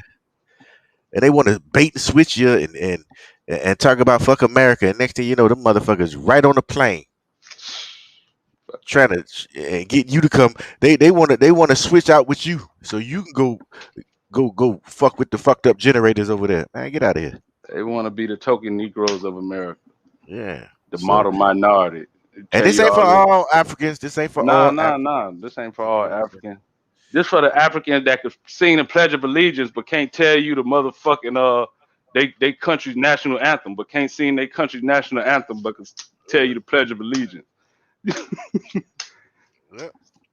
Hey, you ask some of these old patriotic Africans, man, say the national anthem of your country you keep talking about. Sing me the Nigerian national anthem. You know what I'm saying? There you go. They'll They be choke like, up. I could put on an Afrobeat song, man. Them niggas don't know shit. Motherfuckers. Like we the salt of the earth, baby. Hashtag ADOS, man. I'm still down with it. You know, you ain't gonna. I mean, I might disagree with some personalities. I like Chad Brown. I used to like him. Followed him a lot. But Chad should be the face of it. damn right. Chad's supposed to be the face of it. Yeah. Even more so than Yvette. Yeah. But Just the Chad, way no. Hey, look, Chad still don't shoot. I mean, he don't take digs at Yvette. That's why I like him. Even though he may disagree with them, you will never see him he publicly he get at her. but you'll have to be in tune to catch it. Yeah, little bit. But I'm talking about like how we But he get not at gonna niggas. take a dig at it, but he'll throw it out there where you know like he ain't co-signing certain shit. You Yeah, know what I'm yeah, saying? yeah. Right. But he Hey, still will respect her. what's the sister name be with him? She nice too. I Damn, forgot her name. I God forgot damn. her name, man. I saw her go Damn. off on the motherfucker one day. I was like, damn. I'm gonna go. Can't remember her name, man. I know who you talking about though. I got her face right in my mind, man. I know who you talking about. I just Yeah, with the shortcut. She got the Yep. short. Friday Jones. Her name Friday Friday Jones. Jones. Yeah. It's a little short, little blonde. Well, last time I Yeah. saw her, she had a blonde little jank. But yeah, man. Yeah, man. But Chad should have been the face of it, man. He should have been. But Not that he should have been the face of it, but he should have had a she dual should be the- platform. My versus Tone. Get Tone up out it. Well, I ain't gonna even say I that don't, because I don't want to get no ammo. she's supposed to promote him. Put it like that. She's Yeah, supposed to promote yeah, him more. yeah, She's supposed to promote him more. You know what I'm saying? I'm gonna just say that. yeah. But I fucks with Chad. He helped push that shit through California, man. Hey, so where Teron stand on all this ADOS stuff? Cause I know he Muslim in the UK, so I don't like where you stand at, Teron. T-Pain. You know, it only came on my radar since I started live streaming, and a lot of Africans. I mean, you could probably go on if you really want to listen to all that shit. But if you can go on and listen to Africans or Caribbeans coming on, asking me like, "Oh, how do I feel about ADOS?" And I really didn't know too much about it besides the bad rep that they were getting. That they're kind of exclusionary to Africans and Caribbeans, and that did kind of like turn me off to it. And I kind of also thought it was like a little bit of Hotep babble at the same time, like with What? how Man, come on, man. Don't I do didn't know that, back man. then. I didn't know back then. I didn't know back then, man. It wasn't. But then again, What you on thought these it was live like some streams, Aboriginal Turtle Island type shit? yeah, but I really didn't know, man. But then again, on these live streams, hearing brothers like y'all talk about it, it's kind of I'm becoming more and more convinced of what they're talking about, and then also not feeling so feeling some type of way about the ADOS title Hey, so or so so badge. what? So what you done just gave up America? What you done just embraced Islam and you in the UK amongst the Umar type stuff? Like where you at? No, man. I'm more. I mean, see, I think like I mentioned before, I don't see no conflict between me being a Muslim and then me being black American, and then trying to advance, you know, right, to see my people, the embetterment of my people. And then likewise, you know, also see the embetterment, or at least further see Islamic principles, you know, throughout. do you feel like it could be a conflict No, I at don't feel like times? I feel like it'd be a conflict if one is culturally predatory to the other. More so, Islam being culturally predatory to me being black. Like if there was a push of, because if there was a, and really it wouldn't even be a conflict of Islam. It would be a conflict of me and the Muslim community. You know, and I think sometimes Muslims want you to have some type of blind allegiance to them because on the fact that they believe in the same thing as you, uh, but really don't kind of have that But same type of. they do. That's like, even like if you listen to Pelu, like, I'm not black. I don't believe in the black agenda. I believe I'm Islam. I'm Muslim. You know what I mean? Like, so there is that aspect within Islam where they do There want to is, but disconnect you. it's not how They it's do not how want to Muslims try to use it. disconnect you from your culture and your community and your identity. No, I don't And the know, man. dark. It's not how Muslims try to use it today. Muslims try to use it as if, oh, I got a problem with such and such, so or my country got a problem with such and such, so you Right. got to have, because it's a Muslim country. And then when you look into it, it's a whole bunch of stuff that has nothing to do with you. You know, if somebody Right. was trying to assault us or persecute us for on the basis of our religion, I'm totally, yeah, and uniting on the basis of that. But you know, I'm not trying to get involved in Muslim. You know, throughout Islamic history, there's been a lot of people up top sending And Muslims out for. even if you look at the history of the NOI and some of the organizations and their connection with, I'm gonna say, the Arab world, whether it's Gaddafi or whatever, right? It's almost in the form of I don't want to say manipulation, but they tried, and this is documented, right? They wanted to use African Americans in their propaganda campaign and almost manipulate that relationship we had with Americans over here. Oh, that's what And happened. I mean, they're at least, I don't know about manipulate the relationship with Americans, but definitely Saudi Arabia had a propaganda campaign aimed at the black community, right, which yeah. was from what Dan Juma. Some of these UK brothers know who Dan Juma is. Dan Juma talks about it. You might be able to find it on How you YouTube at spell his Speaker's name? Corner. DANJUMA. He talks about the Salafist and American, you know, how Islam in America was very revolutionary and politically focused and stuff like that, and how and that Black Americans were starting to become influenced by the Iranian Revolution. And so what he was You saying said that that's two words. Dan Juma, J-U. one word, DANJUMA. And probably type in Salafist, and you'll probably see something about Salafist and America. But basically, he was saying that America tried to concoct a form of Islam that would make Black Americans docile. And what better Islam is that than a Salafist form where they are apolitical and obey rulers, and believe that it's a sin or against the religion to rebel against rulers, even if they're oppressive and take your money and beat you up. Right. I see him. This the brother with, like, he got like a red beard or something. Yeah. I did an interview with him on my channel. He's a real cool dude. I only became I added him on Facebook from watching him on Speaker's Corner. But you know, he's a real knowledgeable brother. But he's a I'm not gonna say but he is a Pan Africanist though, a Trinidadian. Oh, he a Trini? Yeah. Oh yeah, he's sharp. I see a video, anti-blackness, socialism in the macroeconomic order. I got to see that one.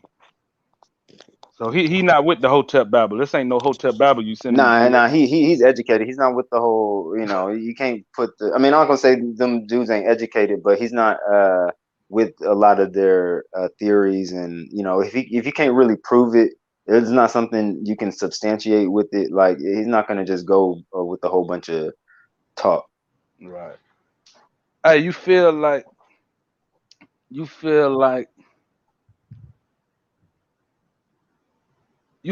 that whole community over there the same thing, or do it create being in the UK versus if you. But then you say your only experience with the Muslim community was on the West Coast, huh? So you ain't No, never no, been no. around. You No. ain't So I'm never been around. around them Philly brothers or them brothers in Atlanta and all that. And Nah, it's well, my sister-in-law. Okay, so my wife's brother, he's Somali, but he married an African American lady. So she's from Atlanta, or she's from DC, but also grew up in Atlanta. So I hear what she said has to say about it, and I know some other people, again from but Philly. I'm saying you wasn't like tapped in with like the Nah, Muslim community not over there there. on the ground. No, not only just from what I've seen online and talking to people from out there. Because we get a lot of brothers from Philly in the Bay Area as imams and stuff like that, like bin Hamid Ali, Lukman Ahmed, who was in Sacramento. You know, so people like that, yeah. But I myself, I've never been out there. I've only read, and they're actually kind of famous around the world. You know, to be honest, Muslims from other countries know about Philly Muslims and that they're Philly very Muslim. distinct. Yeah. Yeah. They got the one young dude, what his name was? Mufti Mink. You ever heard of Mufti? No. What his Mufti name? Munir. Mufti Munir, yeah. Yeah. I used to watch him. Yeah, he's and you know, I he's I active. learned by him through Shadid Muhammad. Yeah, man, he's active. He gets a lot of respect too. I learned by him through Shadid Muhammad. He strike me as one of the more Arabized type though. I thought so as well.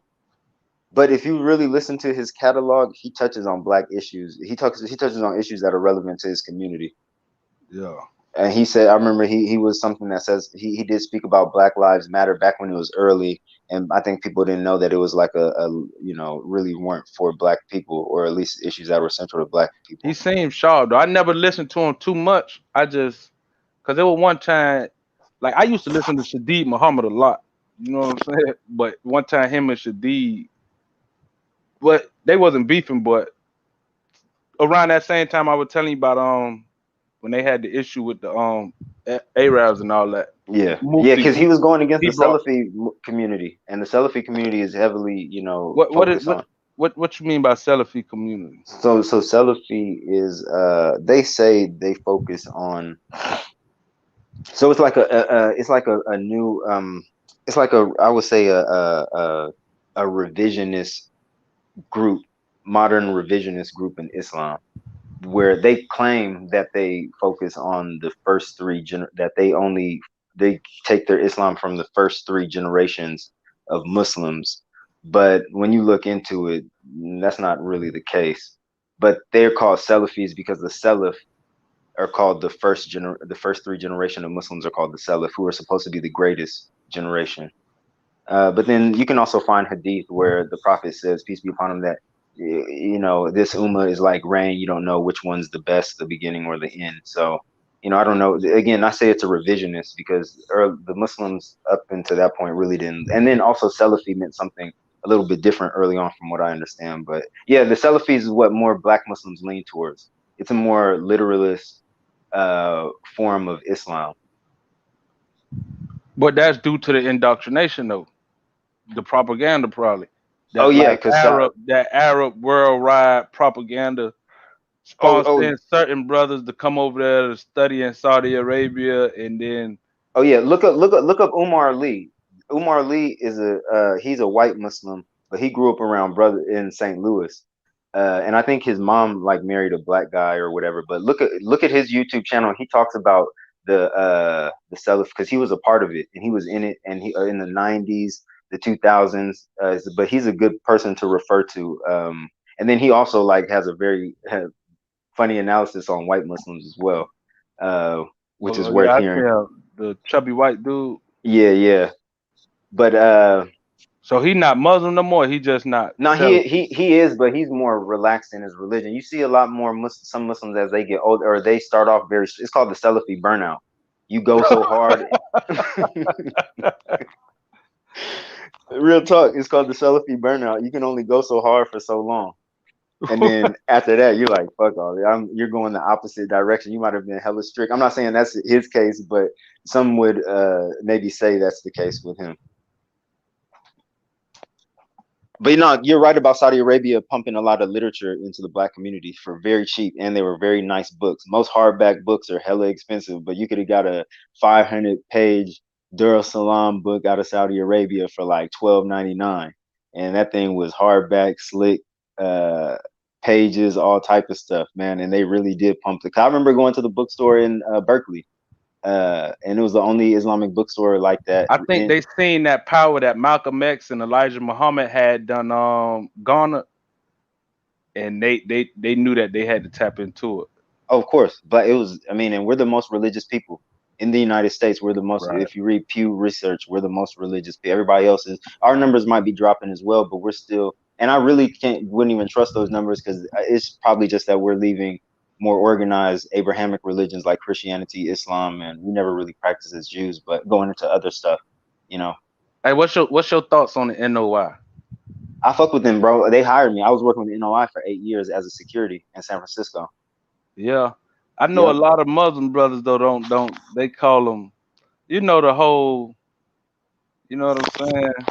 Bro, they're an integral part of Black history, man. And to be honest, they're an integral part of Muslim history as well, or Islamic history. You ever find yourself having to defend them from like Arabs or them other Muslims in the UK? Yep, because they won't let you. Character. Yep, all the time. A lot of Black Muslims do that see, too. you on code. You Muslim, but you don't let it. You on code still. You still know who you are, bro. The way I feel like some dudes adopt Islam and lose their identity, and try too hard to take on this whole Islamic. You know what I'm saying? It's gonna blow up on them unless not even Islamic. I'm not even gonna say Islamic identity, but Arab identity, because all Arabs not Islamic. And some of that stuff that they adopt is more so Arab culture. It has nothing to do with religion. You know what I'm saying? Because Christian Arabs will do it too. You know what I'm saying? Yep, exactly. But what you were saying about having to defend Farrakhan? Oh yeah, no, man. Just again, I mean, the NOI, man, they're an important part of Black history. I mean, and what they've done, what they did in the past and what they continue to do to change the lives of many brothers. Okay, theologically they might be off, but socially what they've done in the community, man, you can't take that away from them. And I think like what you mentioned the other day, Farrakhan, NOI, they've never went out and attacked white people, blown up any synagogues or even harmed. And to be honest, one of the reasons why I'm strongly, and it could have been done easily. They got the number and people dedicated. Like if Farrakhan would have wanted to bring harm upon Jews, it would have been done. Like if they was really about hate and hating Jews and hating this group, it would have been done. Like them brothers was so on go that that it's like, you know what I'm saying? It's crazy how they try to assassinate his character. But how they be coming at you about Farrakhan though? I don't, man. I mean, he's still one of the most popular. No, I'm saying like you say you had to defend him. Like what's some of the ways like you done had to like step up? Like hold up. Oh, cause he's a filthy kafir. I hope he burns in hell. You know, some Muslims would go act like it's just open season on Farrakhan. Not mine. Really giving him really giving the NOI no respect because they kind of paved the way for kind of created that pipeline for more Muslims, Black Muslims to become Sunni Muslims. You know what I'm saying? So, right. But yeah, I just don't like hearing that type of stuff. Okay, you can disagree with them theologically. I know I do. And yeah, the NOI has some off the wall beliefs compared to. Because he stopped kissing the mayor's ass. That's why. It might be it, but yeah, I just don't like to do the characters or how they talk about him. You know, call him a kafir, and again, I don't disagree with the word kafir or kufar. It's a technical word, but it can also be used almost in the same way as like calling the Black person the N word. You know, so you got to be careful when Muslims say that, or I tell Muslims to really caution themselves how they use it because it can sound, and it's just bad PR. You know, I think Muslims need to play better ball in the West anyway. You know what I'm saying? Like, a lot of us kind of make the deen look bad ourselves, or make the religion look bad ourselves, you know, by some of our actions. I know what it's like. I know how some Muslims treat non-Muslims because I don't look like a Muslim walking around. And so I'll go and do business and they'll treat me such and such, talk to me such and such a way. And then when they find out I'm Muslim, then they try to clean up, apologize, or backtrack and stuff like that. Oh, I didn't know you were Muslim. Yep. Dude, I had one Muslim dude be like, oh, he was taking me home. I had to order a taxi. He was like, oh, you work security. I know you get hella ass. My brother, he gets hella ass working security. All those girls, they be drunk and stuff like that. And he be flirting with them. And then I said something and he caught on that I was Muslim. Bro, he hella apologized and shit like that. Then start telling me about his wife and how they made Hajj to Mecca and switched up real quick. And I was just thinking in the back of my mind, for real, I swear to God, man, that's exactly what happened. I was like, and I started seeing that a lot, and that really kind of changed my. Because you know what, a lot of converts come into Islam and think Muslims are like these perfect people because they see the religion as perfect and they attribute the practitioners as and yeah, that instantly goes away fast. And I'm not gonna get on it. Well, this is not about Muslims. I'm gonna get on Arabs, right? This Arabs, right? But and what throw me off, right, is like growing up in the hood and you seeing them Arab, like you see them, you know them like from the store and stuff, right? So you know what they be on, and a lot of that when I see brothers like a doc, like man, these Arabs be tricking late night, all type of stuff, selling liquor, like if it like you'll sell liquor to my community, but damn, ain't that haram? Like, you know what I'm saying? Like once I like figured out like about Exactly. Islam and stuff like that, it's like damn, that's haram. How you selling liquor to? So it's okay to sell it to the non-believers. You know what I'm saying? Yeah, Like see, that's how the fuck hypocritical. I don't how believe that that. work? You might find in some of their books of jurisprudence where And they say it's okay, but but in the the NOY Quran, you don't. brothers, but like they got some NOY brothers down here. Like you would never see no NOY brothers selling liquor. Like if a NOY brother owned the liquor store or a convenience store that so them other NOY brothers are coming there and check them. So I always seen like it's like so you could tell who had love for the community and what they was really pushing and what then when you look at Saudi Arabia and you see like how it ain't really nothing. It's like Islam just used to control the population over there. It ain't really like the leadership ain't fucking living like that. You know what I'm saying? Like the main people in it ain't really living like that. You know what I'm saying? You done got Nicki Minaj and everybody over there performing now. It's about money, like Hajj and all that stuff. Like you know how many billions of dollars that Oh bring yeah, into the man. Saudi Arabia economy. You know what I'm saying? So I just look at it different. You know what I'm saying? And then people wonder why religion's Like looked the at real, like a like scam. yeah, like it's one thing. Then you promote yourself as if you the beacon of Islam, but then you got Africans and all type of shit be walking across the desert to make Hajj. Like you know what I'm saying? Like they more Muslim if you want to get into it. Like as far as like from a then you stand in motherfucking Saudi Arabia and you could walk to Mecca. Like so what? Like Yeah, and see, that's one thing I was explaining earlier on here is that I think a lot of people think that Arabs play a central role in the religion, where because it started with them, and yeah, early on, the first 100 years, it did. but They they don't played a give off central that role. type of energy. Like when you over there, like when them Saudi Arabians, y'all got Saudi Arabians in the UK. Yeah, my neighbor above me.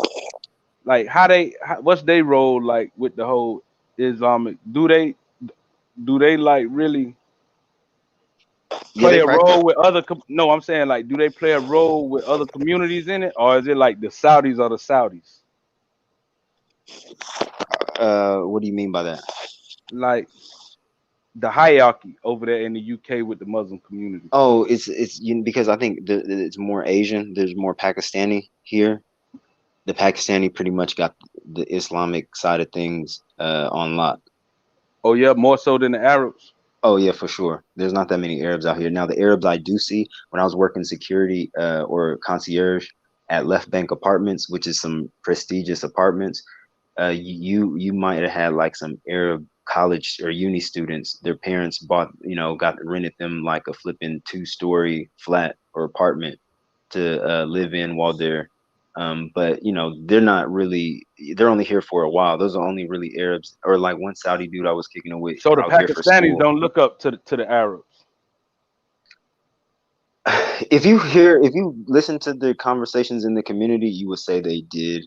So if you look at how a lot of their last names are Arabized, and they have a lot of Arab names, I mean, you can kind of say they do. And then also the way that they're treated in the Gulf as second-class citizens, and some of their people of the same ethnicity or race or whatever charge or say that some of them try to be like Arabs and stuff like that, and constantly get crapped on by Arabs. So, but here in the UK, I don't know if they have that same inferiority complex to Arabs. I think just there's too many of them, and there's not enough Arabs really to, because what I just pretty much see is like a lot of Pakistanis, a lot of Somalis, and then maybe some other type of Muslim groups, Kurdish, Libyan, and stuff like that. But at least and I know there's a lot of North Africans, but I think that might be more so. Well, I guess yeah, Libyans are North Africans, but more like Algerians and Tunisians and stuff. More like in the South, I think. I don't know if other people on the UK could. This is just my observation. I'm only in the North. I don't know how you do it, T-Pain. I keep to myself, man. I keep to myself. I have to deal with the Somali community to a certain extent. But you know, I be seeing them brothers over there with them picnic tablecloths on their head, like they be all in there. I be like, man, that ain't us, man. Yeah, man, that's not. That's the. And I was told you can't wear that over there in Saudi. Walking around with the Muslim, you be wearing the Muslim, for lack of a better word, dress. Yeah. Nah. I don't understand it. Like when I see brothers walk, because to me that's more cultural than anything. Like what? Like you just dressing like an Arab. You know what I'm saying? That ain't got nothing to do. You not Arab. Like why you got to walk around over here in America with that on? Because look, actually Dan Juma said this. The Pakistanis dress their own type of way. The Africans have their own still traditional dress. The Turkish still have their traditional dress, but it's just something about Western converts when they convert to Islam, they think it's like y'all looking for acceptance. Something like that, yeah. I would, or identity crisis. A lot of them looking for. T-Pain, man, you know that ain't us. All that that ain't our spirit, man. You know that shit ain't got nothing. No, I dig the language. I think that but I think there's you shouldn't overdo it. I think there's a lot of faking as well. Like if you don't speak Arabic, you shouldn't stop acting everyday language. If you're not gonna take the time to learn Arabic, then quit putting on. I'm talking to you and I'm using Arabic words, and I really don't even know really how to speak the language like that. I'm just trying to kind of show up. You learned it yet? Enough to pray. I mean, and I took a class while I was in uni on it. Man, just pray in the Bay Area style, man. Like, dear Lord, yo, I know you hear me. Like, why can't you just be on that? Like, it makes sense though. It makes sense though. Like, because I asked this question before though. To preserve the translation, like fuck all that. Because even like you with believe the Bible, in God, he can hear you. He understands. Wait, but what I'm saying is, even like with the Bible, like the Bible has been lost in translation, like over the time, where different things meant something, like from transferring it from Greek to Hebrew to, you know what I'm saying? Like certain things get lost in translation, but by it still being in Arabic, you know what I'm saying? The translation, there's no need to really GLG, I think you also have a misconception. I think I understand what you're saying about reciting it in a foreign tongue. And there are debates about, okay, you can recite the Quran in the language you understand. But when we pray, our prayers are from the Quran itself. So we recite chapters or portions of the chapter when we pray. I just believe that shit is a whole trick bag, because a lot of people be like, oh, you gotta speak the Arabic. It's not the same Arabic though. It's not the same Arabic. As long as they can keep that narrative of your head, they are always the master of that religion. No, because the Arabic of the Quran is virtually useless trying to talk to Arabs in the Arab world. Oh yeah, with it. Yeah. What do you mean? Oh, that's like speaking like that. That's like if you speaking like you reading the King James Bible. Yeah, it's like worse. Not even the same. You're not even. I'm not gonna say worse, but just totally. Some Arabs won't even understand what you're saying if you were to go speak the language of the Quran to them. They are learned modern standard, and even that Arabic across the Arab world, which is from North Africa.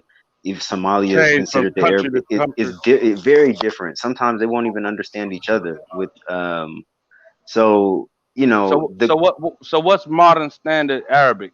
What they speak in Saudi Arabia? Like what is used so they can kind of like, oh man, you would have to look. It's like I'm saying, like which Arab country, like has like the most universal form of Arabic? Saudi Arabia? I would say the Levant is the most popular one that people in Which one is that? In Syria, Lebanon? Lebanon, yeah, the more popular one that my wife knows Arabic and she believes that's the easiest one to hear, to understand if you hear people talking. Um, whereas it can be a lot more difficult the further, I guess, you get away from that area. Like with Morocco, some people even say they don't speak Arabic. Some Moroccans will say they don't speak Don't Arabic. Moroccans speak French?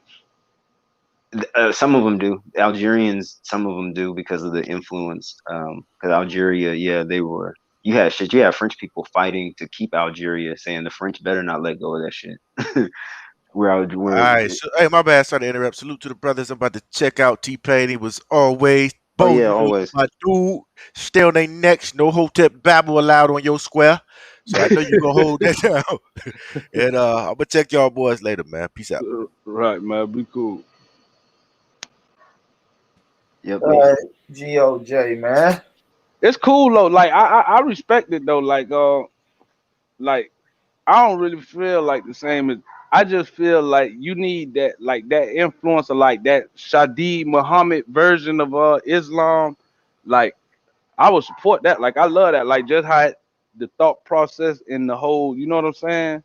If you're gonna bring it like that, you know, because that's the only way it's gonna be effective. Like you might be able to get you a following of a few rogue people, you know what I'm saying, that follow behind you. But I'm saying like if you want to actually be effective and be able to connect with, because you know, like by Philly being so Muslim dominated and being so accepted into the culture, it's like a lot of the stuff, but you still see like it ain't connecting with the people on the realistic level, which is why they just Muslim in practice, in name, so to speak. You know what I'm saying? But it's like the message ain't getting across because these niggas still out there acting crazy and doing what they want to do I and know. still Look at pretending to be. ARB or ARAB. You see that shit? Yeah. All of them. But that's the reality of Philly, though. That's what I'm saying. Their parents might have been Muslim converts, strong on the But religion, that's but it doesn't translate to the children it don't because it looks translate to the children. it Yeah, looks foreign it's to too them. foreign. It's too foreign. Exactly. You going to school? Then I've you heard. make it where kids be embarrassed to even say they Muslim. Well, in Philly, it's trending, so it's Yeah. cool to say you Muslim. But you can't take that shit and leave Philly and come to Florida or whatever. And that version, like they're gonna be like, man, bro, what are you talking about? Like, No, dude, you know why how you much got shit on I this got from my dress, bro? friends when I converted? I didn't even wear none of this stuff. I didn't try to do none of that. And they still called me an Arab. Why you trying to be an Arab and all that shit? I can only imagine if I started raising my pants above my ankles and wearing a thobe and they really think I was off. And making a big deal about it too. Yeah, but I get clowned. I probably I would never be able to live it down. I mean, now they be like, okay, I was wrong to go to that extent because they see how I am. I never really switched up. But um yeah, man. So yeah, you're right. It only works in Philly, but you know what? In Philly, I heard it wasn't that cool. Like what you said, kids were embarrassed to say that they were Muslim. They would change their names or shorten their names from the Arabic ones they were given. So Hey, so when you finish with your little foray into the UK, you see yourself coming back, or you gonna like move to Africa to like a more predominantly like? Would you rather move to a more predominantly like Muslim African country or like the Middle East somewhere? Or you man, I coming don't back know, home? man. That's different. If you had to ask me like a couple years ago, I probably would have said, yeah, move to a Muslim country. But that was when before I was married, I really didn't engage with too many Muslims besides at the masjid, not on a personal level. So I had this idealized understanding of the Muslim Ummah, like we're all kumbaya and stuff like that. But now actually seeing how, I don't know, man. I think the Western world is more my, I man, I don't know. I would move back to the United States because, to be honest, moving this far away, there's a lot of stuff I didn't consider, like my family, being away from my mom, my dad, and stuff like that. Having children, them being away from them, not really, them growing up, not really knowing them like that, besides through video call.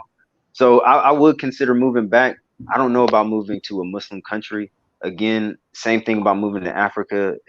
When you move, you might feel like they're your people based on religion, but when you get there, there's so many different layers to identity besides religion that you might just be, even like here in the UK, bro. I'm a Black American. There's no Black American. I haven't seen a Black American out here the last 3 years. If I didn't talk to y'all and my family, I wouldn't virtually nothing. Really outside my family, y'all the only, and my friends, y'all the only Black Americans I really have in contact with.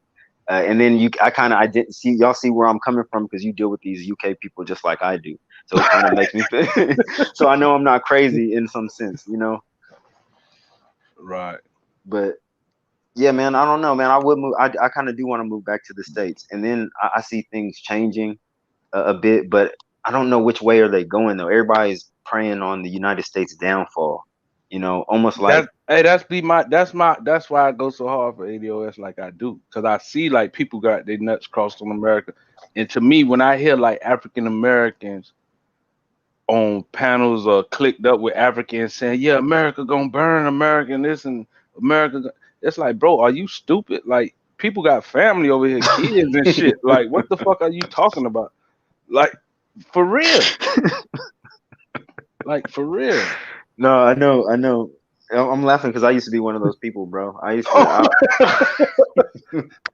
when I came. Hey, That's probably my negative thing. When I came to Islam, bro, I was like established the caliphate all over the world. Fuck America, and you know, for like a couple years, because again, you know, the literature that Saudi Arabia is pumping out. You know, I don't know. I don't know if they mean to leave these things in there, but you'll find some things that only work for Come the on, time man. when it was written, like 500,000 years ago. You know what I mean? Bro, But I've heard people, bro, and this is another thing I have. Like, I heard them rationalize Bin Laden and ISIS and all that type of shit, and it's I like, know, bro, I what the know. fuck? You tripping? But they don't believe it. I swear to God, I've heard people do the same thing. But when you look at them and you hear them, it's almost like they're trying to convince themselves. You know, because I can understand, and I've told people, you know, dude, I'm telling you, man, that stuff, that ISIS thing was a big thing. I don't think non-Muslims really understand. I mean, maybe you got, but in the Muslim community, that ruined a lot of people's lives who had this nostalgic idea of the caliphate. Then when something like ISIS rolls around and they're talking about how they established the caliphate, and I'm telling you, the talk of the caliphate in the Muslim community has been going on for the last several decades. You know, but I think nobody thought that it So would when you say it ruined people's lives, what you mean? Like it split the community? I mean, not only did it split the community with Muslims condemning it, but you had a considerable amount of Muslims supporting it, especially young Muslims who were very gung ho and fervor and gung ho about expressing how much they supported online, getting knocks on the door by FBI, really going to extremes, getting passports taken away. Dude, I was friends with somebody on Facebook. There was this white convert. Hey, He was that one that Shadi was beefing with, the one they seemed like they were most so into. I think he'd be at Speaker's Corner too. The one Shamsi. Oh I yeah, remember yeah, him yeah, and yeah. Shadi Muhammad were talking about it. That's the first time I ever heard of Speaker's Corner was through looking into the people that Shadi Muhammad used to be talking about. And like when I look them up, they'll be in that little circle. But I didn't go too much further into it though. But I remember hearing him, and I'm thinking like, yeah, he one of them little ISIS motherfuckers. Nah, he's not. He's not. He's not. He's totally against. He's 100% against them. Would have nothing. He will call the cops on them. If you told him, "Hey, I know some supporters of So them." what he is, like one of them Salafis? Yeah, Salafis are Oh, he one of them. 100% against ISIS type. That's why you can't really to be honest, yeah, they're 100% them type of people. They will report you if they have no problem reporting you if they find out that you're one of them. Oh.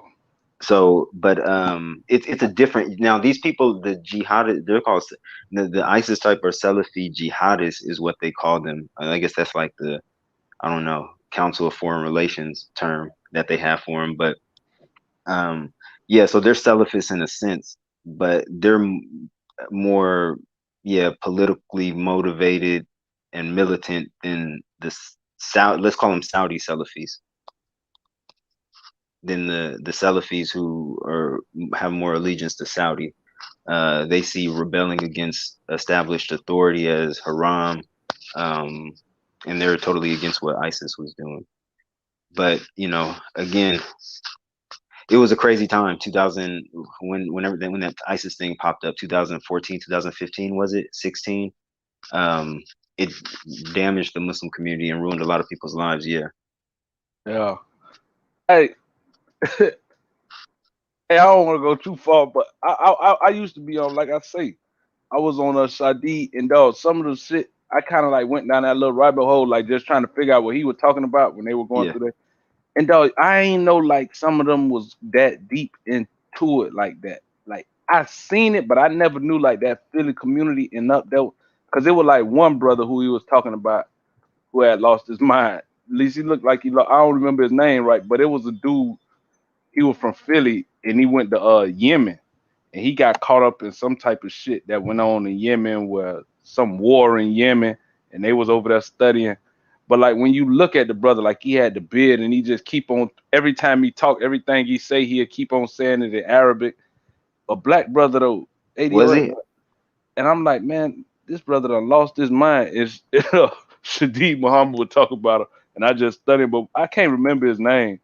But he from Philly though, and he from that whole little circle of Philly Muslims with Shadid Muhammad, what's the other one name? Mufti, I can't remember their names. Yeah, Mufti Munir, but they're not about, but they're definitely not about that. So, but then you'll find guys who, some of this stuff, if you take it too seriously and without context, yeah, you might go to the Middle East trying to establish some medieval empire that will never ever come back. That And won't never come back. never come back at all. People, the Muslim, it was, and the Caliphate has been a disaster for the Muslim community ever since its inception. I mean, our first civil war was over Muslim leadership. Muslims have written about it themselves that it's been a huge disaster. I mean, even look at what happened in the Middle East with ISIS. It was another huge disaster. An empire, the caliphate can only be reestablished through bloodshed. I mean, if only that's the only way. I don't know if people thought it was going to come back like Care Bears or something like that. That's the only way you're going to establish something like any kind of empire is through some type of bloodshed and other means of force. But that's at least that's my opinion. Some Muslims might disagree that the caliphate is something way different than What exactly was they fighting for? Like what the fuck does it even mean though? Really though, the caliphate. Well, I don't know. Some Muslims will say it's a religious obligation. Is that the only way that you can facilitate Islam in its totality is under Muslim rulership, and this Muslim rulership has to be a global empire. But the Islam becoming an empire was just consequential, man. I mean, you would have to look into the history of it happening, and it's not like how some Muslims think it is like something that just was totally 100. I mean, I believe as a Muslim that there was something God inspired, or that God had his hand in what happened, definitely, but not to the extent that some Muslims think. But I don't know. That's a deep conversation. So you don't get into all that, like you most so just got your Quran and do you like? No, I'm into all that. That's why I'm saying I got books on these subjects and shit like this. I actually like. No, but I'm saying like trying to be a part of like all these different like. Yeah. Islamic groups and. Yeah, no, I am attached to a certain group. Again, the Ibadi school of thought. Even Palu would tell you I have some disagreements about that. In it, but yeah, I just try to keep to myself, man. I don't try to force my type of Islam on anybody else. If people are interested, I'll talk to them about it. I'm not trying to convert. Ibadi, that's like the type of Islam they got like over there in Tanzania, right? In Oman, yeah. Oman. And Tanzania, you see Zanzibar, yeah, and Ghana as well, and in Algeria. What's the difference? Well, what it's like Sufism? No, it's not Sufism. They don't have any Sufi. No Sufi concept. There are some aesthetic, but okay. So it was the first school of thought in Islam. They split during the Battle of Siffin between Ali and Muawiyah. Ali was the Prophet's cousin / son-in-law, and then Muawiyah was the first caliph of the Umayyad, the first dynasty in Islam, the first empire. The Umayyad Empire. So they had a beef, and then Ali's army got tired of it basically and said, look, we're about to split away from you guys and let you guys fight because this is a bunch of nonsense.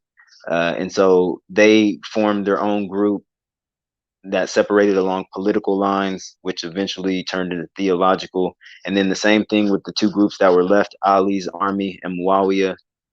They would eventually become the Shia and the Sunni, and which split along political lines, but being separated for so long, developed their own theological leanings that furthered the division. But they don't get caught up in all that Sunni versus Shia and all that. Nah, they don't get caught up. They're the most if you look at Oman right now, where Ibadi Islam is most represented, and I'm not saying that Oman is like the best should be always the representative of Ibadi Islam, but there's some things you can see, like 0% rating for terrorism. None of them went and joined any modern terrorist groups. The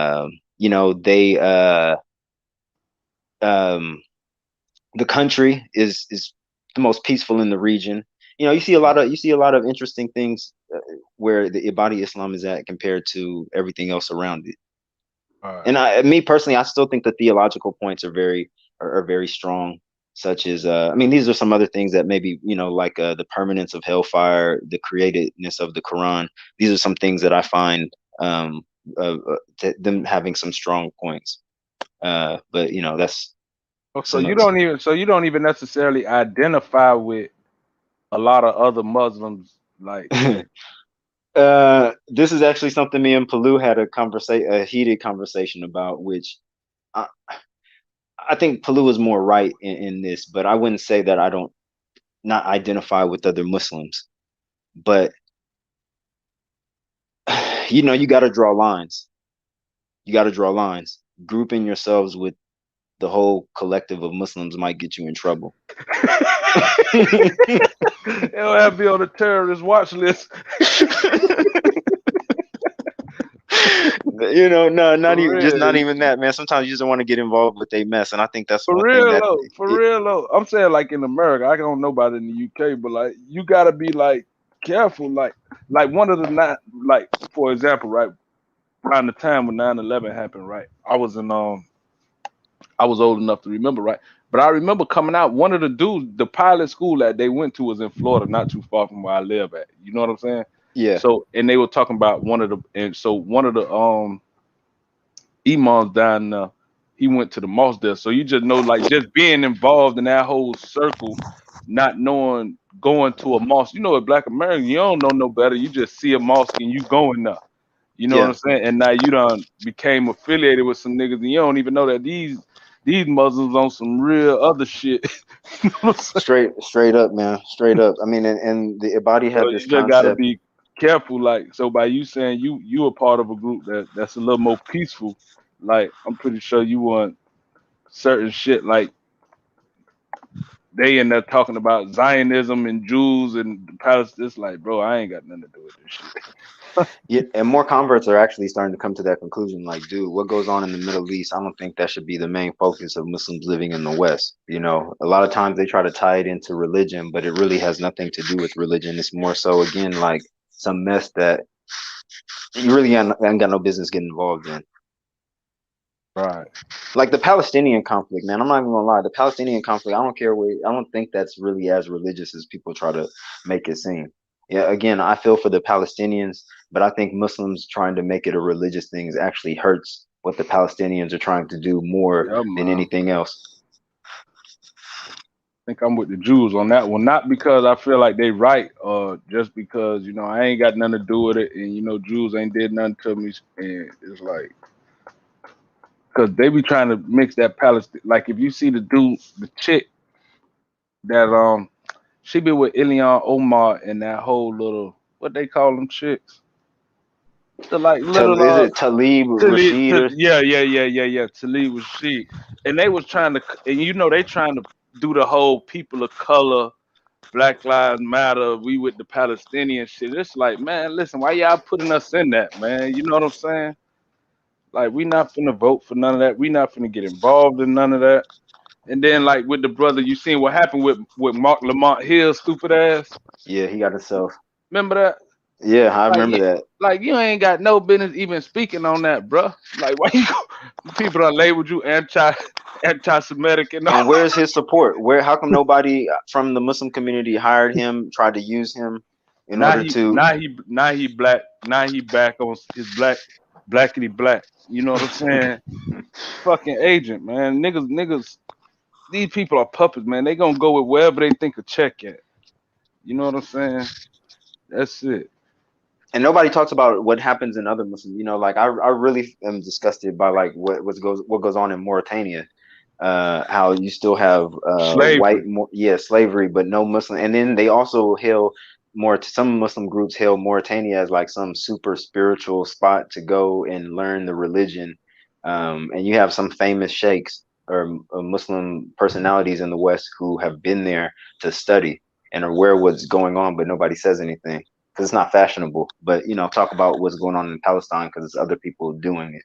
Right, cause you get a check. You know what I'm saying? It's, you know what I mean. I'm pretty sure it's they've given a little funding to people or whatever. You probably got some rich Arabs or whatever who invested in it. But to me, man, it's like I just respect everybody's struggle. So if the Jews feel like that's their shit and they gonna stand on it, then it's like we got I bigger mean, fish to fry. yeah. I mean, if you're right. We do got bigger fish to fry, and I wouldn't get into it. But you know, I do think the Palestinians need to play better ball, though. What they're doing right now isn't working. Um, I think there needs to be maybe like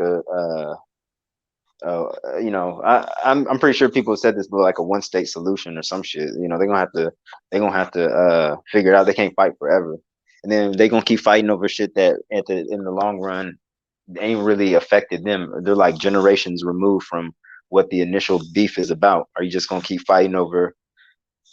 I mean, I guess so. I don't know. To be honest, it's hard for me. I guess I can't. Who am I to speak or say But that? I knew a Palestinian, right, from Jerusalem. They had a store right here, right, and they were cool. And the way he was explaining it, he was like a lot of Palestinians, like they want to keep it going. Like it's just a group of Palestinians. Because I think we were talking about Hamas, and he was like he don't fuck with them because he was like, man, they make it where every time people could come to a conclusion, they do some shit just to set it back. You know what I'm saying? Like he was Yeah. like a lot of people invested in keeping that shit going on and on and on. You know what I'm saying? Instead of trying to come to a solution.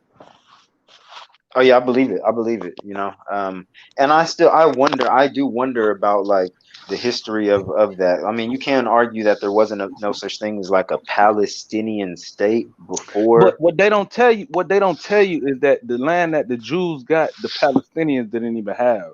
That was a UK. That was a UK settlement. Like Britain gave that to them because it was already theirs. You know what I'm saying? I mean, they were there. Now you can't, you know, No, but I'm not saying that they wasn't there, but they didn't own it. Like, you know what it I'm saying? wasn't no Palestinian country like how they're trying to make how it looks on the. They try to make it look on the map today.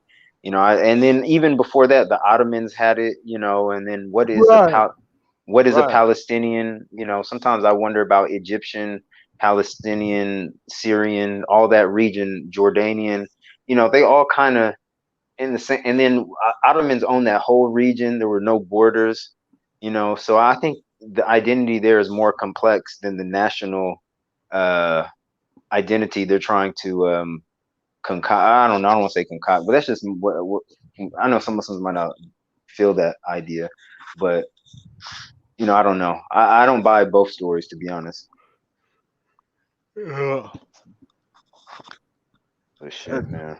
I'm surprised ain't none of the Muslims in the chat. This 6'4", he Muslim, huh? He was cursing me out about Ali. I I don't think know. I There are think they some. be, hey, like you said earlier though, they be using Ali and stuff as like just a talking point. You know what I'm saying? Oh yes, Ali, and that's why I don't want to hear about it. Ali or Malcolm X, I'll just let them be. And to be honest, I think if they were around, they would want you to shut up about them, especially Malcolm X. I think he'd be like, go on about something else. And so little of Malcolm X history is even tied to Islam. Like once he made it to Mecca, he died like shortly after. You know what I'm saying? Yeah. So they only can really talk about his when he went to Mecca. I mean, Muslims only used when he went to Mecca, had his epiphany or whatever, and then when he came back and said some good things about how Islam can, but his whole journey to They before that, leave that out. yeah, because it was full of They don't black want to talk about empowerment. that. Right. They don't want to talk National, about that. nah. You know what I'm saying? They don't want to talk about what Muhammad Ali was talking about. You know what I'm saying? Before all that. So yeah, man, that's the unfortunate real of being a black Muslim. It is a certain thing. It's worse for white Muslims, though, I have to say. They go from being a majority. That's why a lot of white Muslims. That's why a lot of white people don't want to become Muslim, because you go from being a majority in society Hey, to a minority. when you said earlier about the white people parent putting pork in the food, you know my grandma used to do that. For real, I had a cousin. Yeah. I had a cousin that had done turned Muslim, and yeah, my grandma used to be snapping about that shit because I know a lot of white parents who used to do that. people had started putting the whole turkey neck shit. Like I ain't using no goddamn turkey, no damn turkey neck. It's bacon enough. You gonna eat it? If not, then go find you something to eat. Like shoot, that shit. Hey, it was funny back then when I think about it. Back then it was funny to me, right? It was a joke. But like when you said that about the white boys, now I'm thinking like, damn, they probably done rent a couple cuz ended up throwing that shit away anyway. He ended Yeah. up breaking away from it. I don't want to say it's a double standard, you know what I'm saying? But it's different when blacks, then some white people legitimately hate Islam. Like we're back, crusade times or some shit. Like think it's totally the antithesis of, just totally against their society. Yeah, Barbaric and religion. I don't, and for a white person to do, it's like they almost expect black people to become Muslim. Like that's just some shit we do or something. But when a white person does, it's like, how could you? A lot of white people do feel betrayed. Like white Muslims will tell you, man, once they become Muslim, their own community don't want shit to do with them. But could you blame them though? Like I would, like if I was a white person, I wouldn't want to be. See, we the only ones that accept that identity crisis bullshit within our community. You get what I'm saying? We the only ones that feel as though it's normal to go outside the norms of what you were raised with and embrace other people's culture. We the only ones that do that bullshit. You can't go evangelizing your religion to, you know what I'm saying? Or people not gonna be happy because you done just went away everything you was raised with. Black people the only ones that do that shit. They trick us. Oh, you worship the white man's religion. Let me tell you about Allah. So you mean to tell me I'm supposed to drop the white man's religion for the Arab man's religion? You know what I'm saying? Then that's what Muslims. Well, That's what you hear a lot now. the only reason you Christian is because of slavery. Where Muslims participate in slavery too. You are aware of that, right? The Arabs participate in slavery too, right? But so they could manipulate that against us. That whole white supremacy slave narrative, you know what I'm saying, playing upon our trauma, makes it where it's easy to just go in and convince a black man that he's a fucking whatever, man. Just think about the long list of goddamn ideologies in the black community. I know. Like nigga come up with a new one every 10 years, you know what I'm saying? Like I mean, the different variants of Islam we got, from the NOI to Sunni to Morris to Drew, Hebrew, to we're not the lacking religion, definitely. Nubians, to the But we get the most worked up about that shit. You find us the most online debating about that shit and really being into it though.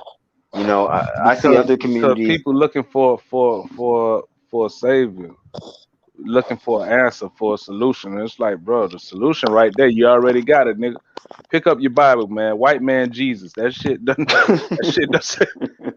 that shit done been the answer for so many years. It was the answer. It was the answer that got your people out of slavery. It was the answer that got your people through Jim Crow. nigga, you got the answer right there. You know what I'm saying? Nah, man, we gotta get some crystals. Make sure we burn All some of type this. of. Oh, Burn some saying. sage. Get into, I don't know, man. I feel you that I feel you on that. I know Christianity has its problems, but a lot of what Black people are going to now is Dude, infinitely worse. so from you being in the UK and being around the Muslim community, do you think the problems that's in Christianity exist within Islam? Yeah. Are their problems any less? It's it you know I, they have similar problems as well. It's they have similar The problems. only thing I say, they got less prosperity preachers. Like the imam, like I never seen an imam with a private jet. You know what I'm saying? Oh no, I've been to Molids where it was like $40-$50 a plate, and they say some of these guys get like a couple grand, tens of grands, tens of thousands of dollars to speak for like an hour at one engagement. Some of them, I heard the celebrity preacher circuit is in Islam is Oh, so they got a celebrity oh, they got imam circuit. oh yeah, and they be getting women too with the secret marriages or the temporary marriages or the see, that's what What I'm you mean saying about when temporary marriage? What that mean? they got concept marriages. You can make a contract for like an hour. And Shia Get Islam is the called fuck the get the fuck out of here. What you say you get married for an hour? Once that nut over with, we gonna divorce you? In You Shia serious? Islam, is called Muta. Look it up, Muta, Mutah. That's what it is in Shia. And then in Sunni Islam they got something else, but it was forbidden early on. I think it was more like maybe a cultural thing that was sanctioned or maybe allowed, but then forbidden. You would have to look into the history of, but that's basically, yeah, you can set a contractual marriage for Hey, so long. I ain't know Napoleon name was Muta. As soon as I typed it in, Napoleon came up. Yeah, no, I don't know how unless that's what his parents picked. Some Black people have picked some weird Muslim Arabic names back Yeah. in the day. I don't know if they knew. Like Farrakhan, I'm not trying to clown Farrakhan, but that dude kind of sound like a Pakistani lady's name though, like Farah Khan or something like that. But I guess Hey, I don't know what it but they means do though. that though for real though. That's a part of like Islamic thing over there. Like women getting married like long enough Nah, nah, just for nah. you to fuck. It's something that existed way back, but I don't know if Shia Islam, if they do it or not still. I don't know. Some Sunnis might, but then you can't believe what Sunnis say about Shia all the time because they might just be trying to talk shit. But it used to be, yeah, it used to be a thing early on. You would have to look into it.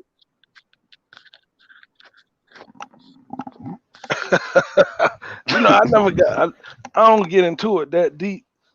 Like I say, most of the people I listen to though are like Black Americans. Because man, you got to That take the tip. Islamic history pill, bro. If you take the Islamic history pill, you'll see a lot of shit in Muslim history that you'd be like, God damn. See, I don't want to get caught up in the Hotep Babylon. You know what I'm saying? See, once you go too deep into history and all that stuff, you kind of like. No, I'm not talking about no fake where everyone was Muslim and shit. Queen Elizabeth, Queen Elizabeth was pray 5 prayers, right? No, it won't be nothing like that.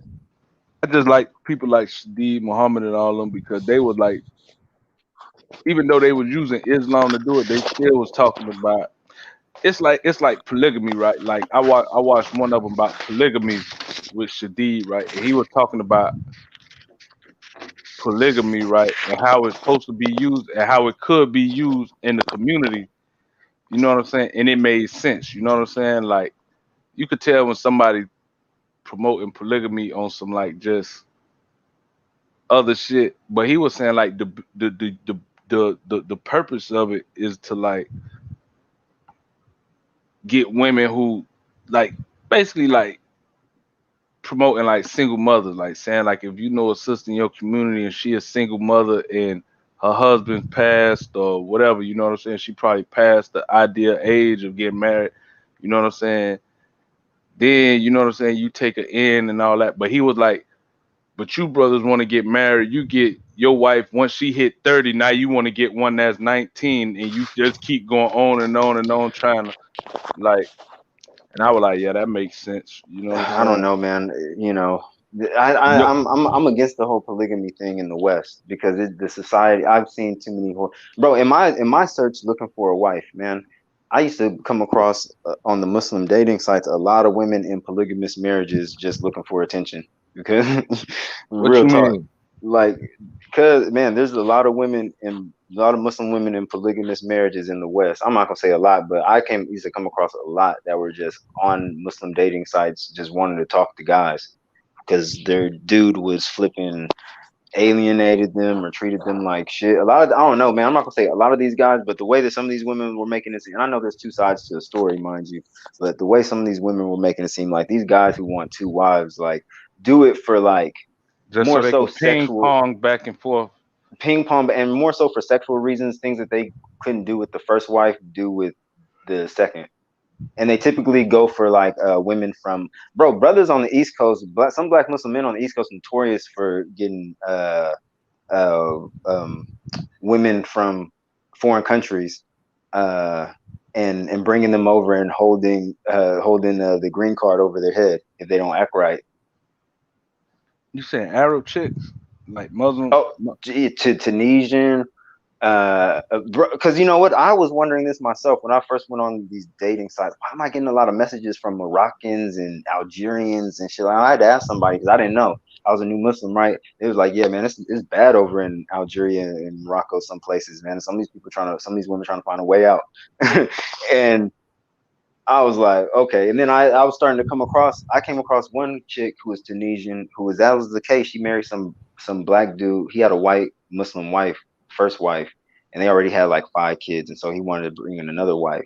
You know, she was like 10 or 15 years younger than him or some shit like that. And yeah, man, she was just telling me all the horror stories. Mind you, you know, it's two sides to a story. She could have been putting on. You know, I know how women can be sometimes. I know in But that Pan African, they got all them dudes going to the Gambia and stuff. I be seeing them coming on my timeline. Everybody going to the Gambia. I know that's a Muslim country. yeah, I mean, it's no different with these guys trying to marry out or not deal with black women going to places like Brazil and Latin America. It's all trying to go to impoverished third world or developing countries trying to Where trick you off. can leverage your little status.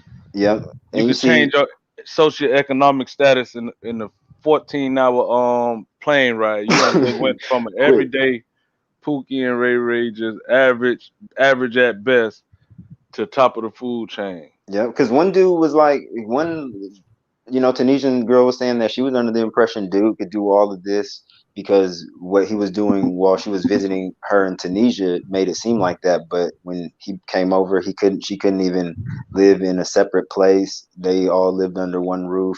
Her, the 2 children she had with them, then his wife and the other 5 children, which technically, especially coming from a Salafi, you're not supposed to kind of do it like that. You're supposed to have them separate with their own stuff. Which, in my opinion, if I was to do polygamy, I would have them all under one roof too. That was just my opinion. I don't know what that would really be like, but I don't know, man. Women ain't worth it nowadays to really have more than one, in my opinion. Why But you say you'll have them under one roof just for the peace of mind? yeah, and not having to pay separate bill. You know, you got to pay for it. It's expensive to, you're supposed to do them justice equally. You know, you can't, be slacking on one, even though I think that's what happens a lot because we live in a society not geared towards polygamous relationships, but you're not supposed to be slacking on one and, doing a whole bunch for the other. In the Quran, the stipulation is if you're able to do justice to both. Doesn't mean that you need to treat them equally. Some women like filet mignon, some women like chicken McNuggets. So, you give them what they like, but it has to be what is suitable, satisfying for them. You and your wife had that conversation We when did y'all have that first got conversation. when y'all first got together. Yeah, she tried to put it in the marriage contract. What you mean? She tried to put in the marriage contract not to bring in a second wife. Oh, and you signed it? No, I didn't have that in the marriage contract. Even though I don't want to have a second wife, but I just didn't want to put that shit in there. I'm straight. I don't know. Just in case. You keep my options open. No, I'm just no, I just didn't want to have that on. Have to sign some shit like that. I thought that was kind of weird. I ain't bringing no one in anyway. Just be on your P's and Q's. You can bring in another dude. While I'm concerned, ain't You think she tried polyandry. you like that because you African American? You think she would have did a Somali man like that? I don't know, man. I do wonder that. That is something when you date somebody from a different culture. I wonder if what is being done to me would they do to a Somali if I was a Somali guy. Would she treat me? Would she talk to me certain ways if I was a Somali man?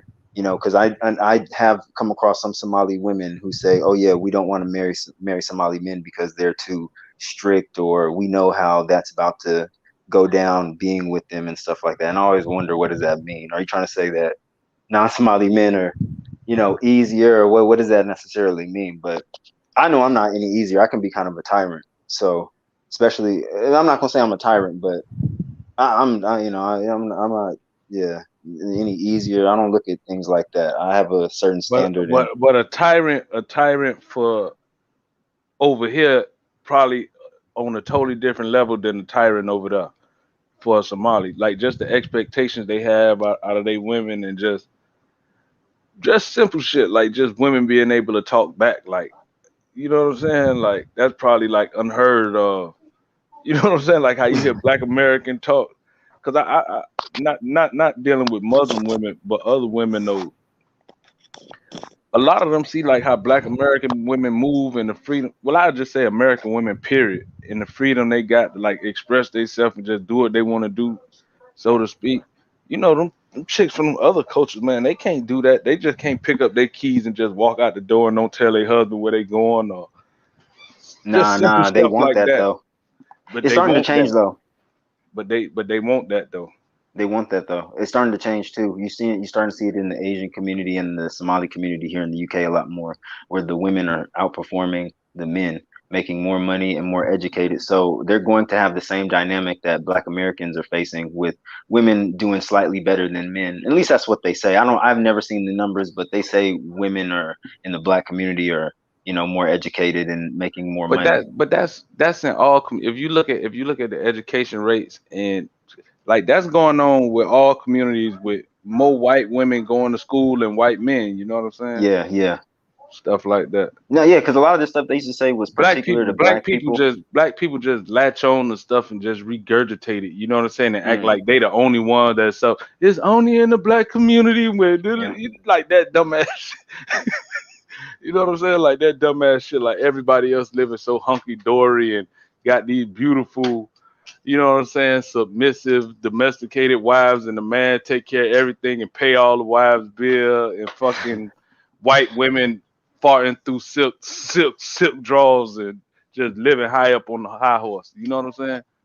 But then when you listen to white women and feminists and like the whole manosphere talking point, that's why I hate the manosphere. You know what I'm saying? Like they just make it seem like Black men and Black women just can't. But then they adopting the ideology that white men started. Like white men started the manosphere. You know what I'm saying? They started the whole red pill ideology. You know what I'm saying? So you just taking what you hear crackers saying, just remixing it, making it seem like there's something specific to just Black women and shit. Like, Yeah, because what we're caught up in is their mess. To be honest, man, we're not. The culture war is their is the whole shit yeah, that the gender wars. Yeah, exactly. To the So point where I no, feel no, like go ahead. all that. I be feeling like all that shit like an agenda. Like, you know what I'm saying? In a way, like shit already fucked up. Then you gonna allow this other influence to come in and throw it even more of a wedge in our business. You know what I'm saying? Yeah, Not to I'm say reading the enough. comment. Samaroon didn't roast me, and see, Samaroon didn't roast shit, and see, I roasted Samaroon, and see, every time I see him, I feel bad because I've gone so hard on this guy, but he's one of the people that if he don't stop it, you know what I'm saying, I'll regurgitate all the shit that I said about him before. Yeah. What you And said? I think I missed that one. But what happened? no, he said, yeah, how funny. Yeah, just Hey, listen. we So missed y'all that was one, talking. boy. Now y'all was talking like a motherfucking Teron. I've been reading the comments for the last 30 minutes. Teron finally got sick of these damn comments. No, because I be trying to lay again, man. I kind of gave Cameroon props talking to GOJ. Like, you know what? I might be kind of hard on Cameroon, but he is familiar with Black culture because of where Yeah, he lives and stuff like that. So I give him a little bit of props. But because of the first couple of engagements, he left a sour taste in my mouth. So I still kind of feel like I need to talk shit. But lately, I was like, man, I'm gonna. And then he also hangs out with Zubida. You know? That's your nemesis. I heard you on her channel before. Who's Zubida? Y'all know I'm not caught up on what be going on. Some Iraqi girl who thinks she can tell Black Americans that we can't identify as Black American, we can't identify as American. We need to go find what part of Africa we're from and identify as that. And I told her she's fucking crazy. An Iraqi? What would make an Iraqi inject themselves into that conversation? Algerian. What would make an Algerian? I never see North Africans like involved in the whole like ADOS Black American. See them when you see people like that, they've already been shunned by their community. You know what I'm saying? Like for Iraqi to be invested in how a Black American identify, you know that Algerians ain't fucking with her too tough. You know what I'm saying? Yeah, I told her that, to be honest, because I know a lot of Algerians. But anyway, I try not to focus on her. I said I'm not even gonna give somebody like that my energy. But I seen Cameroon said he roasted me. Hit the link, Cameroon. Yeah, hit the link. Cameroon, hit the link, man. We ain't doing no texting. And it's respectful. Ain't nobody gonna jump on you. Just express yourself. Cameroon, man. Stop typing, man. Hit the link, man. Come explain what's going on, man. Because I told myself I wasn't gonna mess with them. I wasn't gonna go on her panel. I wasn't gonna watch her YouTube channel. None of that, because they were just nothing but conflict. And I kind of got tired of it.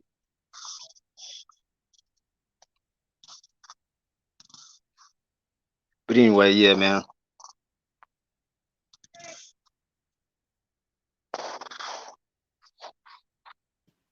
Yeah, I'm back. Yeah, man. Yeah, that's why I first saw you at Toronto. You was on the Z shit, and that's where I first saw you too. Yeah, I came in the chat. I'm like, oh, look at that Black brother.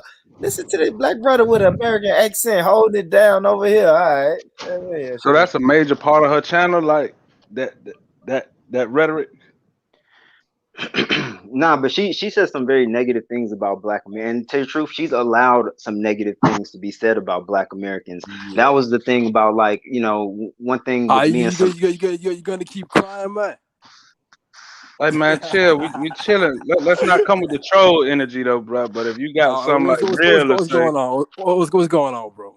Yeah, you're the one who brought it. You're the one who brought up roasting me. I didn't say I seen you in the chat and I said nothing about you. I act like you weren't there, but then you had to say something about me, so I said something about you. Said something right now. What? You told me to jump on, yeah. Yeah. Yeah. So what's up? Cause bro, you one of them fake ass Somalis trying to adopt Black culture, bro. Be yourself. I think we had this talk from the time before, bro. This guy was begging to be Black. He was like, "Why am I not Black? Why can't I say nigga? Why can't I say nigga?" He was like begging it. Last time we talked, I don't give a fuck about saying. And then he was on the panel with a bunch of Somalis talking shit about Black culture, and he wasn't saying nothing. He tries to jock Black culture, but yet. Look, okay, how somebody gonna speak when this nigga crying like a bitch, man? What? How am I gonna speak when you crying like a bitch, man? Bro, you be crying like a bitch. Shut the fuck up, nigga. That's why when you see me, you had to say something. Nigga, and you was hella mad. You was hella mad that my wife's Somali. You tried to say that my kids weren't Somali, telling that a Somali woman can't produce Somali kids. Speak about, man. Over there trying to swag jack Black culture. Okay, we have a culture. And then you let a woman lead you, bro. You're being led by an Iraqi woman, nigga, who's younger than you. This guy is a fucking stooge for Zubida. This nigga's a stooge for some Iraqi girl who tells Black Americans that they can't identify as American. With the Somali woman, okay. If the father, nigga, shut the fuck up, bro. You be swag jacking, nigga. Look, this guy lives in Atlanta, tries to be Black. He doesn't even try to act like he's Somali. He only tries to act like he's Somali when he's in front of these UK Somalis out of peer pressure. But yet when he's on other channels and like when he's on here trying to talk to us, he think he's a brother. This is why I'm suspicious of Somalis, because the niggas like Cameroon hella be switch hitting. Shut up, nigga. Shut up, bro. Shut up. Okay, I see y'all brothers know each other. I don't know this nigga. I know he but look, tries to this act black, motherfucker and that's getting this it. I motherfucker know this nigga crying, tries man. to act black. Okay, let me say one thing. This motherfucker from I don't even know where this motherfucker from. He sound like from the suburbs somewhere. I know this motherfucker. Right. That's he Ados. He from America. But I'm saying though, so what? America where? So what he's saying America is, where? I don't give a fuck where this nigga from, man. right. Let me ask you a question though. What he's saying is that you had a problem where you adopt American culture, but then you turn around and Now participate in okay, discussions. bro. Look, the thing is, I'm gonna say this. I didn't choose. Okay, I was born in Fort Worth. You feel me? Okay, I was born Auburn Avenue. All right, I was born in Grady. Okay, over here in Atlanta. I didn't choose to be born. I didn't. I You didn't just choose to be said born Fort here, Worth, man. didn't you? Didn't you just say you were born in Fort Worth? I said Fourth Ward, Auburn Avenue, Atlanta, man. yeah, But the towers, Atlanta. Yeah, Summer Room from Atlanta. yeah. Okay, I didn't choose to be born here, man. Okay, my family. Okay, my mom's from Ethiopia. My dad's from Somalia. Okay, my people are from Africa. I didn't choose to be born here, man. And this motherfucker crying like a bitch, man. Okay, I'm telling him certain things about culture, and they saying, "Oh, why you trying to accept? Why you trying to claim black culture?" Like, okay, well, I don't even know what this nigga talking about. Okay, what the fuck is black culture, man? This nigga got on the Am I live not stream black, asking me why he can't say nigga. He got on Zubita's live. I wish he still kept it up. He got on like, why I can't say nigga, acting like a humble ass bitch, bro.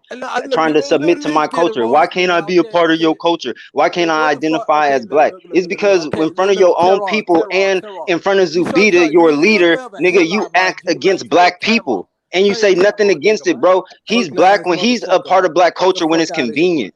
So he want to play hopscotch. He want to jump in and That's out. why we roasting. Yeah, nah, he wants to jump in and out. Zubita's over there talking about black Americans. I don't have no choice where I'm born. You don't have no choice where you're born, but you do have a choice who you align yourself with. And for you to be so a part of black culture, like you was begging to be a part of, when you see somebody like Zubita trying to run a black man through the mud, talking about how black people, you should have said, hold up, if you knew us like that.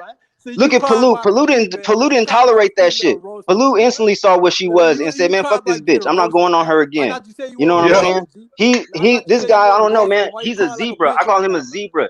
Zubita is his leader. He's a man who follows a woman. Why you crying like a bitch right now, man? Okay, I'm crying, but you're the one who got on here mentioning my name. Go look at the chat. You mentioned my name. I didn't say shit about you. You the one say, oh, Zubita this. Nobody's talking about Zubita right now, nigga. I'm talking to you, man.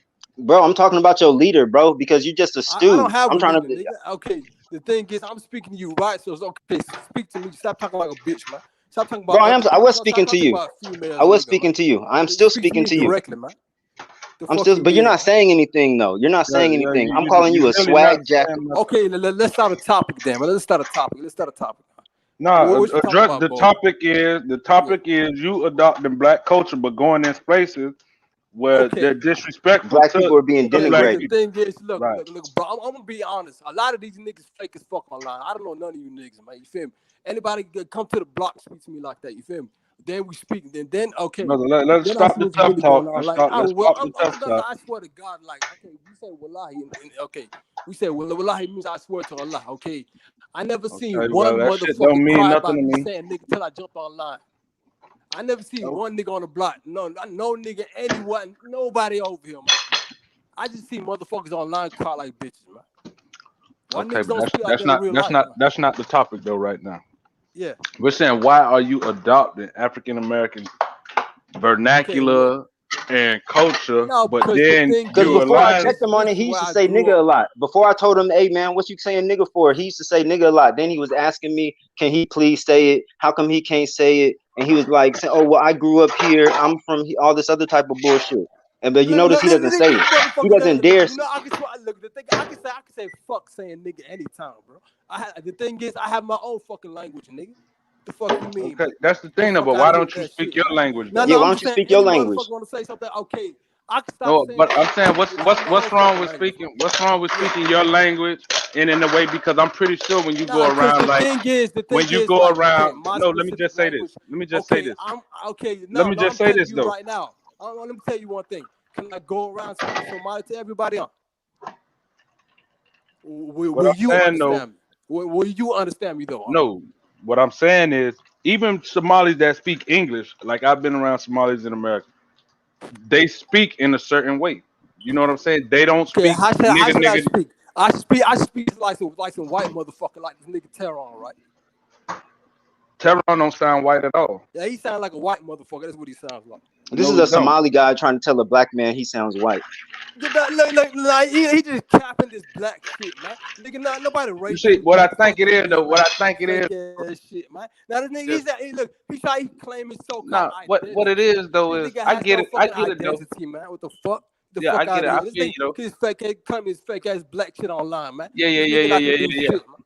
Yeah, that's real. Now I feel you though. But see what it is though, I think when you get like the bottom of the barrel type immigrants that come in and they go straight into the ghetto, they Yeah, adopt that ghetto culture and they yeah. think that's a blanket black culture, right?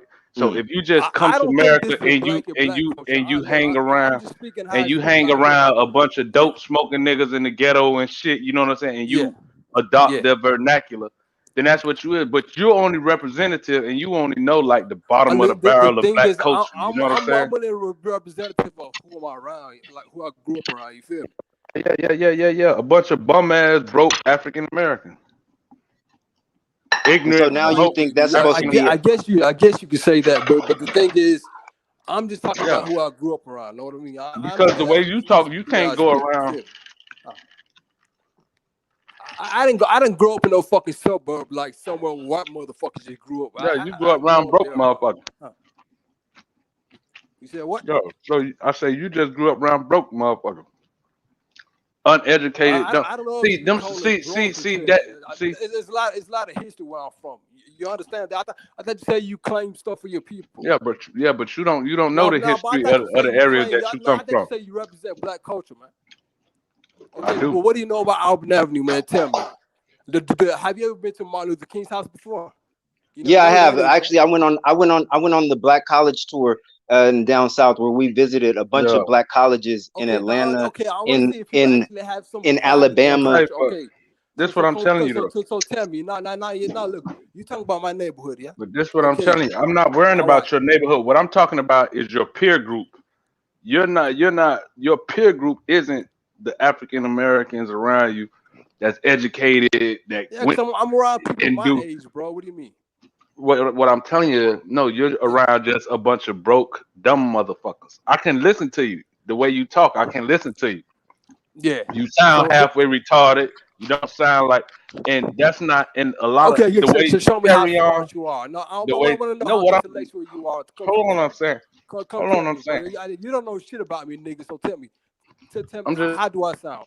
I want to know how smart you you are. sound like a Come tell dumb me. nigga. You sound like a Yeah, dumb you nigga. sound like a dumb nigga. You can't barely speak. What the fuck you talking about, nigga? I'm You just say I saying you sound like a sound dumb nigga, man. You sound like a dumb yeah. nigga. What the fuck you I mean? know exactly who You you don't be even know your around. fucking history, nigga. Get the fuck out of here, man.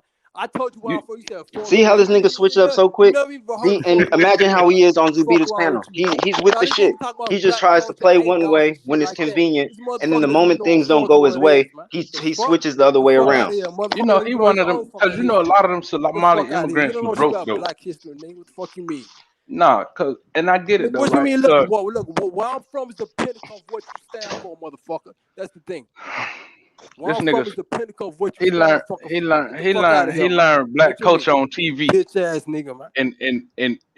and on the corner with dope smoking niggas.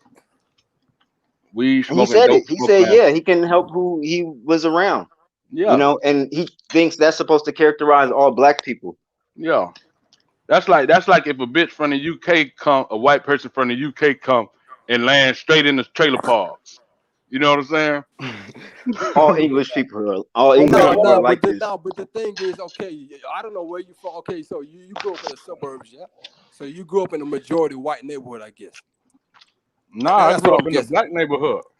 I grew up in the Okay, historically what black. black neighborhood you grew up in? Tell me. Not in it ain't in Atlanta. I grew up in Florida. You grew up in Florida. Okay, where in Florida? Yeah, South Florida. Say South Florida. Okay. So South Florida. did you grow up in a majority Hispanic neighborhood or a majority African American Black. I neighborhood? just Tell me. told you historically black neighborhood.